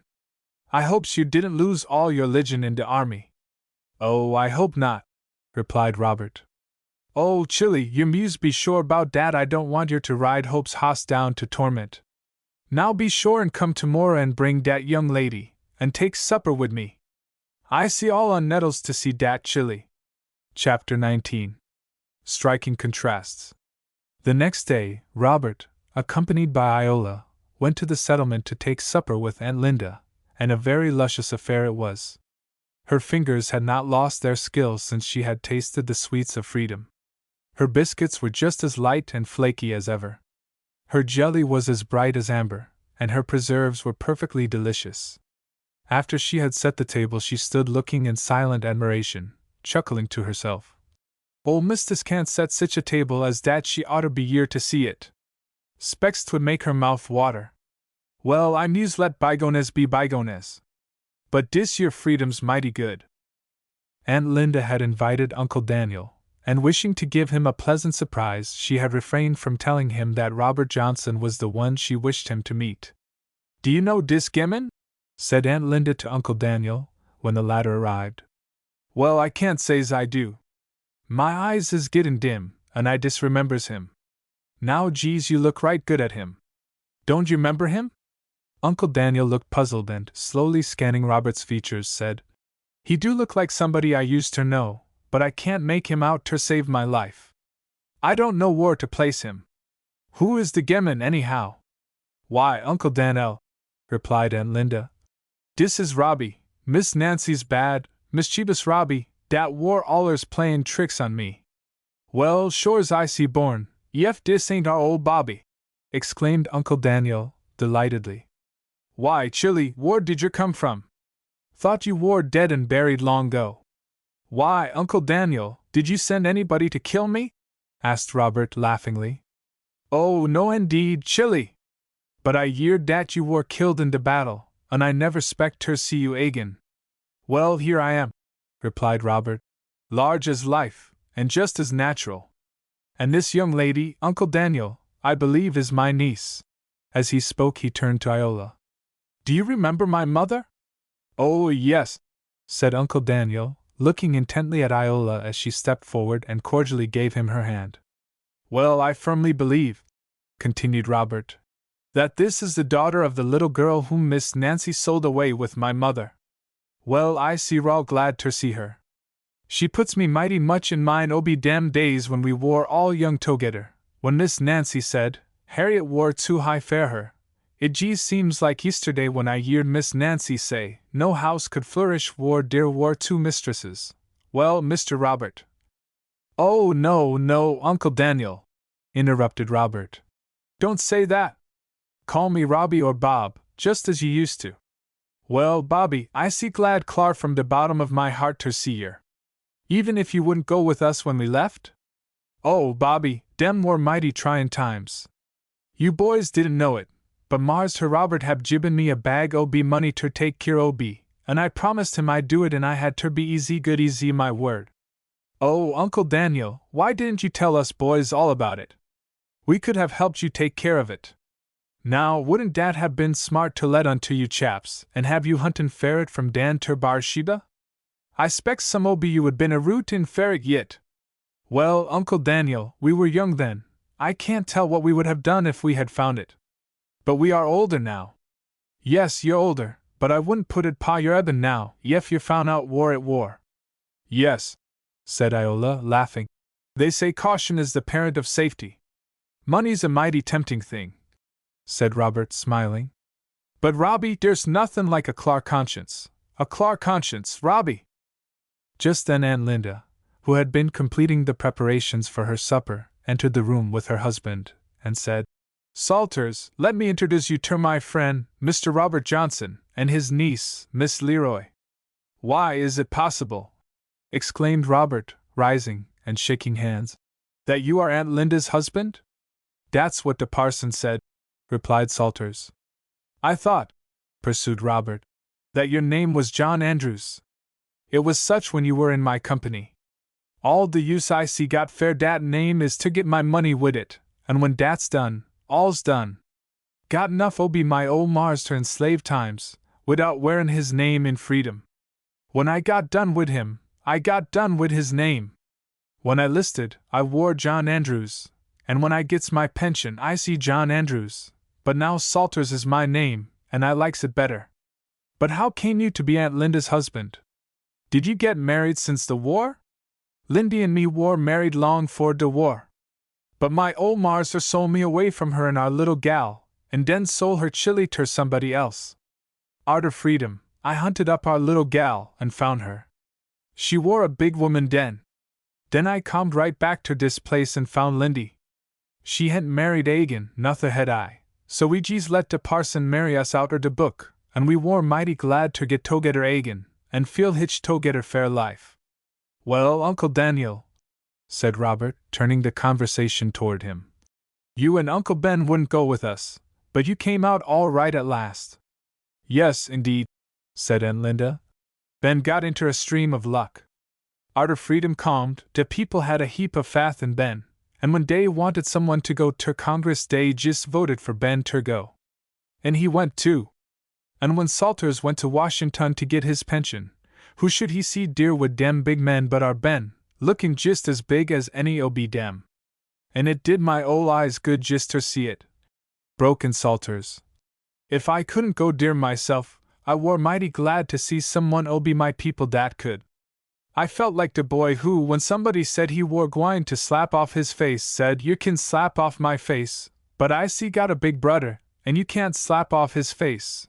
I went to see him 'fore I left, and he wore just the same as he wore when we wore boys together.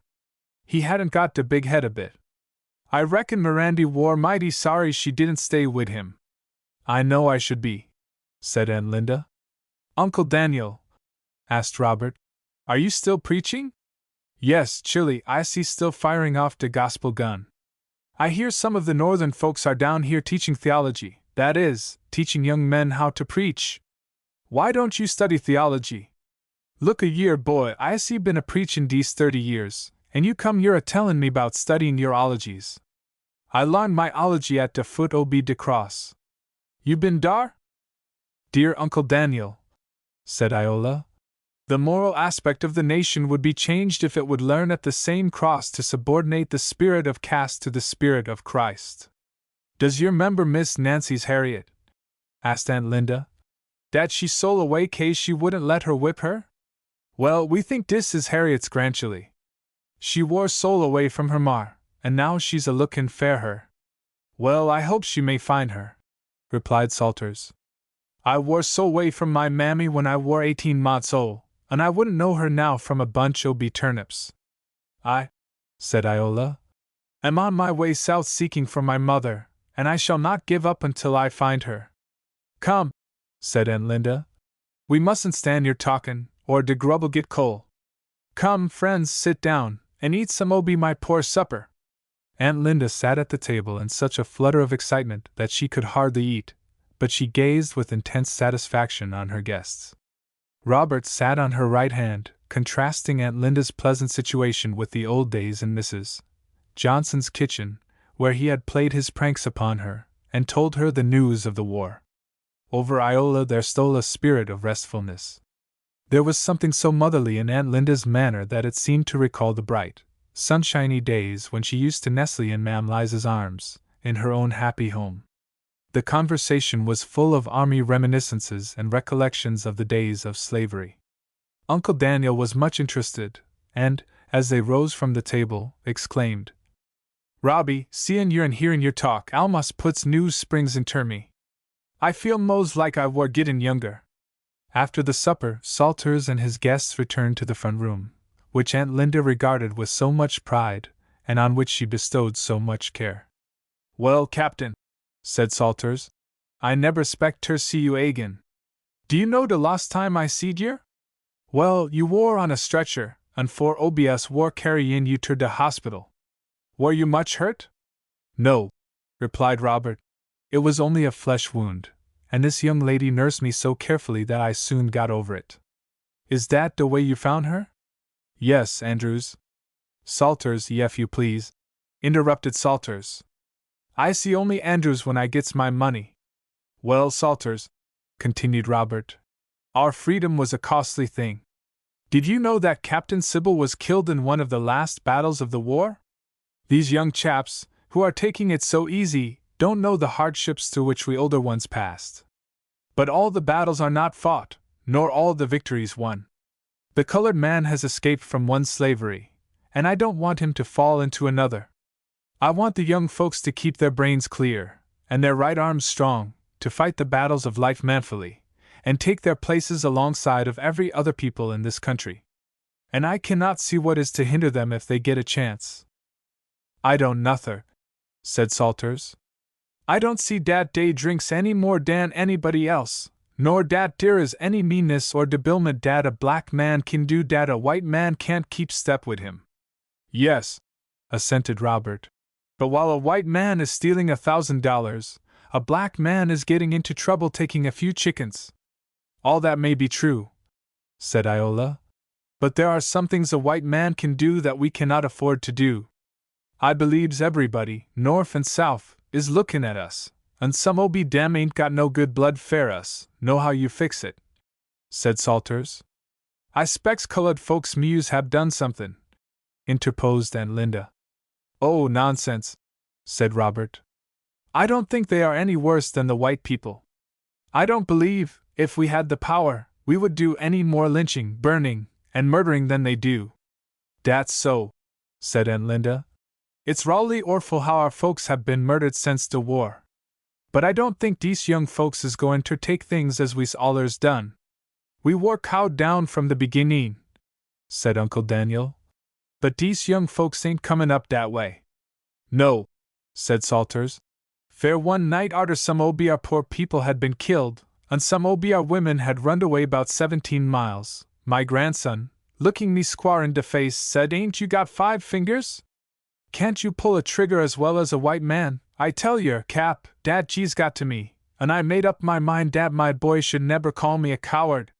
It is not to be expected, said Robert, that these young people are going to put up with things as we did, when we weren't permitted to hold a meeting by ourselves, or to own a club or learn to read.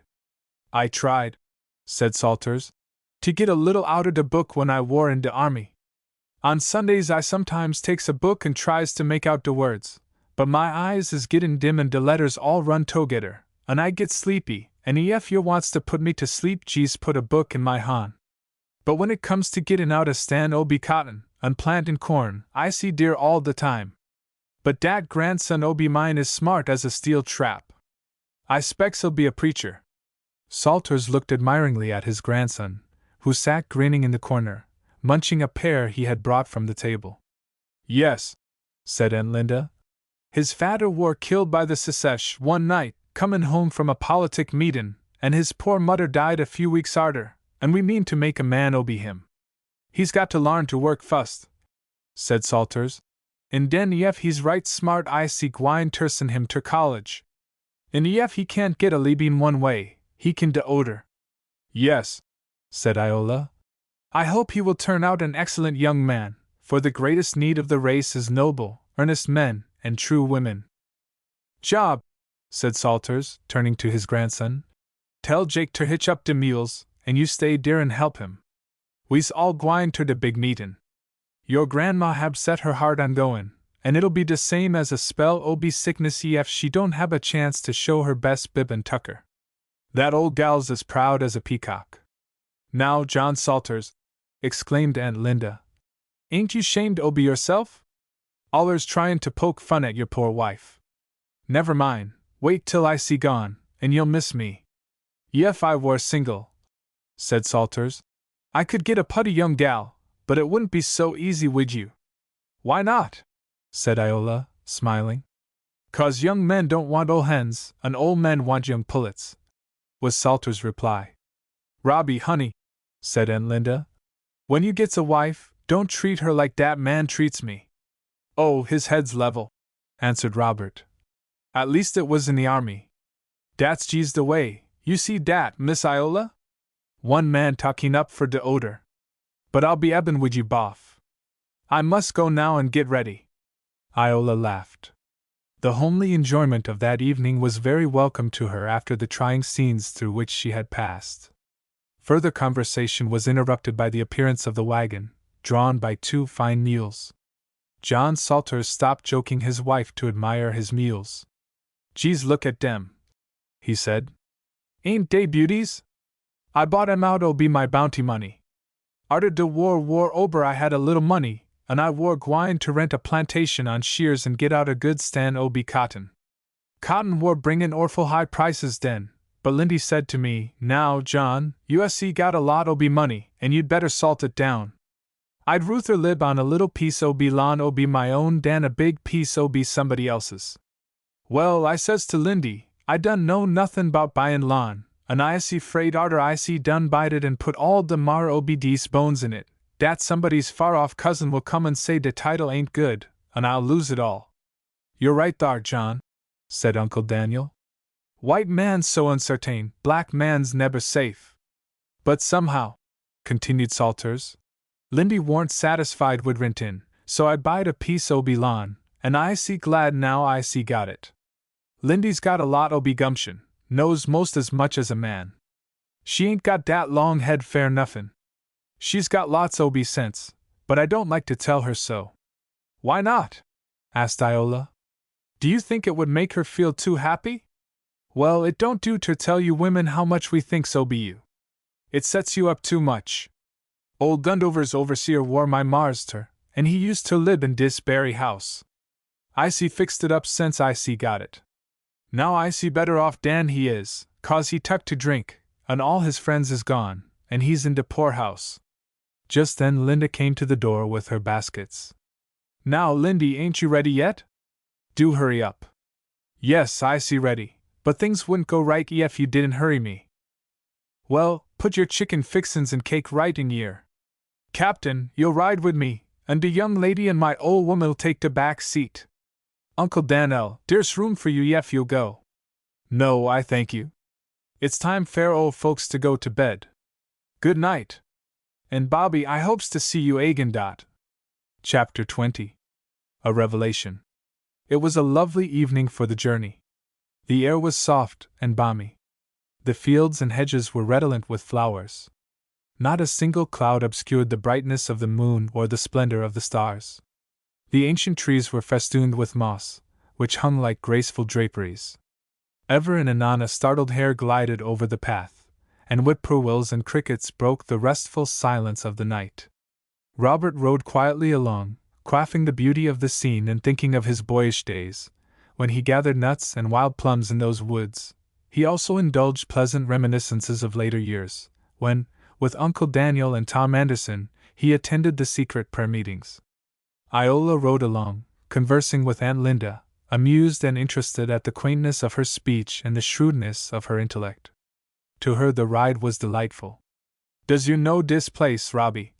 asked Aunt Linda, as they passed an old resort.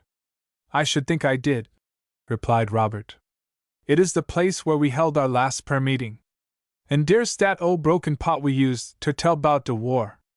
But warn't ol' Miss hoppin' when she found out you war goin' to de war? I thought she'd go almos' while. Now own up, Robbie, didn't you feel kind o' be mean to go off widout eben biddin' her goodbye? And I rawly think ol' Miss war fond o' be yer. Now own up, honey, didn't yer feel a little down in de mouth when you lef' her?" "Not much," responded Robert. "I only thought she was getting paid back for selling my mother." "Dat's so, Robbie! Your mudder war a likely gal, wid long black hair, and kind o' be gingerbread color. And you neber hearn tell o' be her since dey sold her to Georgia?" "Never," replied Robert, "but I would give everything I have on earth to see her once more. I do hope, if she is living, that I may meet her before I die. You's right, boy, 'cause she lubed you as she lubed her own life.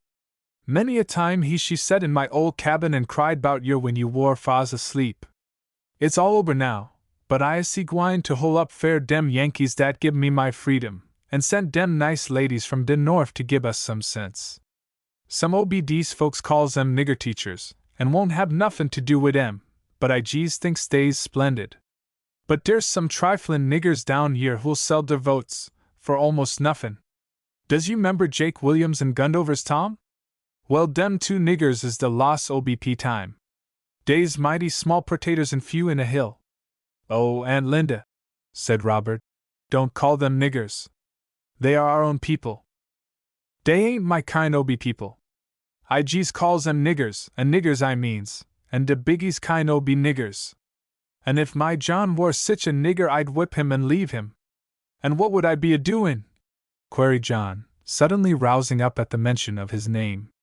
Standing still and taking it, I suppose, said Iola, who had been quietly listening to and enjoying the conversation. Yes, and I'd catch myself standin' still and talking it, was John's plucky response. Well, you oughter ef you's mean enough to vote dat ticket ter put me back inter slavery, was Aunt Linda's parting shot. Robbie, she continued, you 'member Miss Nancy's Jinny? Of course I do, said Robert. She married Mr. Gundover's Dick. Well, there warn't much get up and go 'bout him. So, when 'lection time comed, de man he wore workin' fair tole him ef he wad de radical ticket he'd turn him off. Well, Jinny war so 'fraid he'd do it, dat she jes follered him fair days. Poor fellow! Exclaimed Robert. How did he come out? He certainly was between two fires, interposed Iola. Oh, Jinny gained de day. She jes got her back up, and said, now ef you wote dat ticket ter put me back inter slavery, you take your rags and go, and Dick jes wad de radical ticket. Jake Williams went on de secesh side, what war he thought he'd get his taters, but he got fooled slick grease. How was that? Asked Robert. Some o' dem folks, dat I spec spied his wote, sent him some flour and sugar. So one night his wife hab company ter tea. Dey made a big spread, and put a lot o' sugar on de table fair supper, and Tom jes went fair dat sugar. He put a lot in his tea. But somehow it didn't taste right, and when dey come ter find out what war de matter, dey hab sent him a barrel o' sand with some sugar on top, and when de sugar war all gone de sand war dere. When I yeard it, I jes split my sides a larfin'. It war too good to keep, and when it got ruined, Jake war as mad as a March hare. But it sarved him right.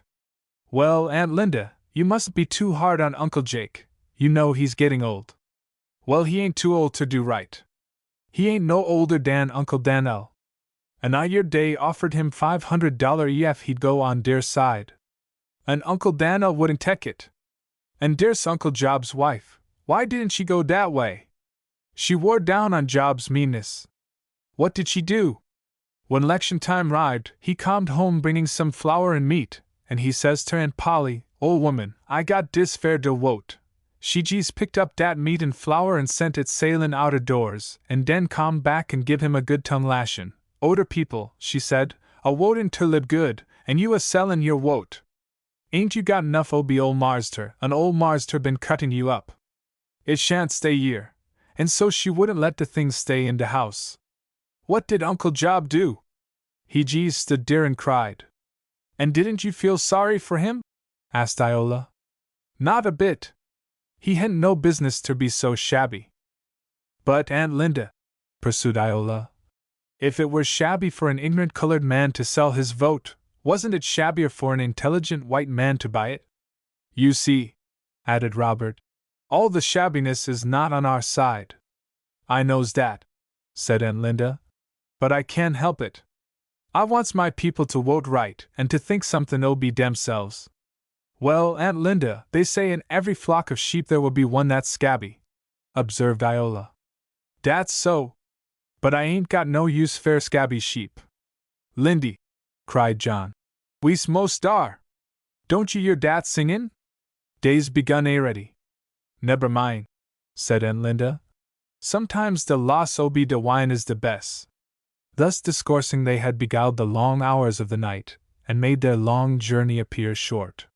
Very soon they reached the church, a neat, commodious, frame building, with a blue ceiling, white walls within and without, and large windows with mahogany-colored facings. It was a sight full of pathetic interest to see that group which gathered from miles around. They had come to break bread with each other, relate their experiences, and tell of their hopes of heaven. In that meeting were remnants of broken families, mothers who had been separated from their children before the war, husbands who had not met their wives for years. After the bread had been distributed and the handshaking was nearly over, Robert raised the hymn which Iola had sung for him when he was recovering from his wounds, and Iola, with her clear, sweet tones, caught up the words and joined him in the strain. When the hymn was finished, a dear old mother rose from her seat. Her voice was quite strong. With still a lingering light and fire in her eye, she said, "I rise, brethren and sisters, to say I'm on my solemn march to glory." "Amen! Glory!" came from a number of voices. "I see had my trials and temptations, my ups and downs, but I feels I'll soon be in one o' de many mansions. If it hadn't been for dat hope, I spects I would have broken down long ago. I see been through de deep waters, but dey didn't overflow me. I see been in de fire, but de smell o' it isn't on my garments. Brethren and sisters, it war a drefful time when I war toward away from my poor little chillun." "Dat's so!"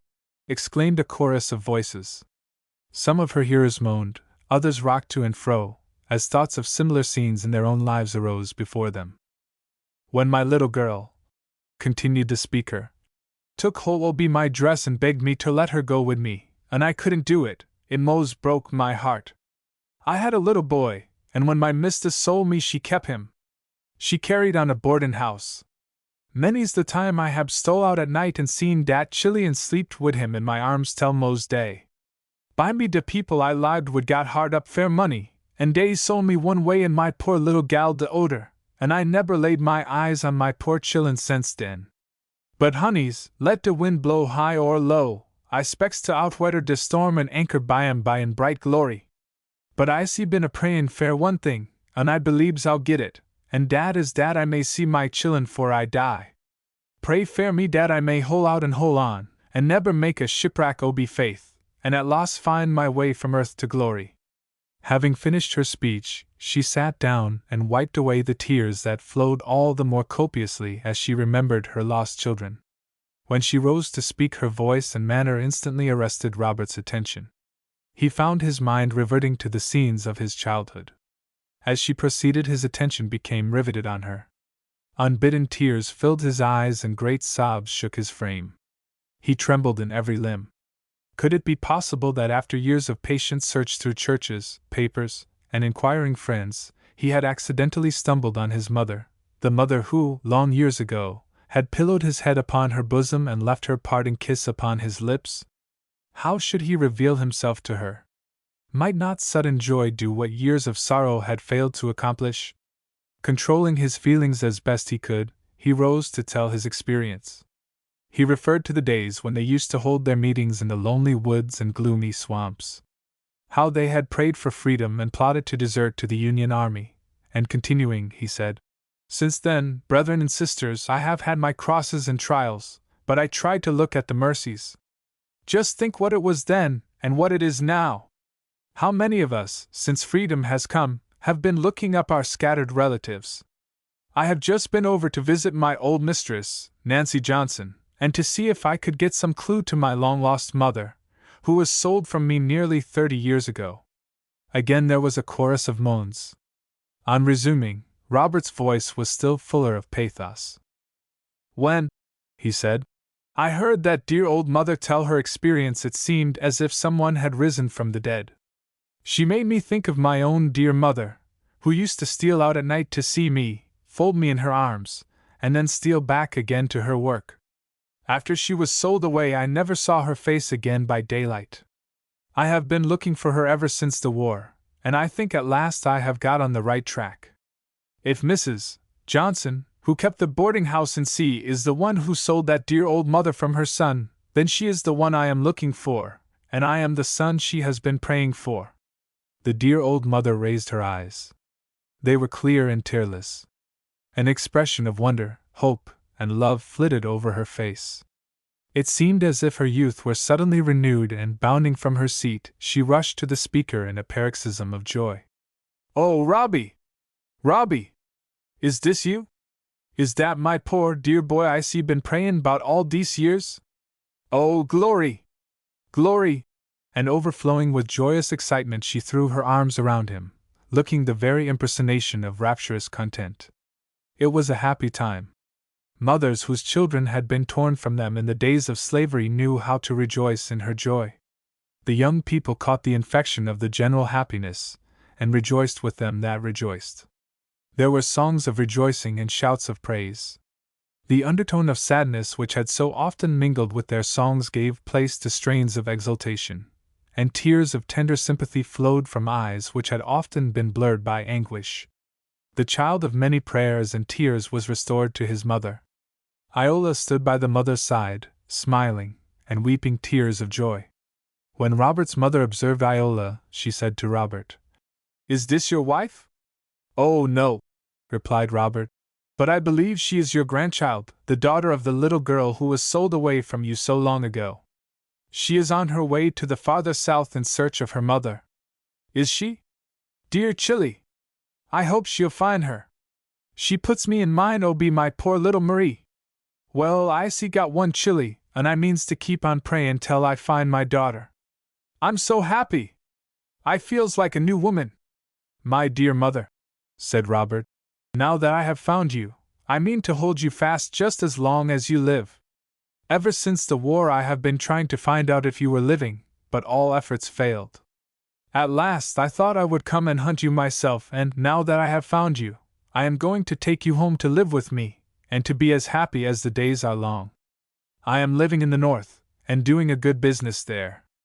I want you to see joy according to all the days wherein you have seen sorrow. I do hope this young lady will find her ma, and that, when found, she will prove to be your daughter. Yes, poor dear Chilly! I specs her mother's heart's mighty hungry for her.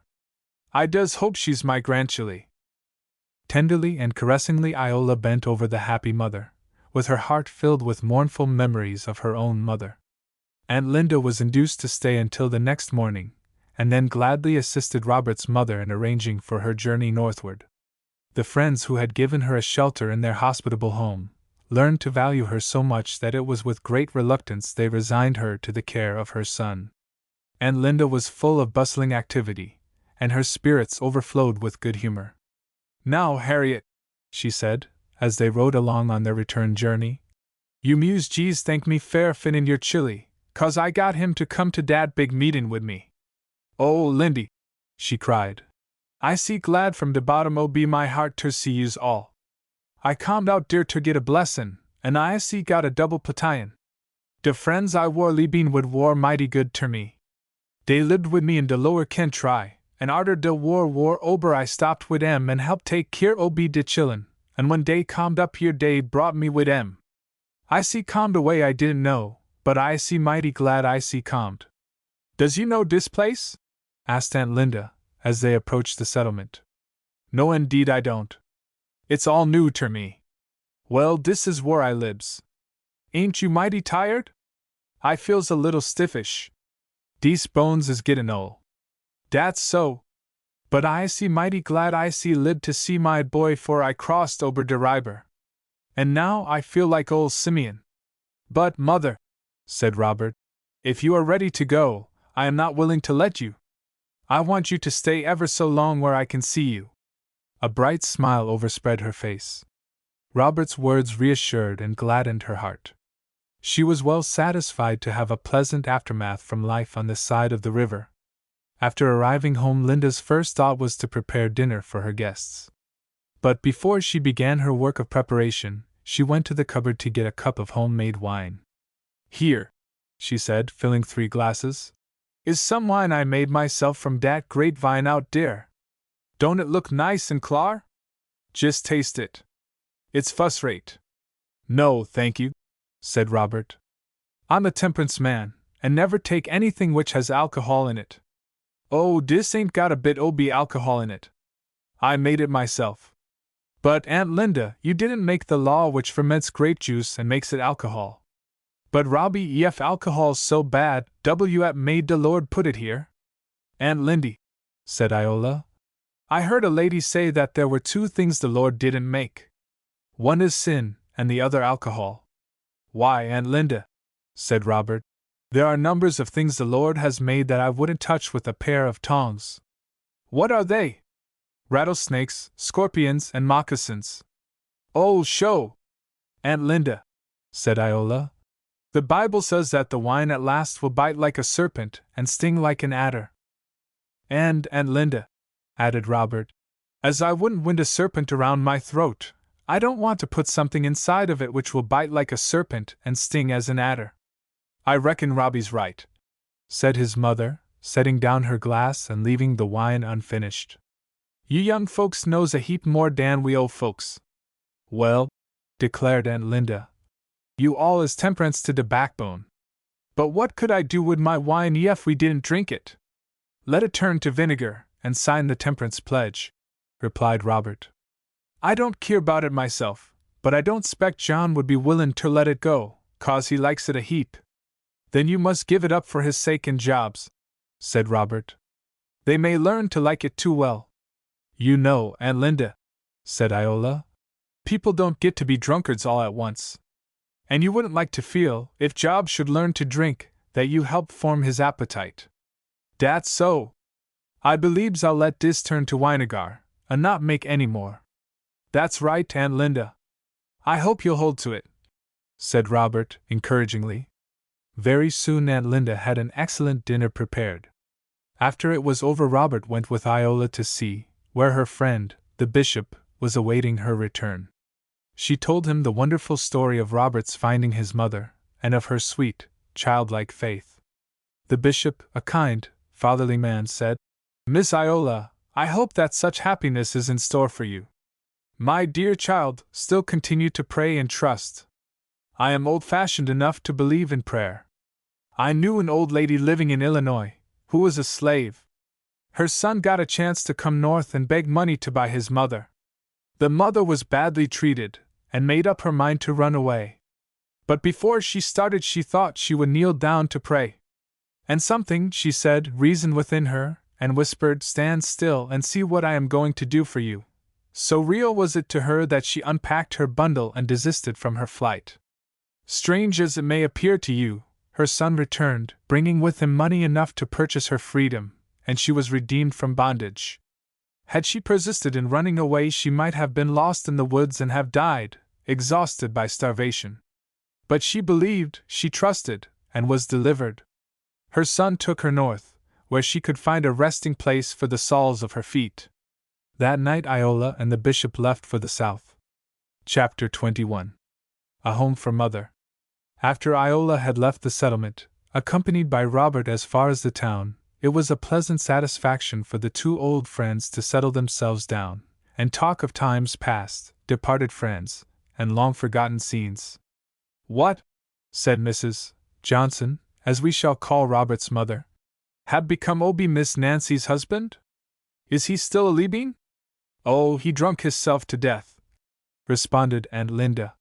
"He used to be mighty handsome." "Yes, but drink wore his ruination. And how's Miss Nancy?" "Oh, she's calmed down, my L.Y. She's poor as a church mouse. I thought 'twould calmed home to her when she stole away from your chillun. Dere's nuffin goes ober de bill's back dat don't come under his belly. Do you 'member Miss Nancy's farder?" "Oh, be course I does." "Well," said Aunt Linda, "he wore a nice old gemmun. When he died, I said de lost gemmun's dead, and dere's nobody ter step in his shoes." "Poor Miss Nancy!" exclaimed Robert's mother. "I ain't nothin' agin her. But I wouldn't swap places wid her, 'cause I see got my son, and I believes he'll do a good part by me."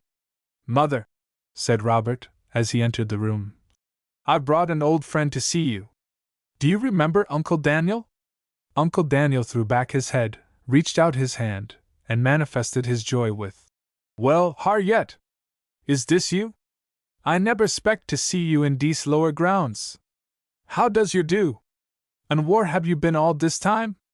"Oh, I see been tossin' round 'bout, but it's all calmed right at loss. I see lived to see my boy 'fore I died. My wife and boys is in glory," said Uncle Daniel.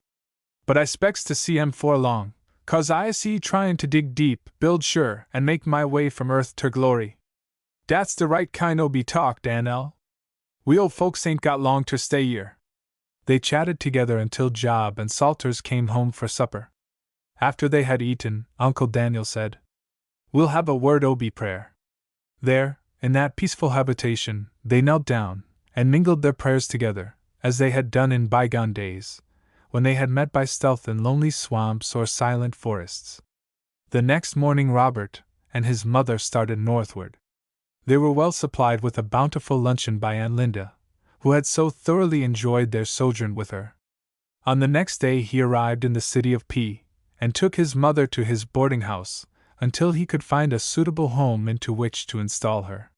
He soon came across one which just suited his taste, but when the agent discovered that Robert's mother was colored, he told him that the house had been previously engaged. In company with his mother he looked at several other houses in desirable neighborhoods, but they were constantly met with the answer, "The house is engaged," or, "We do not rent to colored people." At length Robert went alone, and finding a desirable house, engaged it, and moved into it. In a short time it was discovered that he was colored, and, at the behest of the local sentiment of the place, the landlord used his utmost endeavors to oust him, simply because he belonged to an unfashionable and unpopular race. At last he came across a landlord who was broad enough to rent him a good house, and he found a quiet resting place among a set of well-to-do and well-disposed people. Chapter 22. Further lifting of the veil. In one of those fearful conflicts by which the Mississippi was freed from rebel intrusion and opened to commerce, Harry was severely wounded, and forced to leave his place in the ranks for a bed in the hospital. One day, as he lay in his bed, thinking of his former home in Mississippi and wondering if the chances of war would ever restore him to his loved ones, he fell into a quiet slumber. When he awoke, he found a lady bending over him, holding in her hands some fruit and flowers. As she tenderly bent over Harry's bed, their eyes met, and with a thrill of gladness they recognized each other. "Oh, my son, my son!" cried Marie, trying to repress her emotion, as she took his wasted hand in hers, and kissed the pale cheeks that sickness and suffering had blanched. Harry was very weak, but her presence was a call to life. He returned the pressure of her hand, kissed it, and his eyes grew full of sudden light, as he murmured faintly, but joyfully, "Mamma, oh, Mamma! Have I found you at last?" The effort was too much, and he immediately became unconscious. Anxious yet hopeful, Marie sat by the bedside of her son till consciousness was restored. Caressingly she bent over his couch, murmuring in her happiness the tenderest, sweetest words of motherly love. In Harry's veins flowed new life and vigor, calming the restlessness of his nerves. As soon as possible Harry was carried to his mother's home, a home brought into the light of freedom by the victories of General Grant. Nursed by his mother's tender, loving care, he rapidly recovered, but, being too disabled to re-enter the army, he was honorably discharged. Lorraine had taken Marie to Vicksburg, and there allowed her to engage in confectionery and preserving for the wealthy ladies of the city. He had at first attempted to refugee with her in Texas, but, being foiled in the attempt, he was compelled to enlist in the Confederate Army, and met his fate by being killed just before the surrender of Vicksburg. "My dear son," Marie would say, as she bent fondly over him, "I am deeply sorry that you are wounded, but I am glad that the fortunes of war have brought us together. Poor Iola! I do wonder what has become of her. Just as soon as this war is over I want you to search the country all over. Poor child! How my heart has ached for her!" Time passed on. Harry and his mother searched and inquired for Iola, but no tidings of her reached them. Having fully recovered his health, and seeing the great need of education for the colored people, Harry turned his attention toward them, and joined the new army of Northern teachers. He still continued his inquiries for his sister, not knowing whether or not she had succumbed to the cruel change in her life. He thought she might have passed into the white basis for the sake of bettering her fortunes. Hope deferred, which had sickened his mother's heart, had only roused him to renewed diligence. A school was offered him in Georgia, and thither he repaired, taking his mother with him. They were soon established in the city of A. In hope of finding Iola, he visited all the conferences of the Methodist Church, but for a long time his search was in vain. "Mamma," said Harry, one day during his vacation, "there is to be a Methodist conference in this state in the city of S, about 150 miles from here. I intend to go and renew my search for Iola." "Poor child!" burst out Marie, as the tears gathered in her eyes. "I wonder if she is living." "I think so," said Harry, kissing the pale cheek of his mother. I don't feel that Iola is dead. I believe we will find her before long. It seems to me my heart would burst with joy to see my dear child just once more. I am glad that you are going. When will you leave? Tomorrow morning? Well, my son, go, and my prayers will go with you, was Marie's tender parting wish.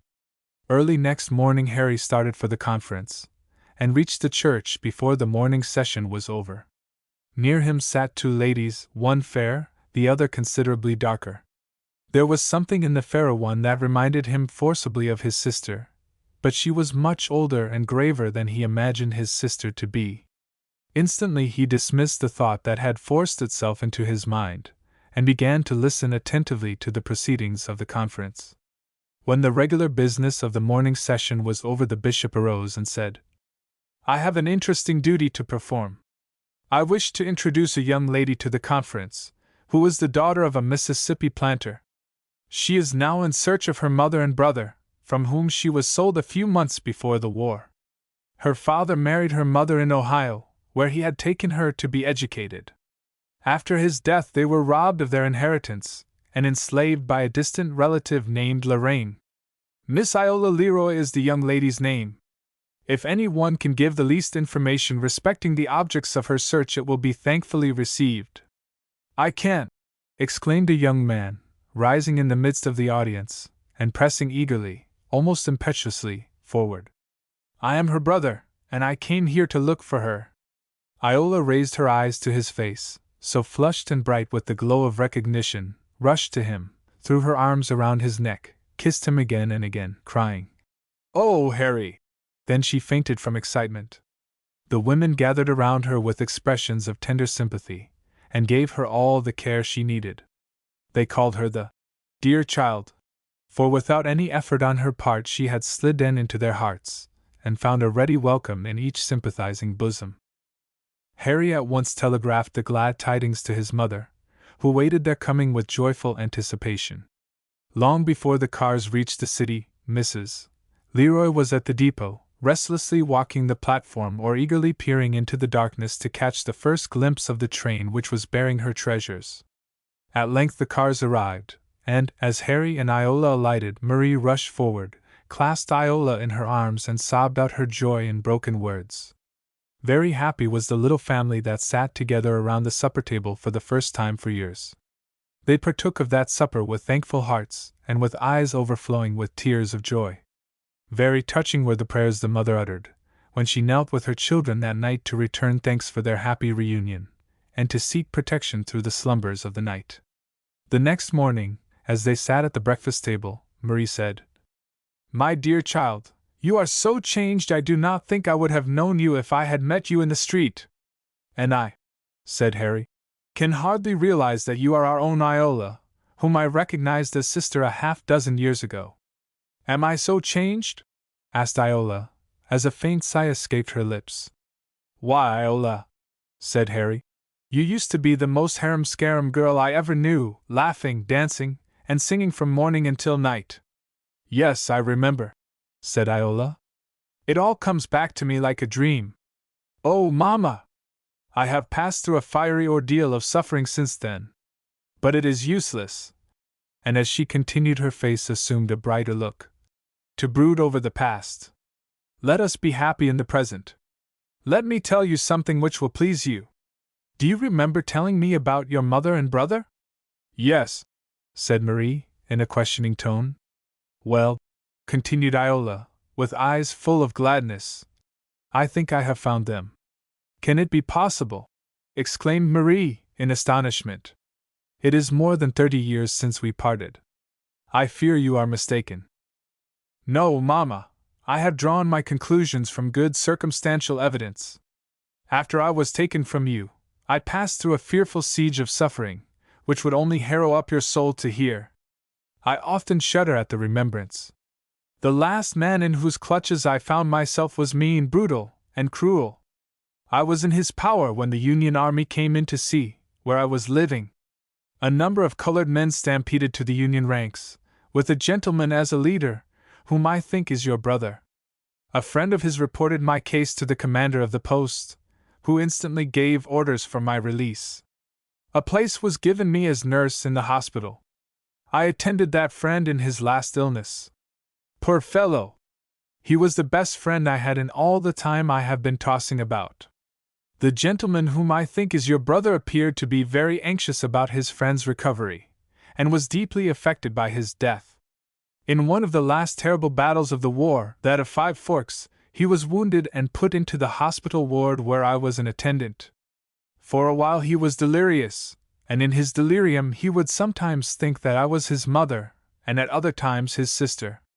I humored his fancies, would often sing to him when he was restless, and my voice almost invariably soothed him to sleep. One day I sang to him that old hymn we used to sing on the plantation.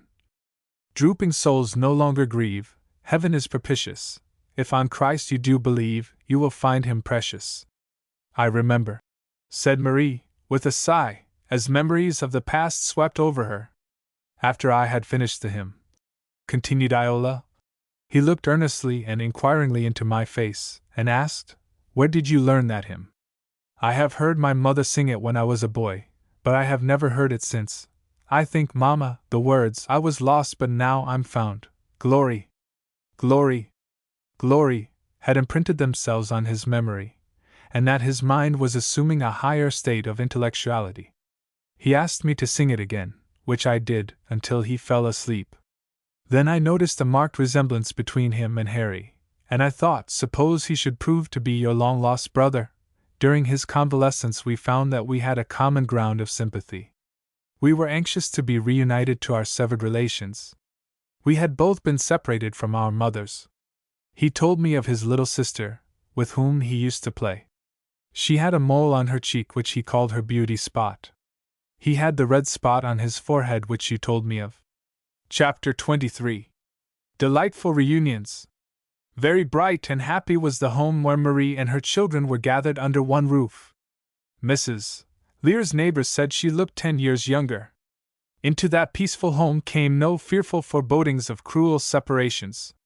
Harry and Iola were passionately devoted to their mother, and did all they could to flood her life with sunshine.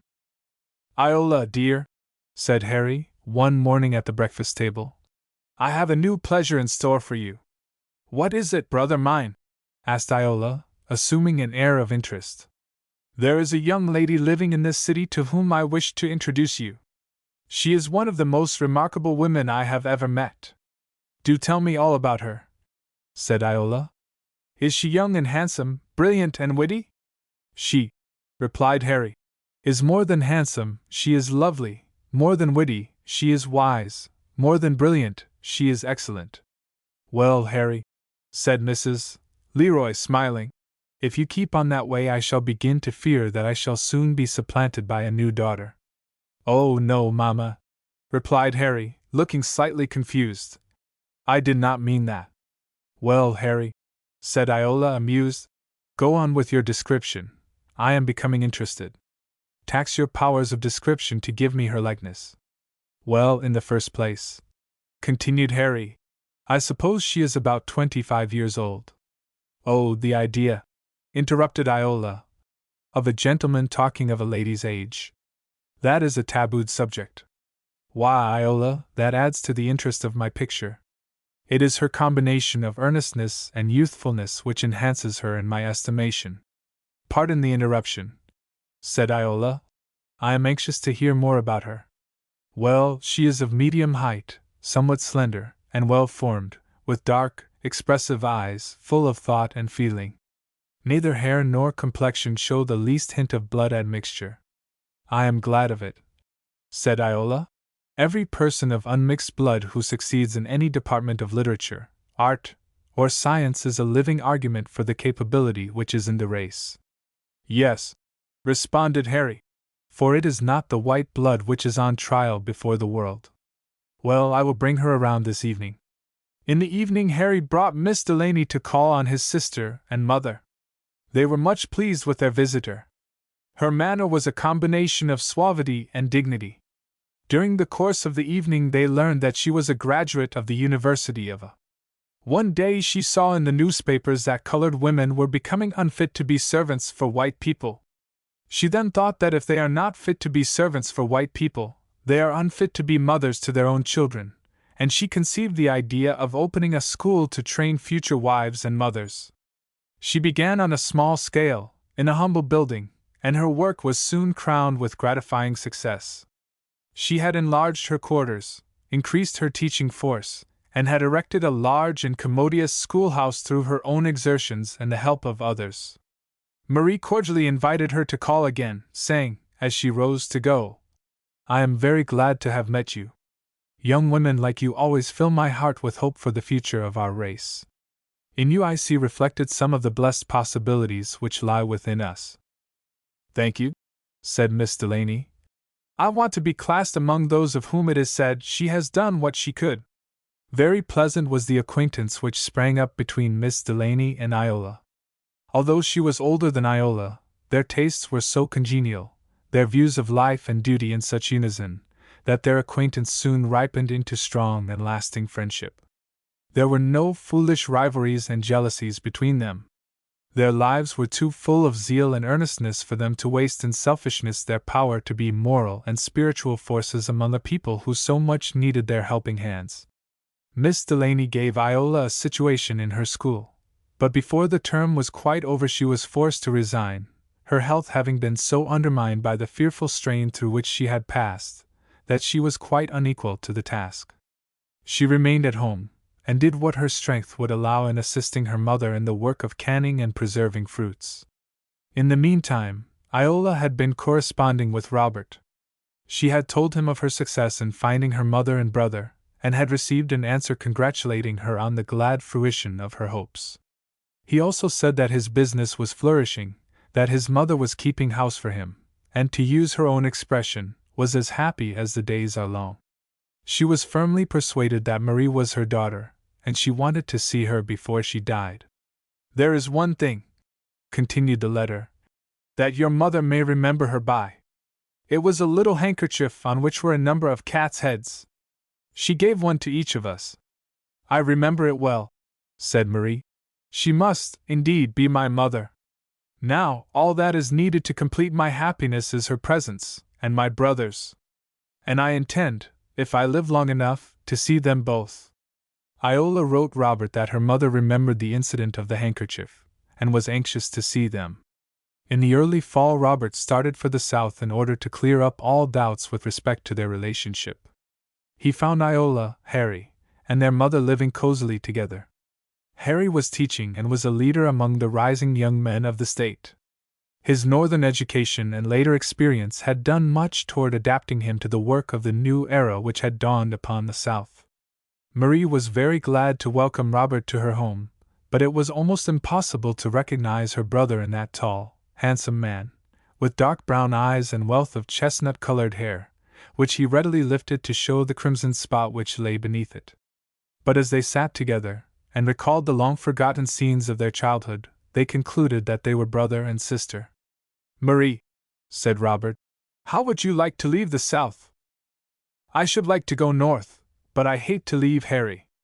He's a splendid young fellow, although I say it myself. He is so fearless and outspoken that I am constantly anxious about him, especially at election time." Harry then entered the room, and, being introduced to Robert, gave him a cordial welcome. He had just returned from school. "We were talking of you, my son," said Marie. "What were you saying?" "Nothing of the absent but good?" asked Harry. "I was telling your uncle, who wants me to come north, that I would go, but I am afraid that you will get into trouble and be murdered, as many others have been." "Oh, well, mother, I shall not die till my time comes. And if I die helping the poor and needy, I shall die at my post. Could a man choose a better place to die?" "Were you aware of the virulence of caste prejudice, and the disabilities which surround the colored people when you cast your lot with them?" asked Robert. "Not fully," replied Harry. "But after I found out that I was colored, I consulted the principal of the school, where I was studying, in reference to the future. He said that if I stayed in the North, he had friends whom he believed would give me any situation I could fill, and I could simply take my place in the rank of workers, the same as any other man. Then he told me of the army, and I made up my mind to enter it, actuated by a desire to find my mother and sister, and at any rate I wanted to avenge their wrongs. I do not feel so now. Since I have seen the fearful ravages of war, I have learned to pity and forgive. The principal said he thought I would be more apt to find my family if I joined a colored regiment in the West than if I joined one of the main companies. I confess at first I felt a shrinking from taking the step, but love for my mother overcame all repugnance on my part. Now that I have linked my fortunes to the race, I intend to do all I can for its elevation. As he spoke, Robert gazed admiringly on the young face, lit up by noble purposes and lofty enthusiasm. You are right, Harry. I think it would be treason, not only to the race, but to humanity, to have you ignoring your kindred and masquerading as a white man. I think so, too, said Marie. But, sister, I am anxious for you all to come north. If Harry feels that the place of danger is the post of duty, let him stay, and he can spend his vacations with us. I think both you and Iola need rest and change. Mother longs to see you before she dies. She feels that we have been the children of many prayers and tears, and I want to make her last days as happy as possible. The South has not been a paradise to you all the time, and I should think you would be willing to leave it. Yes, that is so. Iola needs rest and change, and she would be such a comfort to Mother. I suppose, for her sake, I will consent to have her go back with you, at least for a while. In a few days, with many prayers and tears, Marie, half reluctantly, permitted Iola to start for the North in company with Robert Johnson, intending to follow as soon as she could settle her business and see Harry in a good boarding place. Very joyful was the greeting of the dear grandmother. Iola soon nestled in her heart and lent additional sunshine to her once checkered life, and Robert, who had so long been robbed of kith and kin, was delighted with the new accession to his home life. Chapter 24. Northern Experience.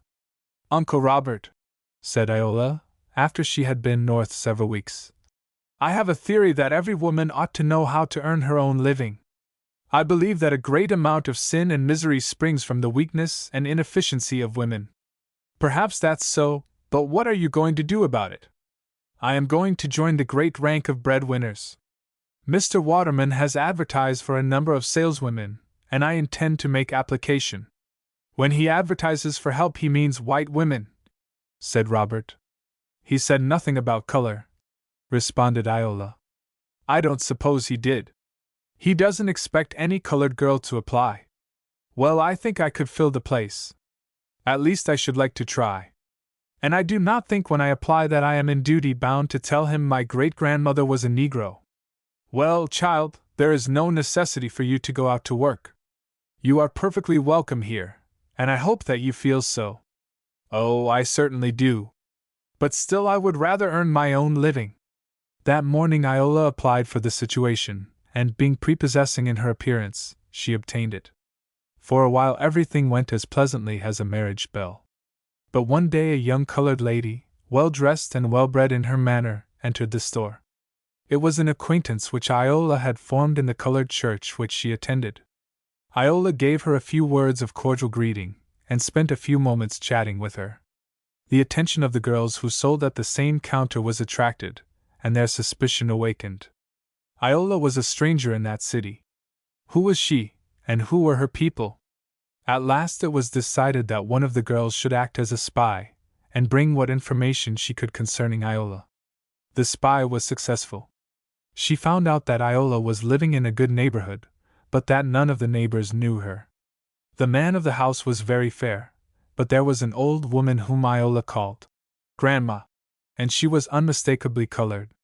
The story was sufficient. If that were true, Iola must be colored, and she should be treated accordingly. Without knowing the cause, Iola noticed a chill in the social atmosphere of the store, which communicated itself to the cash boys, and they treated her so insolently that her situation became very uncomfortable. She saw the proprietor, resigned her position, and asked for and obtained a letter of recommendation to another merchant who had advertised for a saleswoman. In applying for the place, she took the precaution to inform her employer that she was colored. It made no difference to him, but he said, "Don't say anything about it to the girls. They might not be willing to work with you." Iola smiled, did not promise, and accepted the situation. She entered upon her duties, and proved quite acceptable as a saleswoman. One day, during an interval in business, the girls began to talk of their respective churches, and the question was put to Iola. "Where do you go to church?" "I go," she replied, "to Rev Rivers Church, corner of 8th and L Streets." "Oh, no, you must be mistaken. There is no church there except a colored one. That is where I go." "Why do you go there?" "Because I liked it when I came here, and joined it." "A member of a colored church? What under heaven possessed you to do such a thing?" "Because I wished to be with my own people." Here the interrogator stopped, and looked surprised and pained, and almost instinctively moved a little farther from her. After the store was closed, the girls had an animated discussion, which resulted in the information being sent to Mr. Cohen that Iola was a colored girl, and that they protested against her being continued in his employ. Mr. Cohen yielded to the pressure, and informed Iola that her services were no longer needed. When Robert came home in the evening, he found that Iola had lost her situation, and was looking somewhat discouraged. "Well, uncle," she said, "I feel out of heart.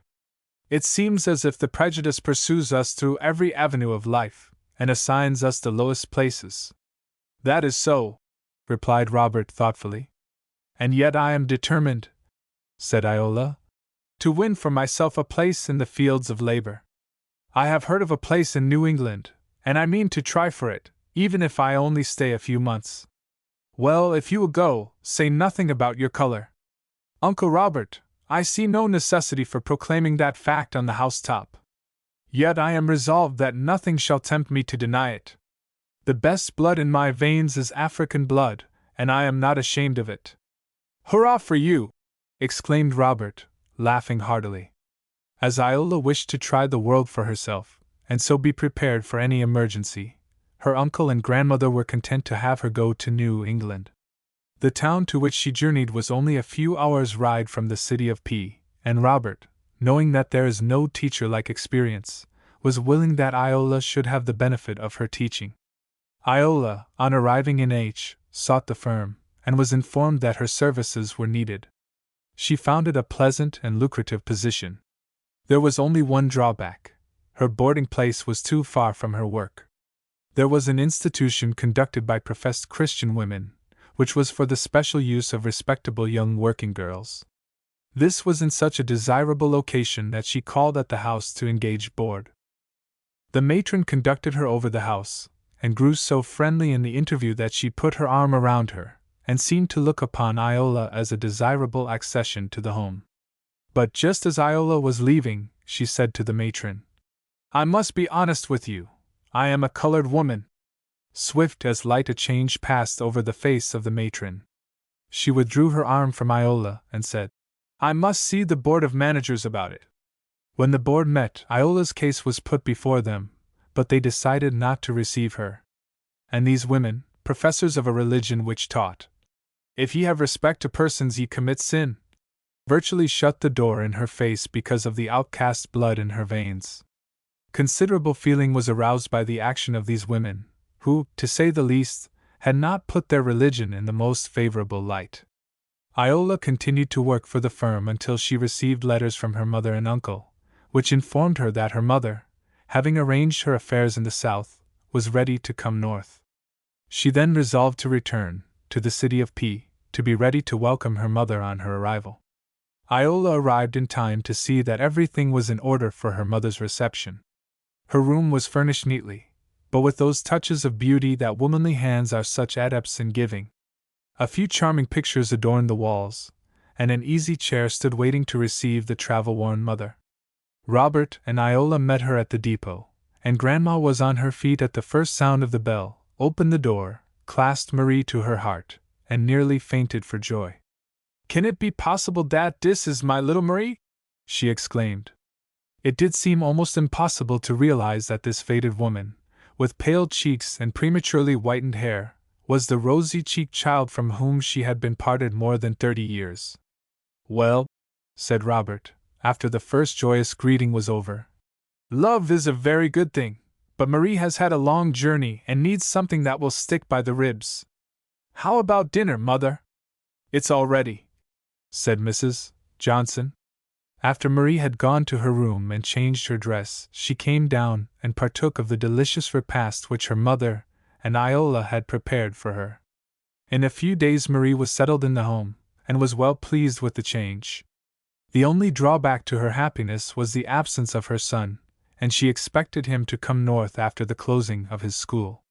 "Uncle Robert," said Iola, after her mother had been with them several weeks, "I am tired of being idle." "What's the matter now?"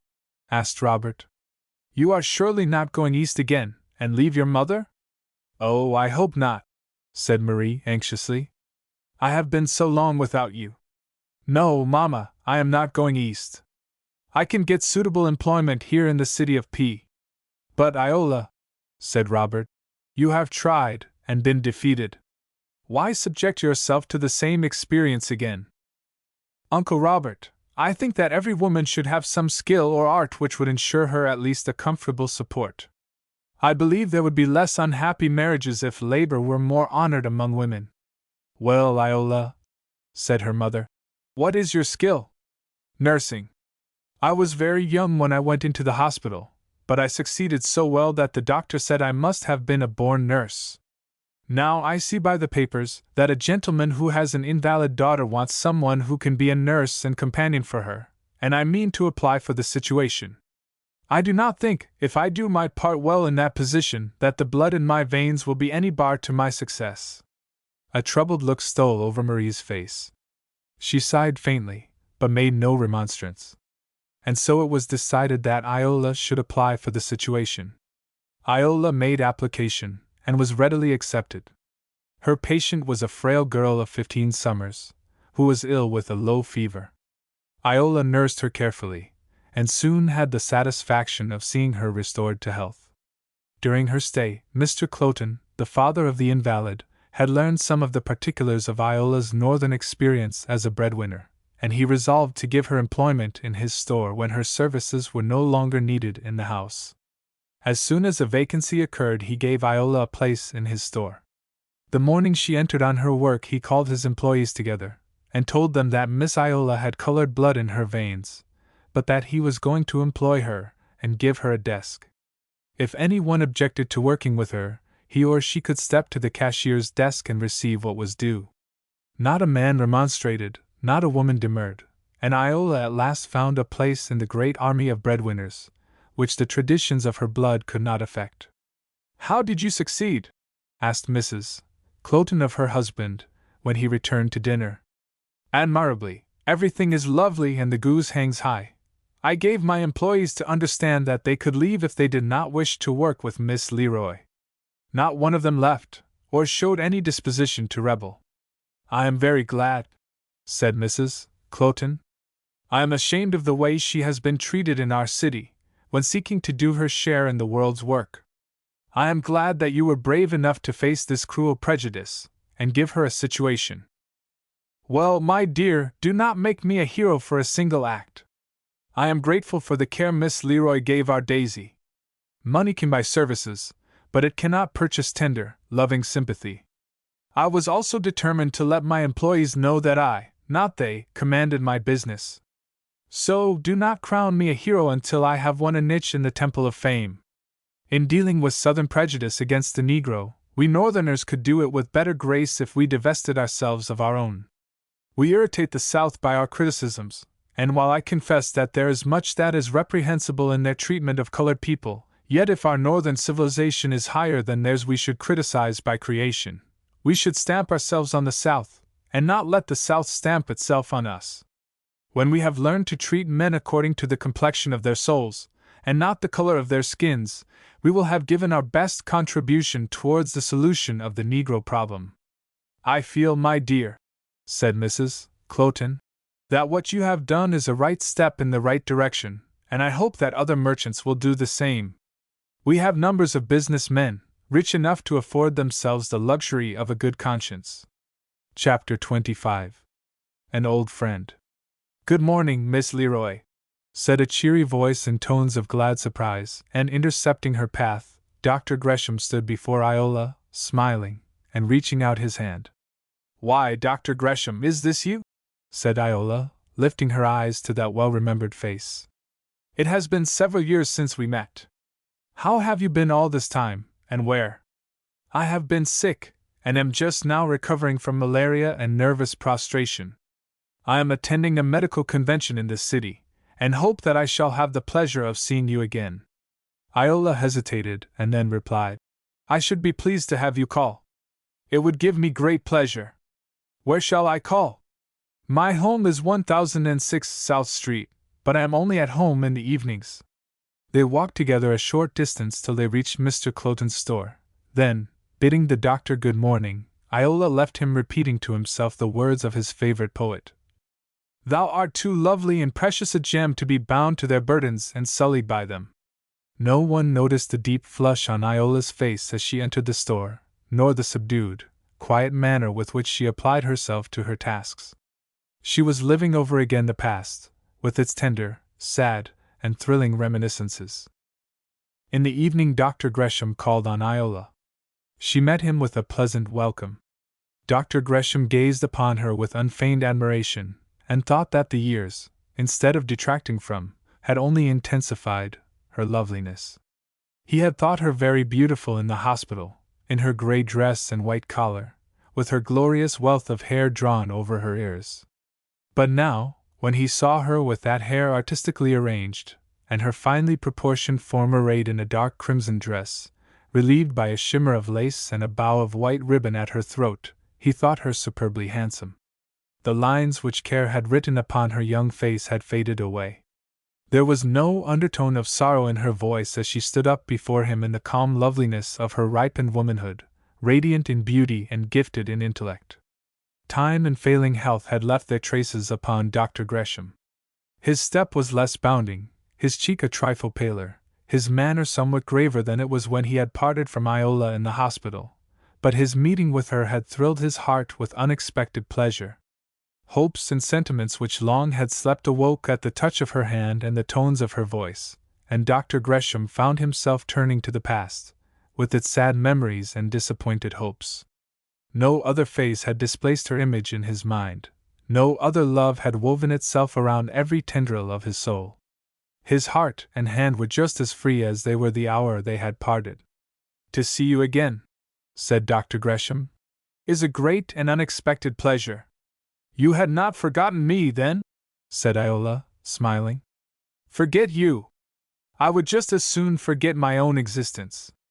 I do not think that time will ever efface the impressions of those days in which we met so often. When last we met you were intending to search for your mother. Have you been successful?" "More than successful," said Iola, with a joyous ring in her voice. "I have found my mother, brother, grandmother, and uncle, and except my brother, we are all living together, and we are so happy. Excuse me a few minutes," she said, and left the room. Iola soon returned, bringing with her her mother and grandmother. "These," said Iola, introducing her mother and grandmother, "are the once severed branches of our family, and this gentleman you have seen before," continued Iola, as Robert entered the room.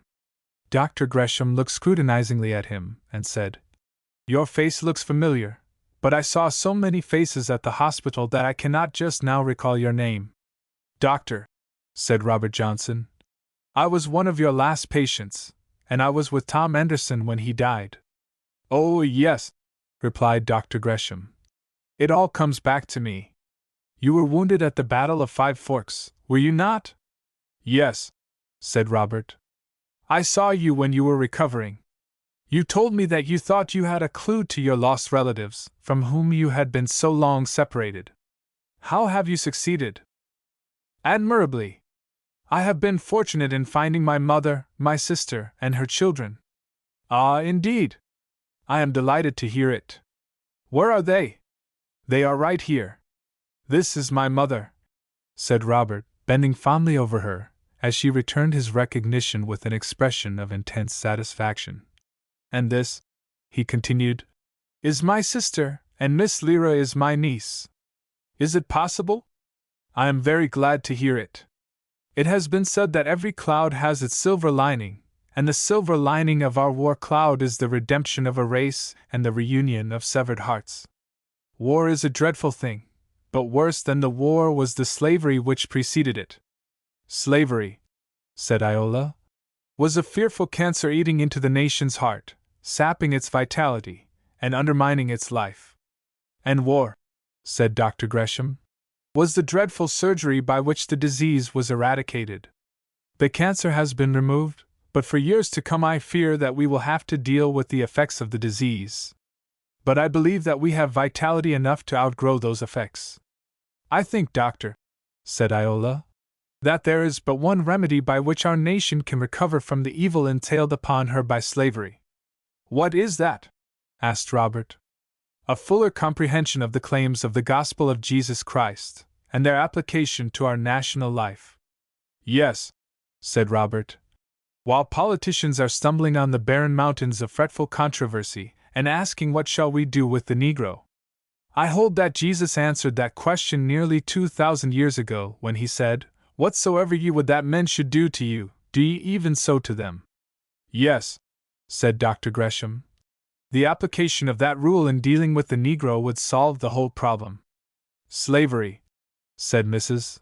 Leroy, is dead, but the spirit which animated it still lives, and I think that a reckless disregard for human life is more the outgrowth of slavery than any actual hatred of the Negro. The problem of the nation, continued Dr. Gresham, is not what men will do with the Negro, but what will they do with the reckless, lawless white men who murder, lynch, and burn their fellow citizens. To me, these lynchings and burnings are perfectly alarming. Both races have reacted on each other. Men fettered the slave and cramped their own souls, denied him knowledge, and darkened their spiritual insight, subdued him to the pliancy of submission, and in their turn became the thralls of public opinion. The Negro came here from the heathenism of Africa, but the young colonies could not take into their early civilization a stream of barbaric blood without being affected by its influence, and the Negro, poor and despised as he is, has laid his hands on our southern civilization and helped mold its character. Yes, said Mrs. Leroy. The colored nurse could not nestle her master's child in her arms, hold up his baby footsteps on their floors, and walk with him through the impressible and formative period of his young life without leaving upon him the impress of her hand. I am glad, said Robert, for the whole nation's sake, that slavery has been destroyed. And our work, said Dr. Gresham, is to build over the desolations of the past a better and brighter future. The great distinction between savagery and civilization is the creation and maintenance of law. A people cannot habitually trample on law and justice without retrograding toward barbarism. But I am hopeful that time will bring us changes for the better, that, as we get farther away from the war, we will outgrow the animosities and prejudices engendered by slavery. The short-sightedness of our fathers linked the Negro's destiny to ours. We are feeling the friction of the ligatures which bind us together, but I hope that the time will speedily come when the best members of both races will unite for the maintenance of law and order and the progress and prosperity of the country, and that the intelligence and virtue of the South will be strong to grapple effectually with its ignorance and vice. I hope that time will speedily come, said Marie. My son is in the South, and I am always anxious for his safety. He is not only a teacher, but a leading young man in the community where he lives. Yes, said Robert, and when I see the splendid work he is doing in the South, I am glad that, instead of trying to pass for a white man, he has cast his lot with us. But, answered Dr. Gresham, he would possess advantages as a white man which he could not if he were known to be colored. Doctor, said Iola, decidedly, he has greater advantages as a colored man. I do not understand you, said Dr. Gresham, looking somewhat puzzled. Doctor, continued Iola, I do not think life's highest advantages are those that we can see with our eyes or grasp with our hands. To whom today is the world most indebted, to its millionaires or to its martyrs? Taking it from the ideal standpoint, replied the doctor, I should say its martyrs.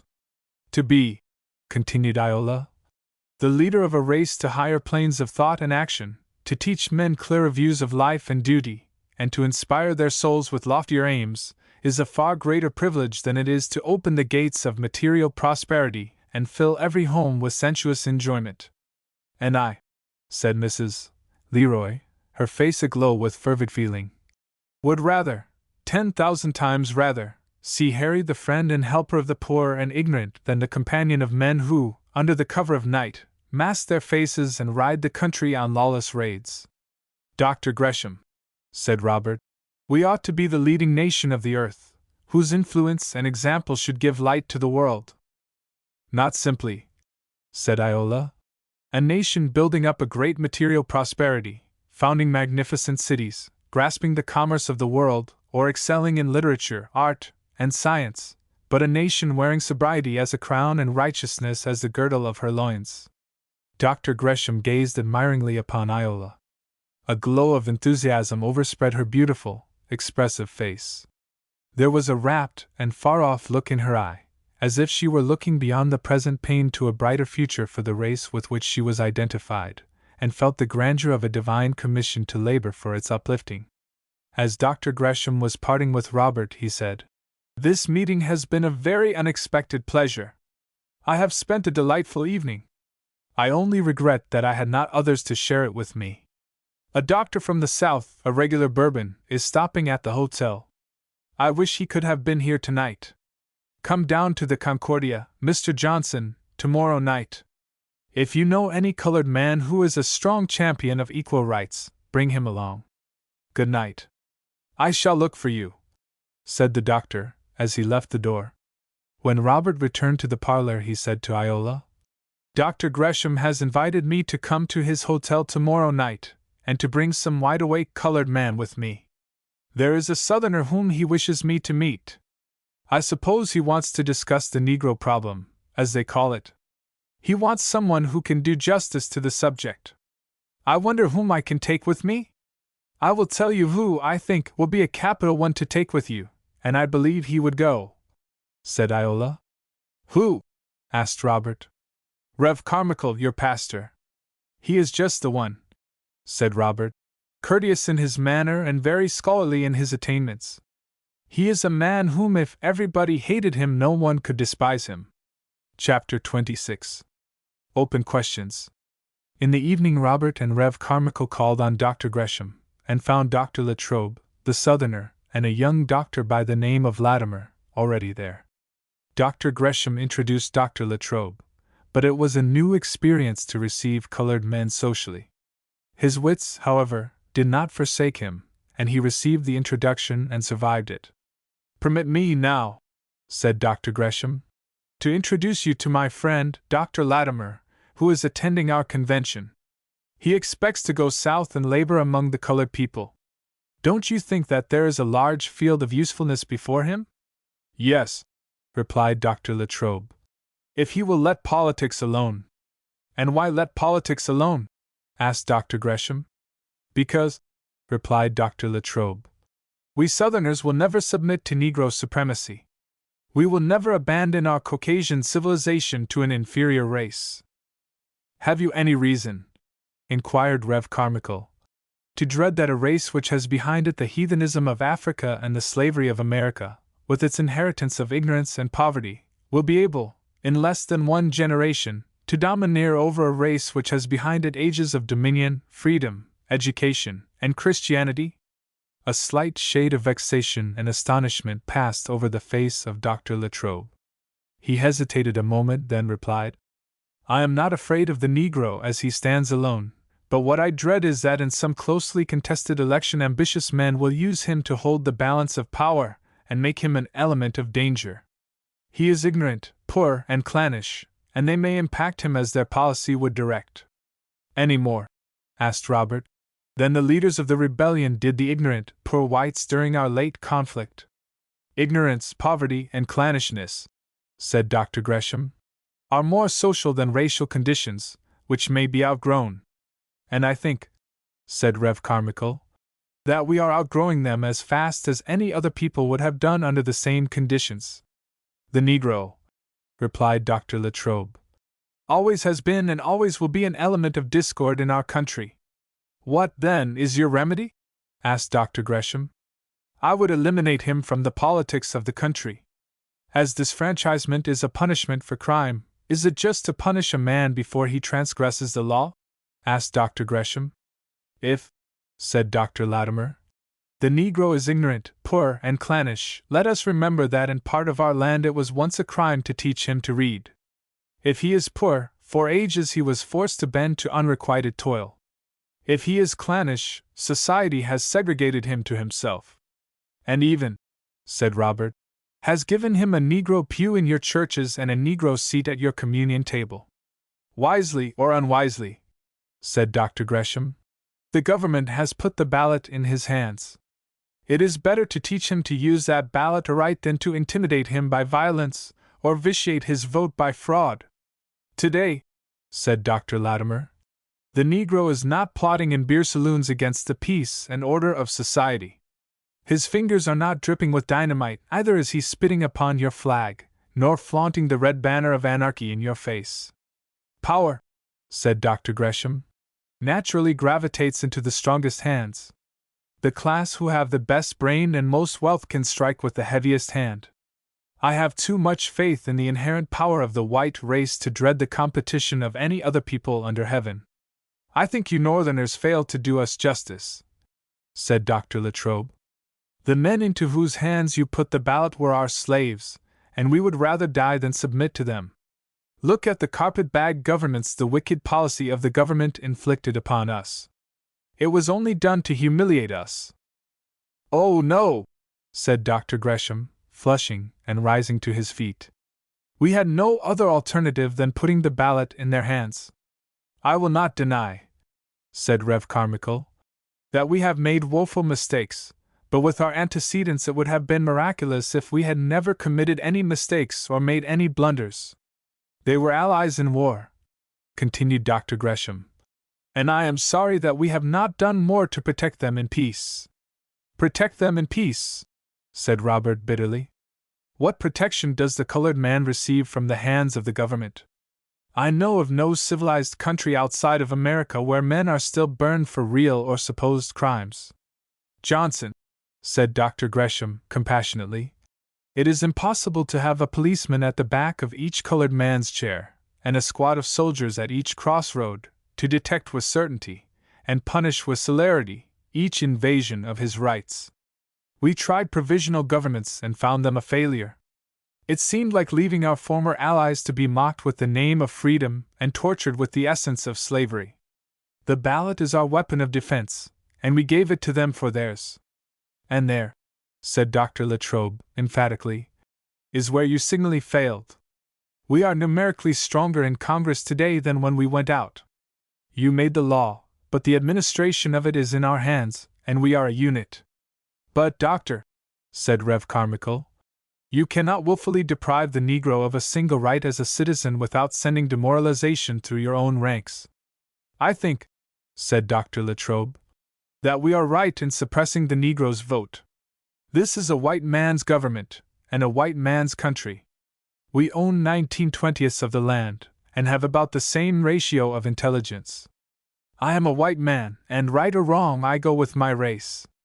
But, Doctor, said Rev. Carmichael, there are rights more sacred than the rights of property and superior intelligence. What are they?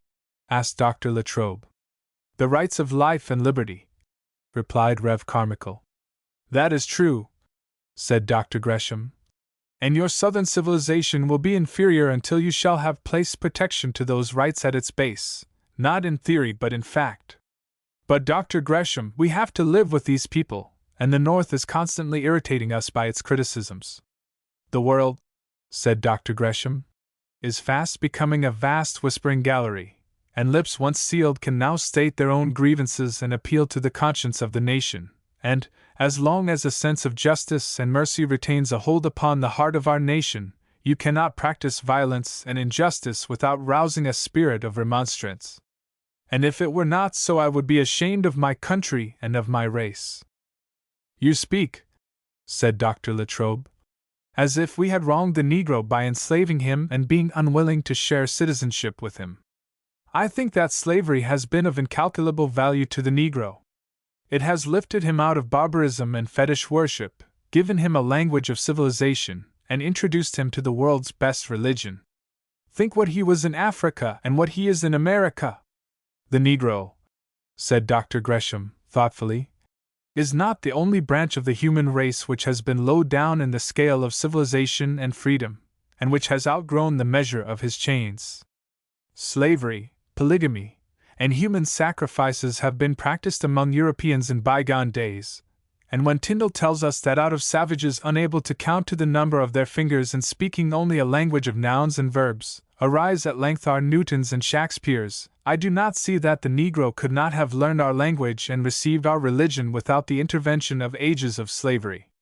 If, said Rev. Carmichael, Mohammedanism, with its imperfect creed, is successful in gathering large numbers of Negroes beneath the crescent, could not a legitimate commerce and the teachings of a pure Christianity have done as much to plant the standard of the cross over the ramparts of sin and idolatry in Africa? Surely we cannot concede that the light of the crescent is greater than the glory of the cross, that there is less constraining power in the Christ of Calvary than in the prophet of Arabia? I do not think that I underrate the difficulties in your way when I say that you young men are holding in your hands golden opportunities which it would be madness and folly to throw away. It is your grand opportunity to help build up a new South, not on the shifting sands of policy and expediency, but on the broad basis of equal justice and universal freedom. Do this and you will be blessed, and will make your life a blessing.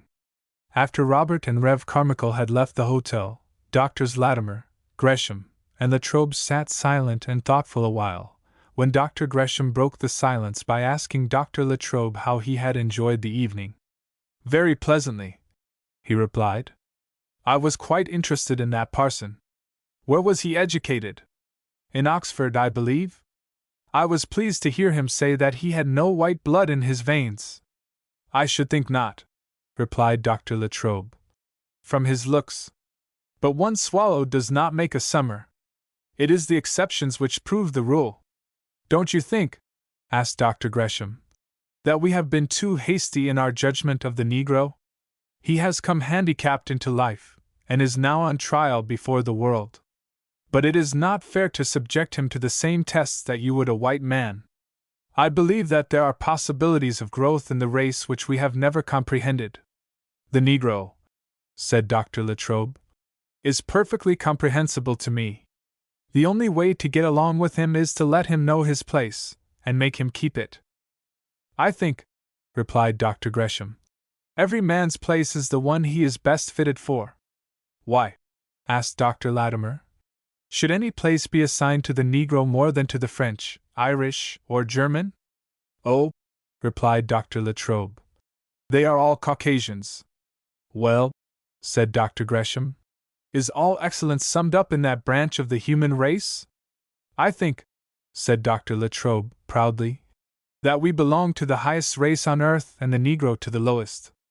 And yet, said Dr. Latimer, you have consorted with them till you have bleached their faces to the whiteness of your own. Your children nestle in their bosoms, they are around you as body servants, and yet if one of them should attempt to associate with you, your bitterest scorn and indignation would be visited upon them. I think, said Dr. Latrobe, that feeling grows out of our Anglo-Saxon regard for the marriage relation. These white Negroes are of illegitimate origin, and we would scorn to share our social life with them. Their blood is tainted. Who tainted it? Asked Dr. Latimer, bitterly. You give absolution to the fathers, and visit the misfortunes of the mothers upon the children. But, doctor, what kind of society would we have if we put down the bars and admitted everybody to social equality? This idea of social equality, said Dr. Latimer, is only a bugbear which frightens well-meaning people from dealing justly with the Negro. I know of no place on earth where there is perfect social equality, and I doubt if there is such a thing in heaven. The sinner who repents on his deathbed cannot be the equal of St. Paul or the beloved disciple. Doctor, said Dr. Gresham, I sometimes think that the final solution of this question will be the absorption of the Negro into our race. Never! Never! Exclaimed Dr. Latrobe, vehemently. It would be a death blow to American civilization. Why, doctor? Said Dr. Latimer. You Southerners began this absorption before the war. I understand that in one decade the mixed bloods rose from 1/9 to 1/8 of the population, and that as early as 1663 a law was passed in Maryland to prevent English women from intermarrying with slaves, And even now, your laws against miscegenation presuppose that you apprehend danger from that source. Doctor, it is no use talking, replied Dr. Latrobe wearily. There are niggers who are as white as I am, but the taint of blood is there, and we always exclude it. How do you know it is there? Asked Dr. Gresham. Oh, there are tricks of blood which always betray them. My eyes are more practiced than yours. I can always tell them. Now, that Johnson is as white as any man, but I knew he was a nigger the moment I saw him. I saw it in his eye. Dr. Latimer smiled at Dr. Latrobe's assertion, but did not attempt to refute it, and bade him good night. I think, said Dr. Latrobe, that our war was the great mistake of the 19th century. It has left us very serious complications. We cannot amalgamate with the Negroes. We cannot expatriate them. Now, what are we to do with them? Deal justly with them, said Dr. Gresham, and let them alone. Try to create a moral sentiment in the nation, which will consider a wrong done to the weakest of them as a wrong done to the whole community. Whenever you find ministers too righteous to be faithless, cowardly, and time-serving, women too Christly to be scornful, and public men too noble to be tricky and too honest to pander to the prejudices of the people, stand by them and give them your moral support. Doctor, said Latrobe, with your views you ought to be a preacher striving to usher in the millennium. It can't come too soon, replied Dr. Gresham. Chapter 27. Diverging Paths. On the eve of his departure from the city of P, Dr. Gresham called on Iola, and found her alone. They talked a while of reminiscences of the war and hospital life, when Dr. Gresham, approaching Iola, said, Miss Leroy, I am glad the great object of your life is accomplished, and that you have found all your relatives. Years have passed since we parted, years in which I have vainly tried to get a trace of you and have been baffled, but I have found you at last. Clasping her hand in his, he continued, I would it were so that I should never lose you again. Iola, will you not grant me the privilege of holding this hand as mine all through the future of our lives? Your search for your mother is ended. She is well cared for. Are you not free at last to share with me my northern home, free to be mine as nothing else on earth is mine? Dr. Gresham looked eagerly on Iola's face, and tried to read its varying expression. Iola, I learned to love you in the hospital. I have tried to forget you, but it has been all in vain. Your image is just as deeply engraven on my heart as it was the day we parted. Doctor, she replied sadly but firmly, as she withdrew her hand from his, I feel now as I felt then, that there is an insurmountable barrier between us. What is it, Iola? Asked Dr. Gresham, anxiously. It is the public opinion which assigns me a place with the colored people. But what right has public opinion to interfere with our marriage relations? Why should we yield to its behests? Because it is stronger than we are, and we cannot run counter to it without suffering its penalties. And what are they, Iola? Shadows that you merely dread? No! No! The penalties of social ostracism north and south, except here and there some grand and noble exceptions. I do not think that you fully realize how much prejudice against colored people permeates society, lowers the tone of our religion, and reacts upon the life of the nation. After freedom came, Mama was living in the city of A, and wanted to unite with a Christian church there. She made application for membership. She passed her examination as a candidate, and was received as a church member. When she was about to make her first communion, she unintentionally took her seat at the head of the column. The elder who was administering the communion gave her the bread in the order in which she sat, but before he gave her the wine someone touched him on the shoulder and whispered a word in his ear. He then passed Mama by, gave the cup to others, and then returned to her. From that rite connected with the holiest memories of earth, my poor mother returned humiliated and depressed. What a shame! Exclaimed Dr. Gresham, indignantly. I have seen, continued Iola, the same spirit manifested in the North. Mama once attempted to do missionary work in this city. One day she found an outcast colored girl, whom she wished to rescue. She took her to an asylum for fallen women and made an application for her, but was refused. Colored girls were not received there. Soon after, Mama found among the colored people an outcast white girl. Mama's sympathies, unfettered by class distinction, were aroused in her behalf, and in company with 2 white ladies she went with the girl to that same refuge. For her the door was freely opened and admittance readily granted. It was as if 2 women were sinking in the quicksands, and on the solid land stood other women with lifelines in their hands, seeing the deadly sands slowly creeping up around the hapless victims. To one they readily threw the lines of deliverance, but for the other there was not one strand of salvation. Sometimes since, to the same asylum, came a poor fallen girl who had escaped from the clutches of a wicked woman.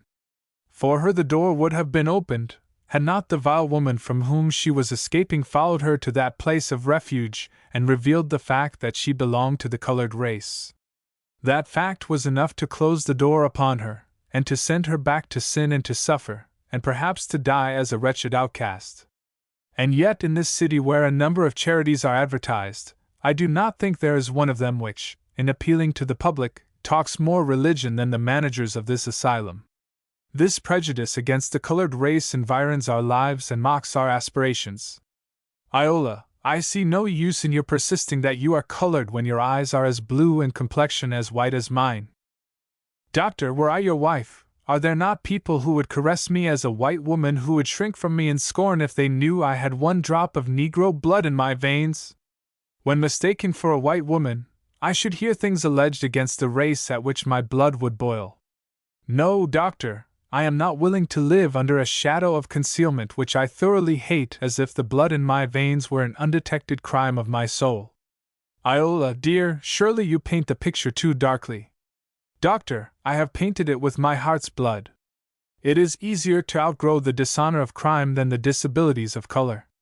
You have created in this country an aristocracy of color wide enough to include the South with its treason and Utah with its abominations, but too narrow to include the best and bravest colored man who bared his breast to the bullets of the enemy during your fratricidal strife. Is not the most arrant rebel today more acceptable to you than the most faithful colored man? No! No! Exclaimed Dr. Gresham, vehemently. You are wrong. I belong to the Grand Army of the Republic. We have no separate state posts for the colored people, and were such a thing proposed, the majority of our members, I believe, would be against it.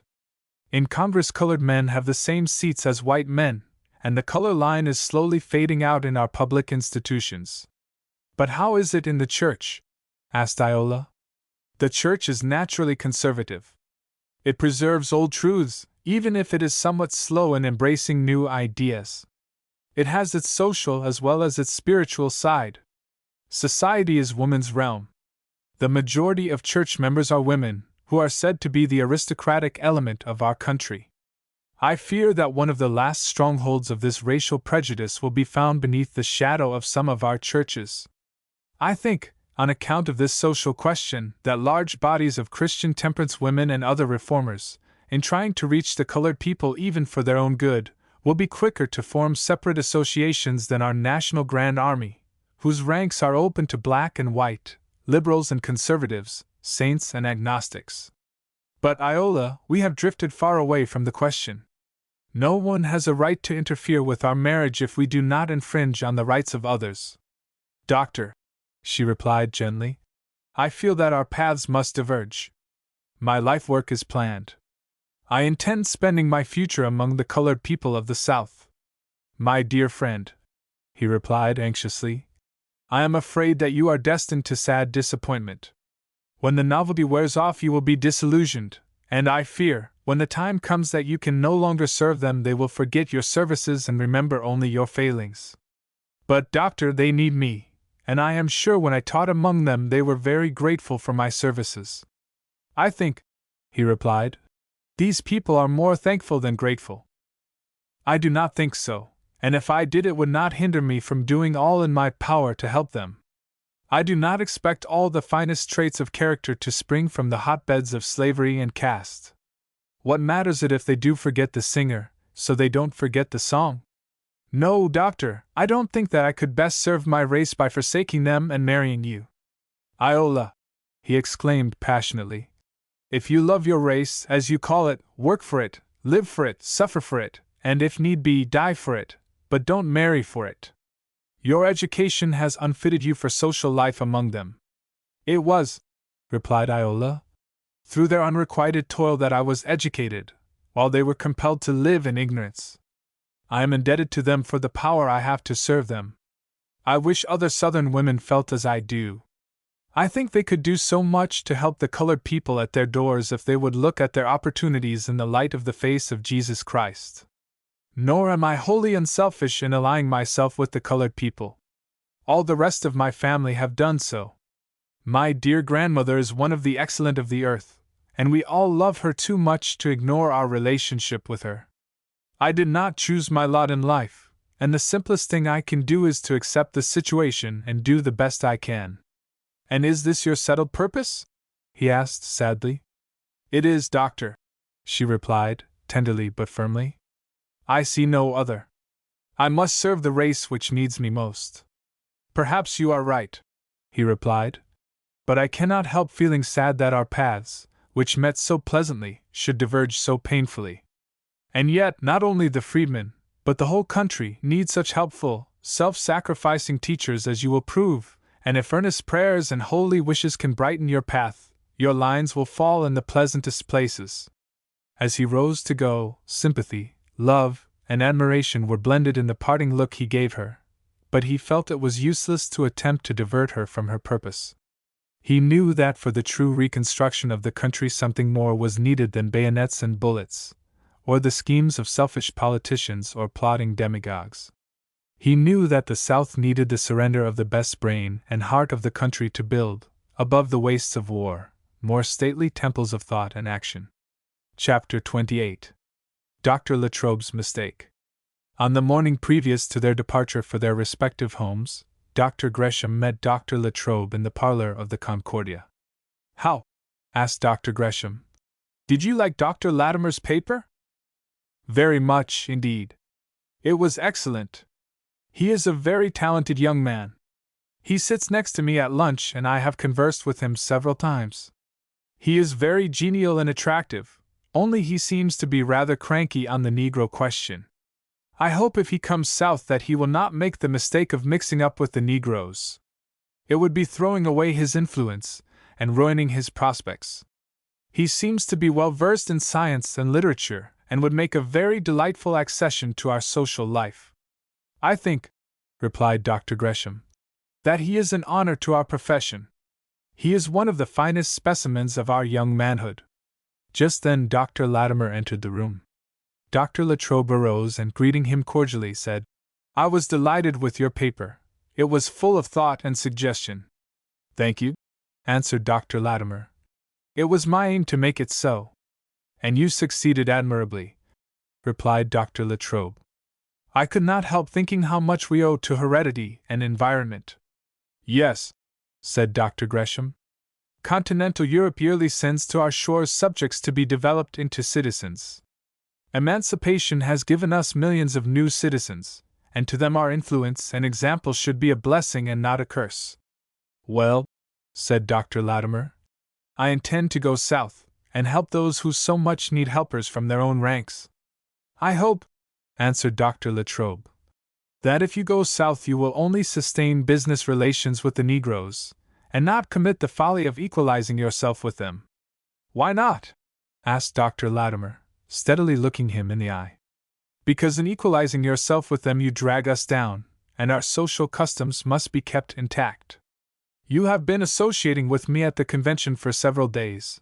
I do not see that the contact has dragged you down, has it?" "You! What has that got to do with associating with niggers?" asked Dr. Latrobe curtly. "The blood of that race is coursing through my veins." "I am one of them," replied Dr. Latimer, proudly raising his head. "You!" exclaimed Dr. Latrobe, with an air of profound astonishment and crimsoning face. "Yes," interposed Dr. Gresham, laughing heartily at Dr. Latrobe's discomfiture. "He belongs to that Negro race both by blood and choice. His father's mother made overtures to receive him as her grandson and heir, but he has nobly refused to forsake his mother's people and has cast his lot with them." "And I," said Dr. Latimer, Would have despised myself if I had done otherwise. Well, well, said Dr. Latrobe, rising. I was never so deceived before. Good morning. Dr. Latrobe had thought he was clear-sighted enough to detect the presence of Negro blood when all physical traces had disappeared. But he had associated with Dr. Latimer for several days, and admired his talent, without suspecting for one moment his racial connection. He could not help feeling a sense of vexation at the signal mistake he had made. Dr. Frank Latimer was the natural grandson of a Southern lady, in whose family his mother had been a slave. The blood of a proud aristocratic ancestry was flowing through his veins, and generations of blood admixture had effaced all trace of his Negro lineage. His complexion was blond, his eye bright and piercing, his lips firm and well-molded, his manner very affable, his intellect active and well stored with information. He was a man capable of winning in life through his rich gifts of inheritance and acquirements. When freedom came, his mother, like Hagar of old, went out into the wide world to seek a living for herself and child.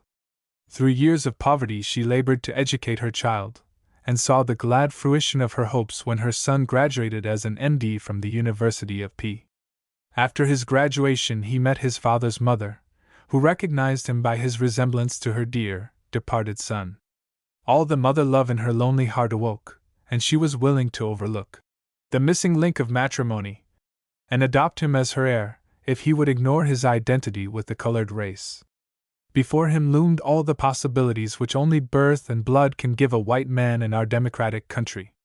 But he was a man of too much sterling worth of character to be willing to forsake his mother's race for the richest advantages his grandmother could bestow. Dr. Gresham had met Dr. Latimer at the beginning of the convention, and had been attracted to him by his frank and genial manner. One morning, when conversing with him, Dr. Gresham had learned some of the salient points of his history, which, instead of repelling him, had only deepened his admiration for the young doctor.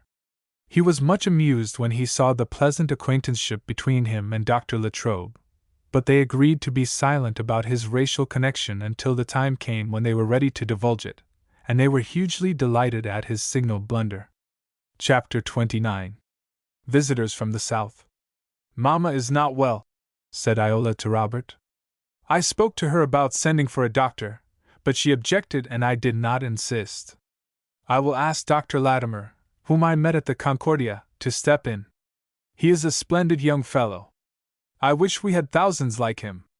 In the evening the doctor called. Without appearing to make a professional visit he engaged Marie in conversation, watched her carefully, and came to the conclusion that her failing health proceeded more from mental than physical causes. "I am so uneasy about Harry," said Mrs. Leroy. "He is so fearless and outspoken. I do wish the attention of the whole nation could be turned to the cruel barbarisms which are a national disgrace. I think the term bloody shirt is one of the most heartless phrases ever invented to divert attention from cruel wrongs and dreadful outrages." Just then Iola came in and was introduced by her uncle to Dr. Latimer, to whom the introduction was a sudden and unexpected pleasure. After an interchange of courtesies, Marie resumed the conversation, saying, "Harry wrote me only last week that a young friend of his had lost his situation because he refused to have his pupils strew flowers on the streets through which Jefferson Davis was to pass. I think," said Dr. Latimer, indignantly, "that the Israelites had just as much right to scatter flowers over the bodies of the Egyptians, when the waves threw back their corpses on the shores of the Red Sea, as these children had to strew the path of Jefferson Davis with flowers. We want our boys to grow up manly citizens, and not cringing sycophants. When do you expect your son, Mrs. Leroy?" "Sometime next week," answered Marie. "And his presence will do you more good than all the medicine in my chest." "I hope, doctor," said Mrs. Leroy, "that we will not lose sight of you, now that your professional visit is ended, for I believe your visit was the result of a conspiracy between Iola and her uncle." Dr. Latimer laughed, as he answered, "Ah, Mrs. Leroy, I see you have found us all out." "Oh, doctor," exclaimed Iola, with pleasing excitement, "there is a young lady coming here to visit me next week. Her name is Miss Lucille Delaney, and she is my ideal woman. She is grand, brave, intellectual, and religious. Is that so? She would make some man an excellent wife, replied Dr. Latimer. Now isn't that perfectly manlike? Answered Iola, smiling. Mamma, what do you think of that? Did any of you gentlemen ever see a young woman of much ability that you did not look upon as a flotsam all adrift until some man had appropriated her? I think, Miss Leroy, that the world's work, if shared, is better done than when it is performed alone. Don't you think your life work will be better done if someone shares it with you? Asked Dr. Latimer, slowly, and with a smile in his eyes. That would depend on the person who shared it, said Iola, faintly blushing. Here, said Robert, a few evenings after this conversation, as he handed Iola a couple of letters, is something which will please you. Iola took the letters, and, after reading one of them, said, Miss Delaney and Harry will be here on Wednesday, and this one is an invitation which also adds to my enjoyment. What is it? Asked Marie. An invitation to a hop or a German? No, but something which I value far more. We are all invited to Mr. Stillman's to a conversazione. What is the object? His object is to gather some of the thinkers and leaders of the race to consult on subjects of vital interest to our welfare. He has invited Dr. Latimer, Professor Grant Orr, of North Carolina, Mr. Forrest, of New York, Hahn, Dugdale, Revs. Carmichael, Cantner, Tunster, Professor Langhorne, of Georgia, and a few ladies, Mrs. Watson, Miss Brown, and others. I am glad that it is neither a hop nor a German, said Iola, but something for which I have been longing. Why, Iola? Asked Robert. Don't you believe in young people having a good time? Oh, yes, answered Iola, seriously. I believe in young people having amusements and recreations, but the times are too serious for us to attempt to make our lives a long holiday. Well, Iola, answered Robert, this is the first holiday we have had in 250 years, and you shouldn't be too exacting. Yes, replied Marie. Human beings naturally crave enjoyment, and if not furnished with good amusements, they are apt to gravitate to low pleasures. Someone, said Robert, has said that the Indian belongs to an old race and looks gloomily back to the past, and that the Negro belongs to a young race and looks hopefully towards the future. If that be so, replied Marie, our race life corresponds more to the follies of youth than the faults of mature years. On Dr. Latimer's next visit he was much pleased to see a great change in Marie's appearance. Her eye had grown brighter, her step more elastic, and the anxiety had faded from her face. Harry had arrived, and with him came Miss Delaney. Good evening, Dr. Latimer, said Iola, cheerily, as she entered the room with Miss Lucille Delaney. This is my friend, Miss Delaney, from Georgia. Were she not present, I would say she is one of the grandest women in America. I am very much pleased to meet you, said Dr. Latimer cordially. I have heard Miss Leroy speak of you. We were expecting you, he added, with a smile. Just then Harry entered the room, and Iola presented him to Dr. Latimer, saying, This is my brother, about whom Mamma was so anxious. Had you a pleasant journey? Asked Dr. Latimer, after the first greetings were over.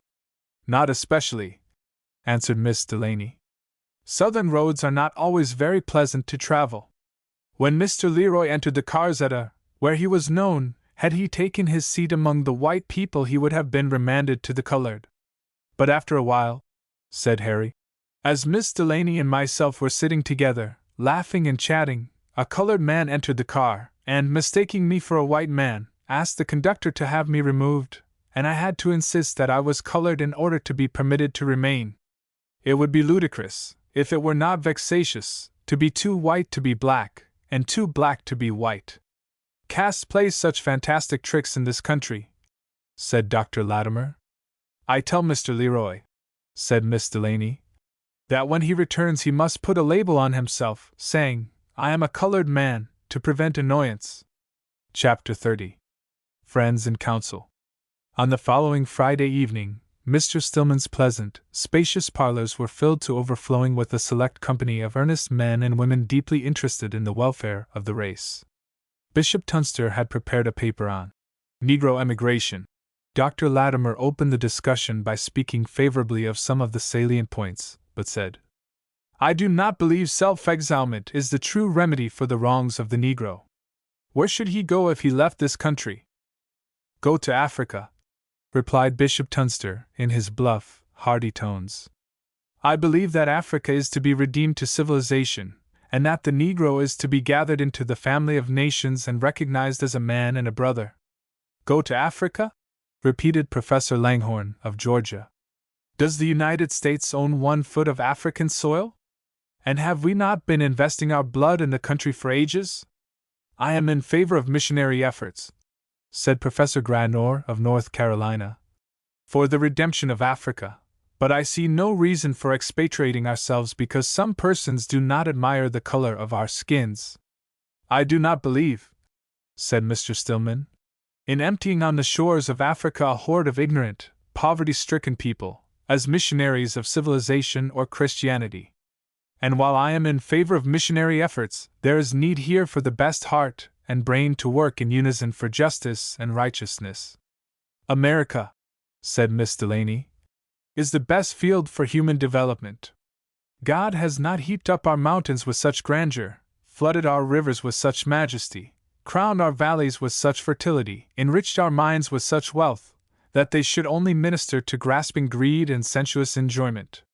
Climate, soil, and physical environments," said Professor Granor, "have much to do with shaping national characteristics. If in Africa, under a tropical sun, the Negro has lagged behind other races in the march of civilization, at least for once in his history he has, in this country, the privilege of using climatic advantages and developing under new conditions." "Yes," replied Dr. Latimer, "and I do not wish our people to become restless and unsettled before they have tried 1 generation of freedom." "I am always glad," said Mr. Forrest, a tall, distinguished-looking gentleman from New York, "when I hear of people who are ill-treated in one section of the country emigrating to another. Men who are deaf to the claims of mercy, and oblivious to the demands of justice, can feel when money is slipping from their pockets." "The Negro," said Hon. Dugdale, "does not present to my mind the picture of an effete and exhausted people, destined to die out before a stronger race. Gilbert Haven once saw a statue which suggested this thought: I am black, but comely. The sun has looked down upon me, but I will teach you who despise me to feel that I am your superior. The men who are acquiring property and building up homes in the South show us what energy and determination may do even in that part of the country. I believe such men can do more to conquer prejudice than if they spent all their lives in shouting for their rights and ignoring their duties. No! As there are millions of us in this country, I think it best to settle down and work out our own salvation here." "How many of us today," asked Professor Langhorne, "would be teaching in the South, if every field of labor in the North was as accessible to us as to the whites? It has been estimated that 1 million young white men have left the South since the war, and, had our chances been equal to theirs, would we have been any more willing to stay in the South with those who need us than they? But this prejudice, by impacting us together, gives us a common cause and brings our intellect in contact with the less favored of our race. I do not believe," said Miss Delaney, "that the Southern white people themselves desire any wholesale exodus of the colored from their labor fields. It would be suicidal to attempt their expatriation. History," said Professor Langhorne, "tells that Spain was once the place where barbarian Europe came to light her lamp. 700 years before there was a public lamp in London, you might have gone through the streets of Cordova amid 10 miles of lighted lamps, and stood there on solidly paved land, when hundreds of years afterwards, in Paris, on a rainy day you would have sunk to your ankles in the mud. But she who bore the name of the Terror of Nations, and the Queen of the Ocean, was not strong enough to dash herself against God's law of retribution and escape unscathed. She inaugurated a crusade of horror against 1 million of her best laborers and artisans. Vainly she expected the blessing of God to crown her work of violence. Instead of seeing the fruition of her hopes in the increased prosperity of her land, depression and paralysis settled on her trade and business. A fearful blow was struck at her agriculture. Decay settled on her manufactories. Money became too scarce to pay the necessary expenses of the king's exchequer, and that once mighty empire became a fallen kingdom, pierced by her crimes and dragged down by her transgressions. We did not, said Iola, place the bounds of our habitation, and I believe we are to be fixtures in this country. But beyond the shadows I see the coruscation of a brighter day, and we can help usher it in, not by answering hate with hate, or giving scorn for scorn, but by striving to be more generous, noble, and just. It seems as if all creation travels to respond to the song of the herald angels, peace on earth, goodwill toward men. The next paper was on Patriotism, by Rev. Cantner. It was a paper in which the white man was extolled as the master race, and spoke as if it were a privilege for the colored man to be linked to his destiny, and to live beneath the shadow of his power. He asserted that the white race of this country is the broadest, most Christian, and humane of that branch of the human family. Dr. Latimer took exception to his position. Law, he said, is the pivot on which the whole universe turns, and obedience to law is the gauge by which a nation's strength or weakness is tried. We have had two evils by which our obedience to law has been tested, slavery and the liquor traffic. How have we dealt with them both? We have been weighed in the balance and found wanting. Millions of slaves and serfs have been liberated during this century, but not even in semi-barbaric Russia, heathen Japan, or Catholic Spain has slavery been abolished through such a fearful conflict as it was in the United States. The liquor traffic still sends its floods of ruin and shame to the habitations of men, and no political party has been found with enough moral power and numerical strength to stay the tide of death. I think, said Professor Gradnor, that what our country needs is truth more than flattery. I do not think that our moral life keeps pace with our mental development and material progress. I know of no civilized country on the globe, Catholic, Protestant, or Mohammedan, where life is less secure than it is in the South. Nearly 1800 years ago, the life of a Roman citizen in Palestine was in danger from mob violence. That pagan government threw around him a wall of living clay, consisting of 470 men, when more than 40 Jews had bound themselves with an oath that they would neither eat nor drink until they had taken the life of the Apostle Paul. Does not true patriotism demand that citizenship should be as much protected in Christian America as it was in heathen Rome? I would have our people, said Miss Delaney, more interested in politics. Instead of forgetting the past, I would have them hold in everlasting remembrance our great deliverance. Hitherto we have never had a country with tender, precious memories to fill our eyes with tears, or glad reminiscences to thrill our hearts with pride and joy. We have been aliens and outcasts in the land of our birth. But I want my pupils to do all in their power to make this country worthy of their deepest devotion and loftiest patriotism. I want them to feel that its glory is their glory, its dishonor their shame. Our esteemed friend, Mrs. Watson, said Iola, sends regrets that she cannot come, but has kindly favored us with a poem called The Rallying Cry. In her letter she says that, although she is no longer young, she feels that in the conflict for the right there's room for young as well as old. She hopes that we will here unite the enthusiasm of youth with the experience of age, and that we will have a pleasant and profitable conference. Is it your pleasure that the poem be read at this stage of our proceedings, or later on? Let us have it now, answered Harry, and I am moved that Miss Delaney be chosen to lend to the poem the charm of her voice. I second the motion, said Iola, smiling, and handing the poem to Miss Delaney. Miss Delaney took the poem and read it with fine effect. The spirit of the poem had entered her soul. A rallying cry. Oh, children of the tropics, amid our pain and wrong, have you no other mission than music, dance, and song? When through the weary ages our dripping tears still fall, is this a time to dally with pleasure's silken thrall? Go, muffle all your viols, as heroes learn to stand, with faith in God's great justice nerve every heart and hand. Dream not of ease nor pleasure, nor honor, wealth, nor fame, till from the dust you've lifted our long dishonored name. And crown that name with glory by deeds of holy worth, to shine with light emblazoned, the noblest name on earth. Count life a dismal failure, unblessing and unblessed, that seeks mid-ease inglorious for pleasure or for rest. With courage, strength, and valor your lives and actions brace, shrink not from toil or hardship, and dangers bravely face. Engrave upon your banners, in words of golden light, that honor, truth, and justice are more than godless might. Above earth's pain and sorrow Christ's dying face I see. I hear the cry of anguish. Why hast thou forsaken me? In the pallor of that anguish I see the only light, to flood with peace and gladness earth's sorrow, pain, and night. Arrayed in Christly armor gainst error, crime, and sin, the victory can't be doubtful, for God is sure to win. The next paper was by Miss Iola Leroy on the education of mothers. I agree, said Rev. Eustace, of St. Mary's Parish, with the paper. The great need of the race is enlightened mothers. And enlightened fathers, too, added Miss Delaney quickly. If there is anything I chafe to see, it is a strong, hearty man shirking his burdens, putting them on the shoulders of his wife, and taking life easy for himself. I always pity such mothers, interposed Iola, tenderly.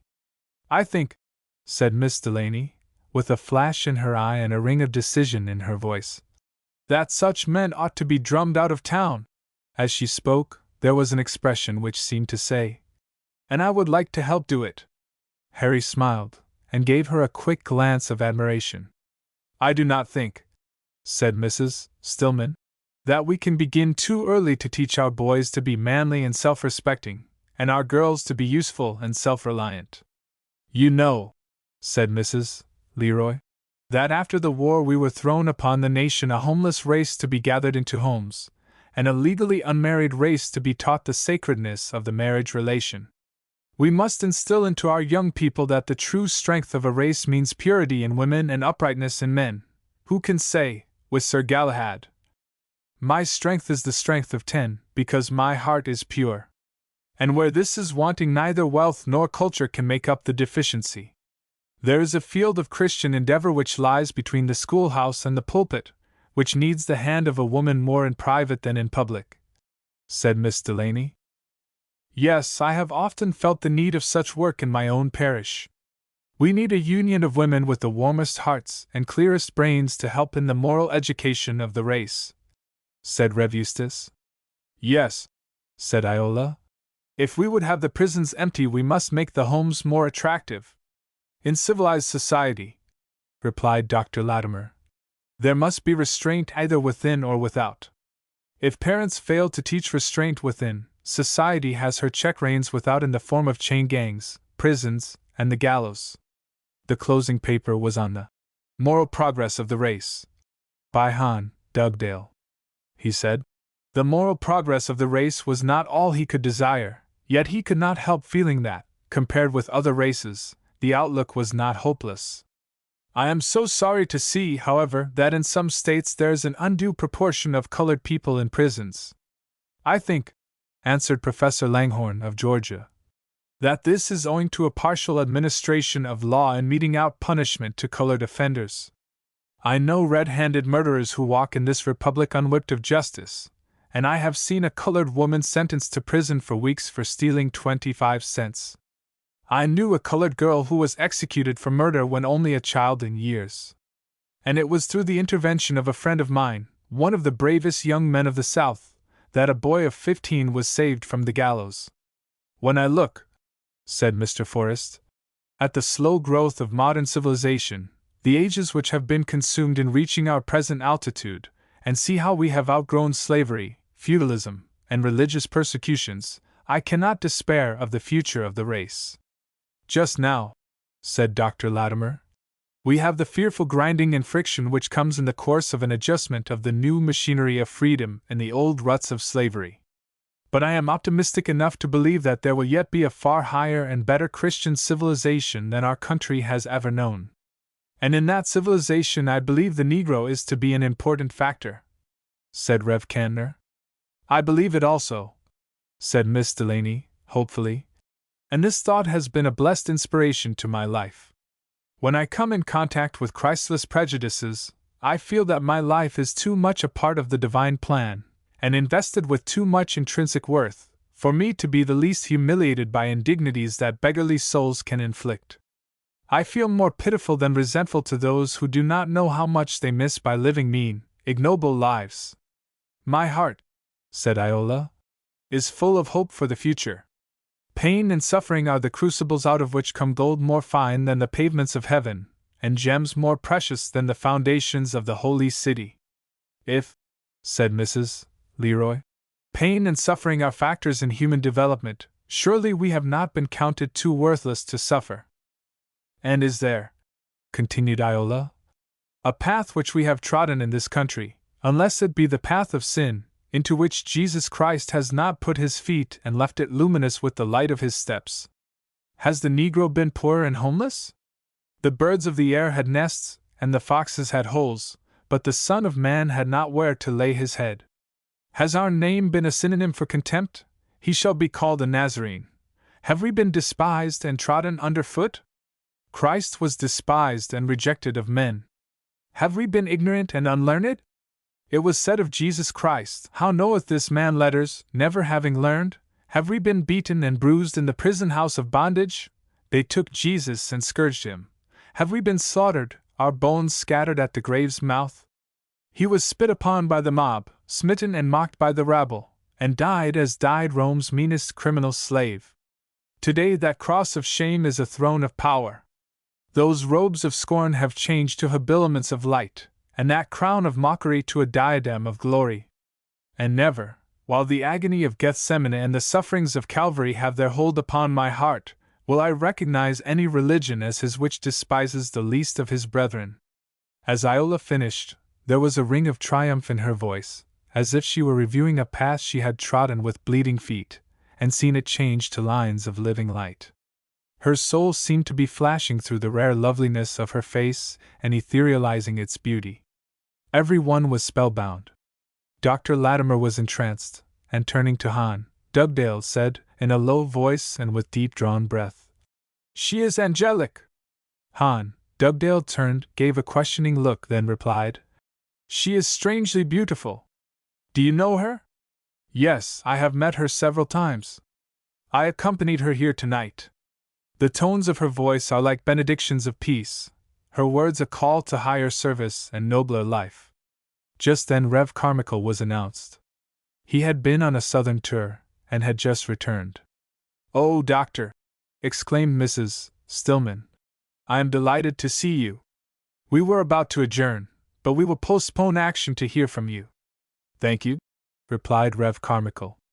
"I have not the cue to the meeting, and will listen while I take breath." "Pardon me," answered Mrs. Stillman. "I should have been more thoughtful than to press so welcome a guest into service before I had given him time for rest and refreshment. But if the courtesy failed on my lips, it did not fail in my heart. I wanted our young folks to see one of our thinkers who had won distinction before the war." "My dear friend," said Rev Carmichael, smiling, "some of these young folks will look on me as a back number. You know the cry has already gone forth, 'Young men to the front.'" "But we need old men for counsel," interposed Mr. Forrest, of New York. "Of course," said Rev Carmichael. "We older men would rather retire gracefully than be relegated or hustled to a back seat. But I am pleased to see doors open to you which were closed to us, and opportunities which were denied us embraced by you." "How?" asked Han, Dugdale. "Do you feel in reference to our people's condition in the South?"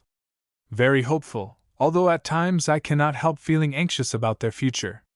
I was delighted with my visits to various institutions of learning, and surprised at the desire manifested among the young people to obtain an education.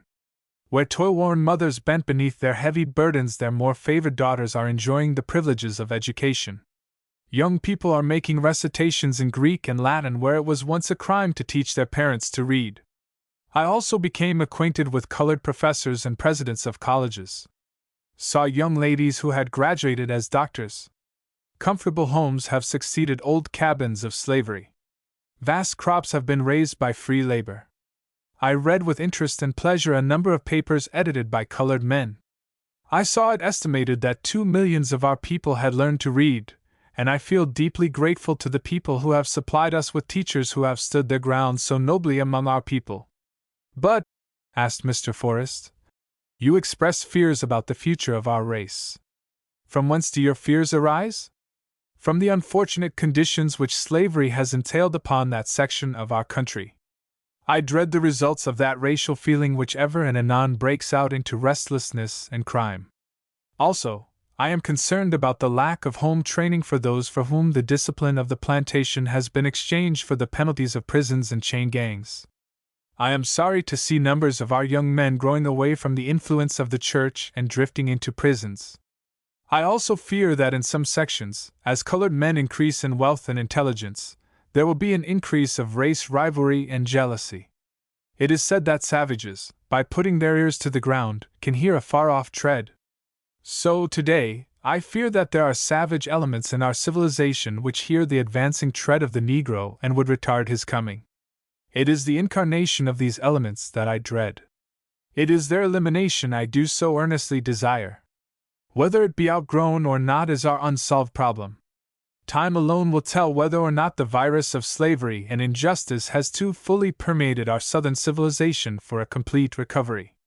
Nations, honeycombed by vice, have fallen beneath the weight of their iniquities. Justice is always uncompromising in its claims and inexorable in its demands. The laws of the universe are never repealed to accommodate our follies. Surely, said Bishop Tunster, the Negro has a higher mission than that of aimlessly drifting through life and patiently waiting for death. We may not, answered Rev. Carmichael, have the same dash, courage, and aggressiveness of other races, accustomed to struggle, achievement, and dominion, but surely the world needs something better than the results of arrogance, aggressiveness, and indomitable power. For the evils of society there are no solvents as potent as love and justice, and our greatest need is not more wealth and learning, but a religion replete with life and glowing with love. Let this be the impelling force in the race, and it cannot fail to rise in the scale of character and condition. And, said Dr. Latimer, instead of narrowing our sympathies to mere racial questions, let us broaden them to humanity's wider issues. Let us, replied Rev. Carmichael, pass it along the lines that to be willfully ignorant is to be shamefully criminal. Let us teach our people not to love pleasure or to fear death, but to learn the true value of life, and to do their part to eliminate the paganism of caste from our holy religion and the lawlessness of savagery from our civilization. How did you enjoy the evening, Marie? Asked Robert, as they walked homeward. I was interested and deeply pleased, answered Marie. I, said Robert, was thinking of the wonderful changes that have come to us since the war. When I sat in those well-lighted, beautifully furnished rooms, I was thinking of the meetings we used to have in bygone days. How we used to go by stealth into lonely woods and gloomy swamps, to tell of our hopes and fears, sorrows and trials. I hope that we will have many more of these gatherings. Let us have the next one here. I am sure, said Marie, I would gladly welcome such a conference at any time. I think such meetings would be so helpful to our young people. Chapter 31. Dawning Affections. Doctor, said Iola, as they walked home from the conversazione, I wish I could do something more for our people than I am doing. I taught in the South till failing health compelled me to change my employment. But now that I am well and strong, I would like to do something of lasting service for the race. Why not? Asked Dr. Latimer. Write a good, strong book which would be helpful to them. I think there is an amount of dormant talent among us, and a large field from which to gather materials for such a book. I would do it, willingly if I could, but one needs both leisure and money to make a successful book. There is material among us for the broadest comedies and the deepest tragedies, but besides money and leisure, it needs patience, perseverance, courage, and the hand of an artist to weave it into the literature of the country. Miss Leroy, you have a large and rich experience. You possess a vivid imagination and glowing fancy. Write, out of the fullness of your heart, a book to inspire men and women with a deeper sense of justice and humanity. Doctor, replied Iola, I would do it if I could, not for the money it might bring, but for the good it might do. But who believes any good can come out of the Black Nazareth? Miss Leroy, out of the race must come its own thinkers and writers. Authors belonging to the white race have written good racial books, for which I am deeply grateful, but it seems to be almost impossible for a white man to put himself completely in our place. No man can feel the iron which enters another man's soul. Well, doctor, when I write a book I shall take you for the hero of my story. Why, what have I done? Asked Dr. Latimer, in a surprised tone. That you should impale me on your pen? You have done nobly, answered Iola, in refusing your grandmother's offer. I only did my duty, he modestly replied. But, said Iola, when others are trying to slip out from the race and pass into the white basis, I cannot help admiring one who acts as if he felt that the weaker the race is, the closer he would cling to it. My mother, replied Dr. Latimer, faithful and true, belongs to that race. Where else should I be? But I know a young lady who could have cast her lot with the favored race, yet chose to take her place with the freed people, as their teacher, friend, and adviser. This young lady was alone in the world. She had been fearfully wronged, and to her stricken heart came a brilliant offer of love, home, and social position. But she bound her heart to the mast of duty, closed her ears to the siren's song, and could not be lured from her purpose. A startled look stole over Iola's face, and lifting her eyes to his, she faltered. Do you know her? Yes, I know her and admire her, and she ought to be made the subject of a soul-inspiring story. Do you know of whom I speak? How should I, doctor? I am sure you have not made me your confidant, she responded demurely. Then she quickly turned and tripped up the steps of her home, which she had just reached. After this conversation, Dr. Latimer became a frequent visitor at Iola's home, and a firm friend of her brother. Harry was at that age when, for the young and inexperienced, vice puts on her fairest guise and most seductive smiles.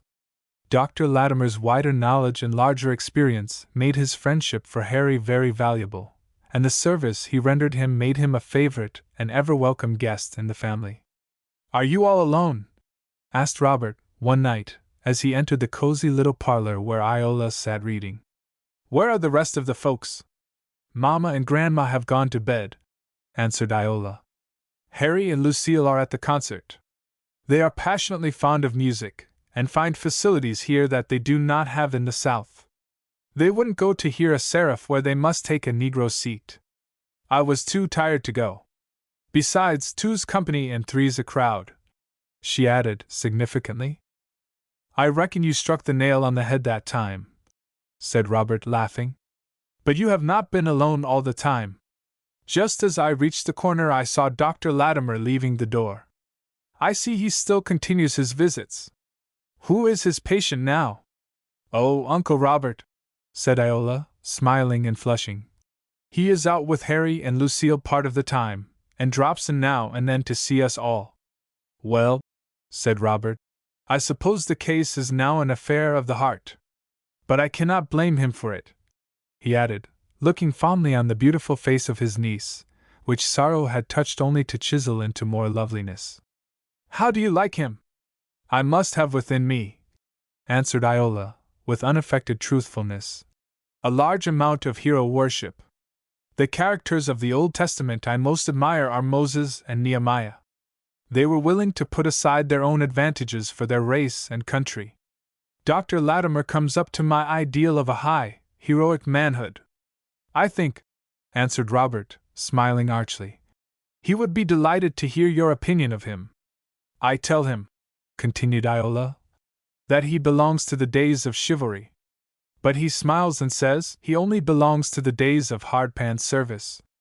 Someone, said Robert, was saying today that he stood in his own light when he refused his grandmother's offer to receive him as her son.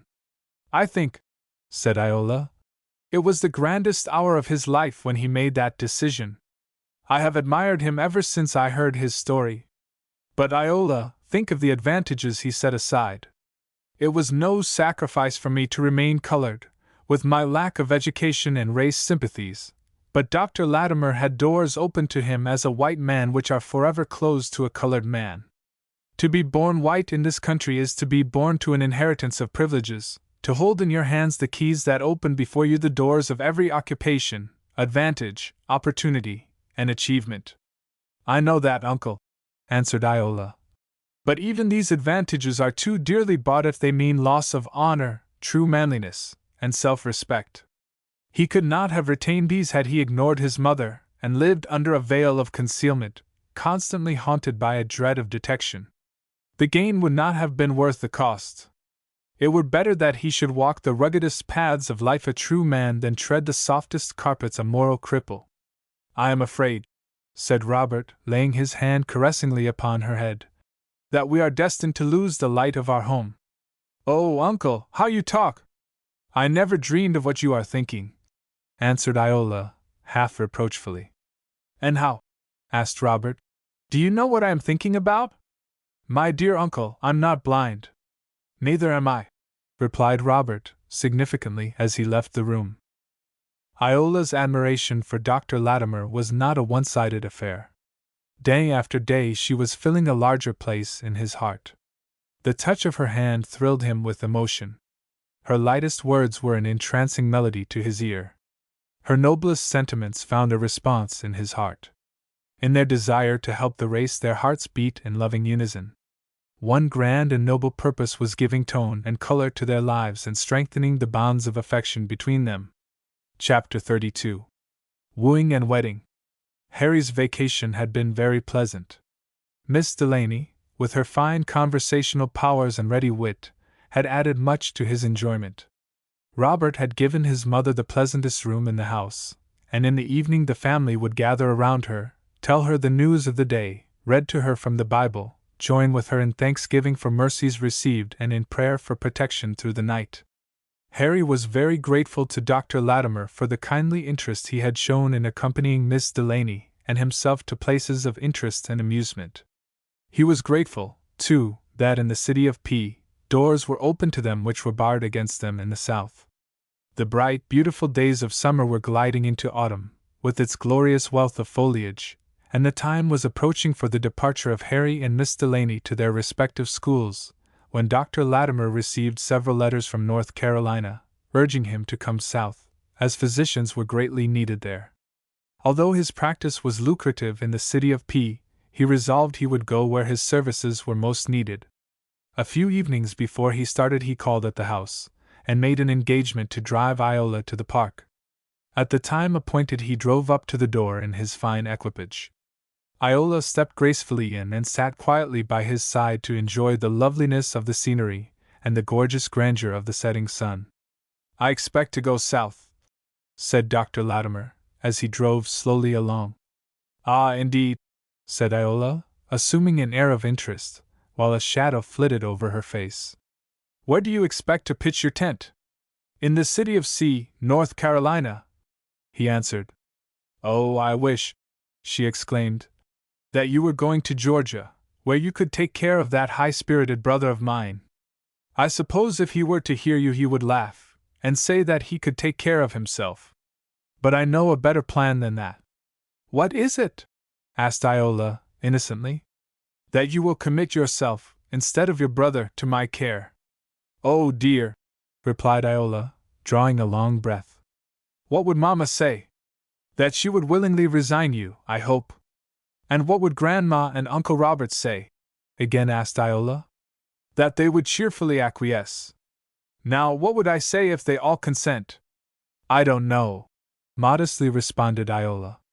Well, replied Dr. Latimer, I would say, could deeds my love discover, could valor gain thy charms, to prove myself thy lover I'd face a world in arms. And prove a good soldier, added Iola, smiling, when there is no battle to fight. Iola, I am in earnest, said Dr. Latimer, passionately. In the work to which I am devoted every burden will be lighter, every path smoother, if brightened and blessed with your companionship. A sober expression swept over Iola's face, and dropping her eyes, she said, I must have time to think. Quietly they rode along the river bank until Dr. Latimer broke the silence by saying, Miss Iola, I think that you brood too much over the condition of our people. Perhaps I do, she replied.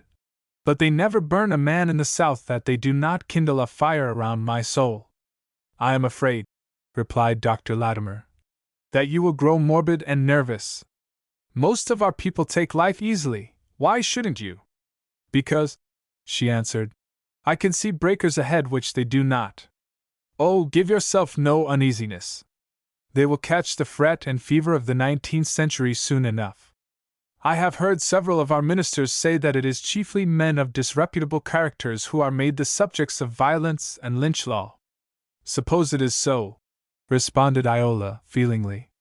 If these men believe in eternal punishment, they ought to feel a greater concern for the wretched sinner who is hurried out of time with all his sins upon his head, than for the godly man who passes through violence to endless rest.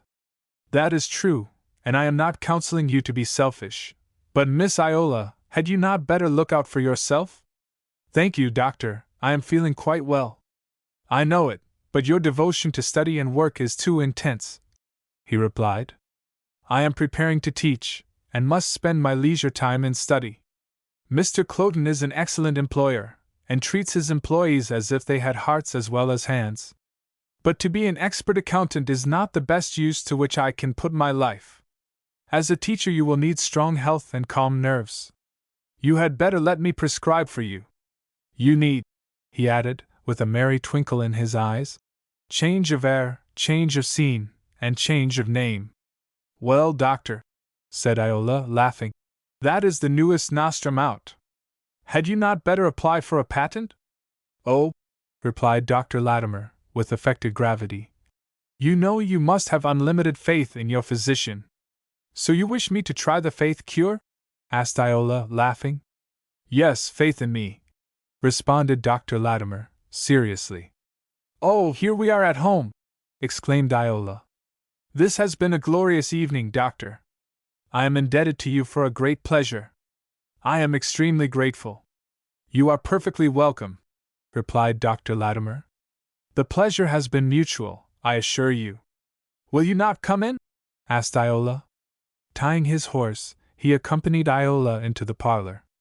Seating himself near her, he poured into her ears words eloquent with love and tenderness. Iola, he said, I am not an adept in courtly phrases. I am a plain man, who believes in love and truth.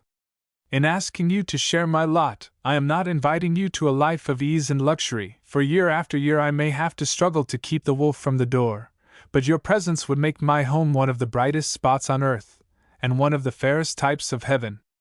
Am I presumptuous in hoping that your love will become the crowning joy of my life? His words were more than a tender strain wooing her to love and happiness. They were a clarion call to a life of high and holy worth, a call which found a response in her heart. Her hand lay limp in his. She did not withdraw it, but raising her lustrous eyes to his, she softly answered, Frank, I love you. After he had gone, Iola sat by the window, gazing at the splendid stars, her heart quietly throbbing with a delicious sense of joy and love. She had admired Dr. Gresham, and, had there been no barrier in her way, she might have learned to love him. But Dr. Latimer had grown irresistibly upon her heart. There were depths in her nature that Dr. Gresham had never fathomed, aspirations in her soul with which he had never mingled. But as the waves leap up to the strand, so her soul went out to Dr. Latimer. Between their lives were no impeding barriers, no inclination impelling one way and duty compelling another.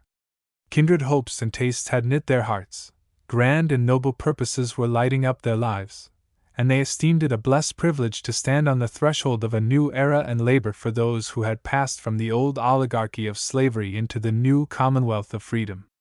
On the next evening, Dr. Latimer rang the bell and was answered by Harry, who ushered him into the parlor, and then came back to the sitting room, saying, Iola, Dr. Latimer has called to see you. Has he? Answered Iola, a glad light coming into her eyes. Come, Lucille, let us go into the parlor. Oh, no, interposed Harry, shrugging his shoulders and catching Lucille's hand. He didn't ask for you. When we went to the concert we were told three's a crowd. And I say one good turn deserves another. Oh, Harry, you are so full of nonsense. Let Lucille go, said Iola. Indeed I will not. I want to have a good time as well as you, said Harry. Oh, you're the most nonsensical man I know, interposed Miss Delaney. Yet she stayed with Harry. You're looking very bright and happy, said Dr. Latimer to Iola, as she entered. My ride in the park was so refreshing. I enjoyed it so much. The day was so lovely, the air delicious, the birds sang so sweetly, and the sunset was so magnificent. I am glad of it. Why, Iola, your home is so happy your heart should be as light as a schoolgirl's. Doctor, she replied, I must be prematurely old. I have scarcely known what it is to be light-hearted since my father's death. I know it, darling, he answered, seating himself beside her and drawing her to him. You have been tried in the fire, but are you not better for the crucial test? Doctor, she replied, as we rode along yesterday, mingling with the sunshine of the present came the shadows of the past. I was thinking of the bright, joyous days of my girlhood, when I defended slavery, and of how the cup that I would have pressed to the lips of others was forced to my own. Yet, in looking over the mournful past, I would not change the Iola of then for the Iola of now. Yes, responded Dr. Latimer musingly. Darkness shows us worlds of light we never saw by day. Oh, doctor, you cannot conceive what it must have been to be hurled from a home of love and light into the dark abyss of slavery, to be compelled to take your place among a people you have learned to look upon as inferiors and social outcasts, to be in the power of men whose presence would fill you with horror and loathing, and to know that there is no earthly power to protect you from the highest insults which brutal cowardice could shower upon you. I am so glad that no other woman of my race will suffer as I have done. The flush deepened on her face, a mournful splendor beamed from her beautiful eyes, into which the tears had slowly gathered. Darling, he said, his voice vibrating with mingled feelings of tenderness and resentment, you must forget the sad past.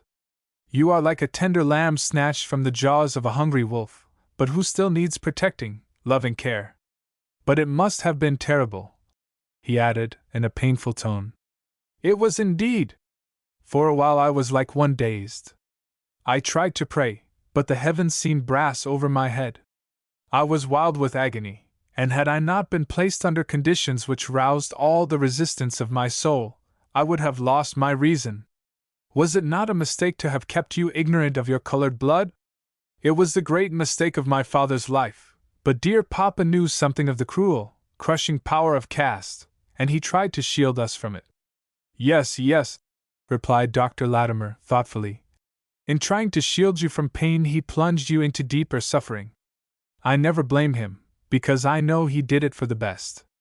Had he lived he would have taken us to France, where I should have had a life of careless ease and pleasure.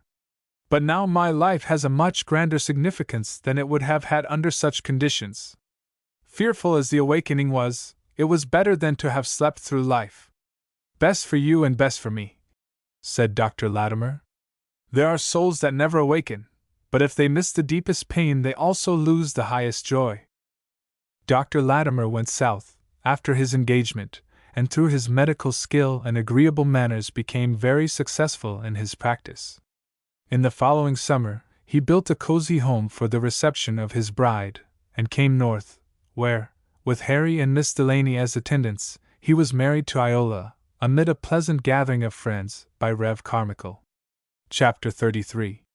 Conclusion. It was late in the summer when Dr. Latimer and his bride reached their home in North Carolina. Over the cottage porch were morning glories to greet the first flushes of the rising day, and roses and jasmines to distill their fragrance on the evening air. Aunt Linda, who had been apprised of their coming, was patiently awaiting their arrival, and Uncle Daniel was pleased to know that sweet young lady who had sich putty manners war comin' to live wid dem. As soon as they arrived, Aunt Linda rushed up to Iola, folded her in her arms, and joyfully exclaimed, "Howdy, honey! I see so glad you's come. I seed it in a vision dat somebody fair war comin' to help us. And when I yeard it war you, I larfed and jist rolled ober, and larfed and jist gib up." "But, Aunt Linda, I am not very fair," replied Mrs. Latimer. "Well, chilly, you's fair to me. How's all your folks in Dup can try?" "All well. I expect them down soon to live here." "What, Harriet and Robbie and your ma?" "Oh, Dad is too good. I allers said Robbie had san in his craw, and war born for good luck. He wore a mighty nice boy. Harriet's in clover now. Well, Ebry Dord has its day, and de cat has Sunday. I allers told Harriet to keep a stiff upper lip, dat it wore a long road dat had no turn. Dr. Latimer was much gratified by the tender care Aunt Linda bestowed on Iola. I ain't goin' to let her do nuffin' till she gets seasoned. She looks as sweet as a peach. I allers wanted some nice lady to come down yere and larn our gals some sense. I can't read myself, but I likes to hear dem dat can. Well, Aunt Linda, I am going to teach in the Sunday school, help in the church, hold mothers' meetings to help these boys and girls to grow up to be good men and women. Won't you get a pair of spectacles and learn to read? Oh, you can't get dat book for my head, no way you fix it. I knows 'nuff to get to heaven, and dat's all I wants to know. Aunt Linda was kind and obliging, but there was one place where she drew the line, and that was at learning to read. Harry and Miss Delaney accompanied Iola as far as her new home, and remained several days. The evening before their departure, Harry took Miss Delaney a drive of several miles through the Pine Barrens. This thing is getting very monotonous, Harry broke out, when they had gone some distance. Oh, I enjoy it, replied Miss Delaney. These stately pines look so grand and solemn, they remind me of a procession of hooded monks. What in the world are you talking about, Lucille? Asked Harry, looking puzzled. About those pine trees, replied Miss Delaney, in a tone of surprise. Pshaw, I wasn't thinking about them. I'm thinking about Iola and Frank. What about them? Asked Lucille. Why, when I was in P, Dr. Latimer used to be first-rate company. But now it is nothing but what Iola wants, and what Iola says, and what Iola likes. I don't believe that there is a subject I could name to him, from spinning a top to circumnavigating the globe, that he wouldn't somehow contrive to bring Iola in. And I don't believe you could talk 10 minutes to Iola on any subject, from dressing a doll to the latest discovery in science, that she wouldn't manage to lug in Frank. Oh, you absurd creature, responded Lucille. This is their honeymoon, and they are deeply in love with each other. Wait till you get in love with someone. I am in love now, replied Harry, with a serious air. With whom? Asked Lucille archly. With you, answered Harry, trying to take her hand. Oh, Harry, she exclaimed, playfully resisting. Don't be so nonsensical. Don't you think the bride looked lovely, with that dress of spotless white and with those orange blossoms in her hair? Yes, she did, that's a fact, responded Harry. But, Lucille, I think there is a great deal of misplaced sentiment at weddings, he added more seriously. How so? Oh, here are a couple just married, and who are as happy can be, and people will crowd around them wishing much joy. But who thinks of wishing joy to the forlorn old bachelors and restless old maids? Well, Harry, if you want people to wish you much happiness, why don't you do as the doctor has done, get yourself a wife? I will, he replied soberly. When you say so. Oh, Harry, don't be so absurd. Indeed, there isn't a bit of absurdity about what I say. I am in earnest. There was something in the expression of Harry's face and the tone of his voice which arrested the banter on Lucille's lips. I think it was Charles Lamb, replied Lucille, who once said that school teachers are uncomfortable people, and Harry, I would not like to make you uncomfortable by marrying you. You will make me uncomfortable by not marrying me. But, replied Lucille, your mother may not prefer me for a daughter. You know, Harry, complexional prejudices are not confined to white people. My mother, replied Harry, with an air of confidence, is too noble to indulge in such sentiments. And Iola, would she be satisfied? Why, it would add to her satisfaction. She is not one who can't be white and won't be black. Well then, replied Lucille, I will take the question of your comfort into consideration. The above promise was thoughtfully remembered by Lucille till a bridal ring and happy marriage were the result. Soon after Iola had settled in C, she quietly took her place in the Sunday school as a teacher, and in the church as a helper. She was welcomed by the young pastor, who found in her a strong and faithful ally. Together they planned meetings for the especial benefit of mothers and children. When the dens of vice are spreading their snares for the feet of the tempted and inexperienced, her doors are freely opened for the instruction of the children before their feet have wandered and gone far astray. she has no carpets too fine for the tread of their little feet. She thinks it is better to have stains on her carpet than stains on their souls through any neglect of hers. In lowly homes and windowless cabins her visits are always welcome. Little children love her. Old age turns to her for comfort, young girls for guidance, and mothers for counsel. Her life is full of blessedness. Dr. Latimer, by his kindness and skill, has won the name of the good doctor. But he is more than a successful doctor. He is a true patriot and a good citizen. Honest, just, and discriminating, he endeavors by precept and example to instill into the minds of others sentiments of good citizenship. He is a leader in every reform movement for the benefit of the community, but his patriotism is not confined to race lines. The world is his country, and mankind his countrymen. While he abhors their deeds of violence, he pities the short-sighted and besotted men who seem madly intent upon laying magazines of powder under the cradles of unborn generations. He has great faith in the possibilities of the Negro, and believes that, enlightened and Christianized, he will sink the old animosities of slavery into the new community of interests arising from freedom, and that his influence upon the South will be as the influence of the sun upon the earth. As when the sun passes from Capricorn to Cancer, beauty, greenness, and harmony spring up in his path, so he hopes that the future career of the Negro will be a greater influence for freedom and social advancement than it was in the days of yore for slavery and its inferior civilization. Harry and Lucille are at the head of a large and flourishing school. Lucille gives her ripening experience to her chosen work, to which she was too devoted to resign. And through the school they are lifting up the homes of the people. Some have pitied, others blamed, Harry for casting his lot with the colored people, but he knows that life's highest and best advantages do not depend on the color of the skin or texture of the hair. He has his reward in the improved condition of his pupils and the superb manhood and noble life which he has developed in his much-needed work. Uncle Daniel still lingers on the shores of time, a cheery, lovable old man, loved and respected by all, a welcome guest in every home. Soon after Iola's marriage, Robert sold out his business and moved with his mother and sister to North Carolina. He bought a large plantation near sea, which he divided into small homesteads, and sold to poor but thrifty laborers, and his heart has been gladdened by their increased prosperity and progress. He has seen the one-roomed cabins change to comfortable cottages, in which cleanliness and order have supplanted the prolific causes of disease and death.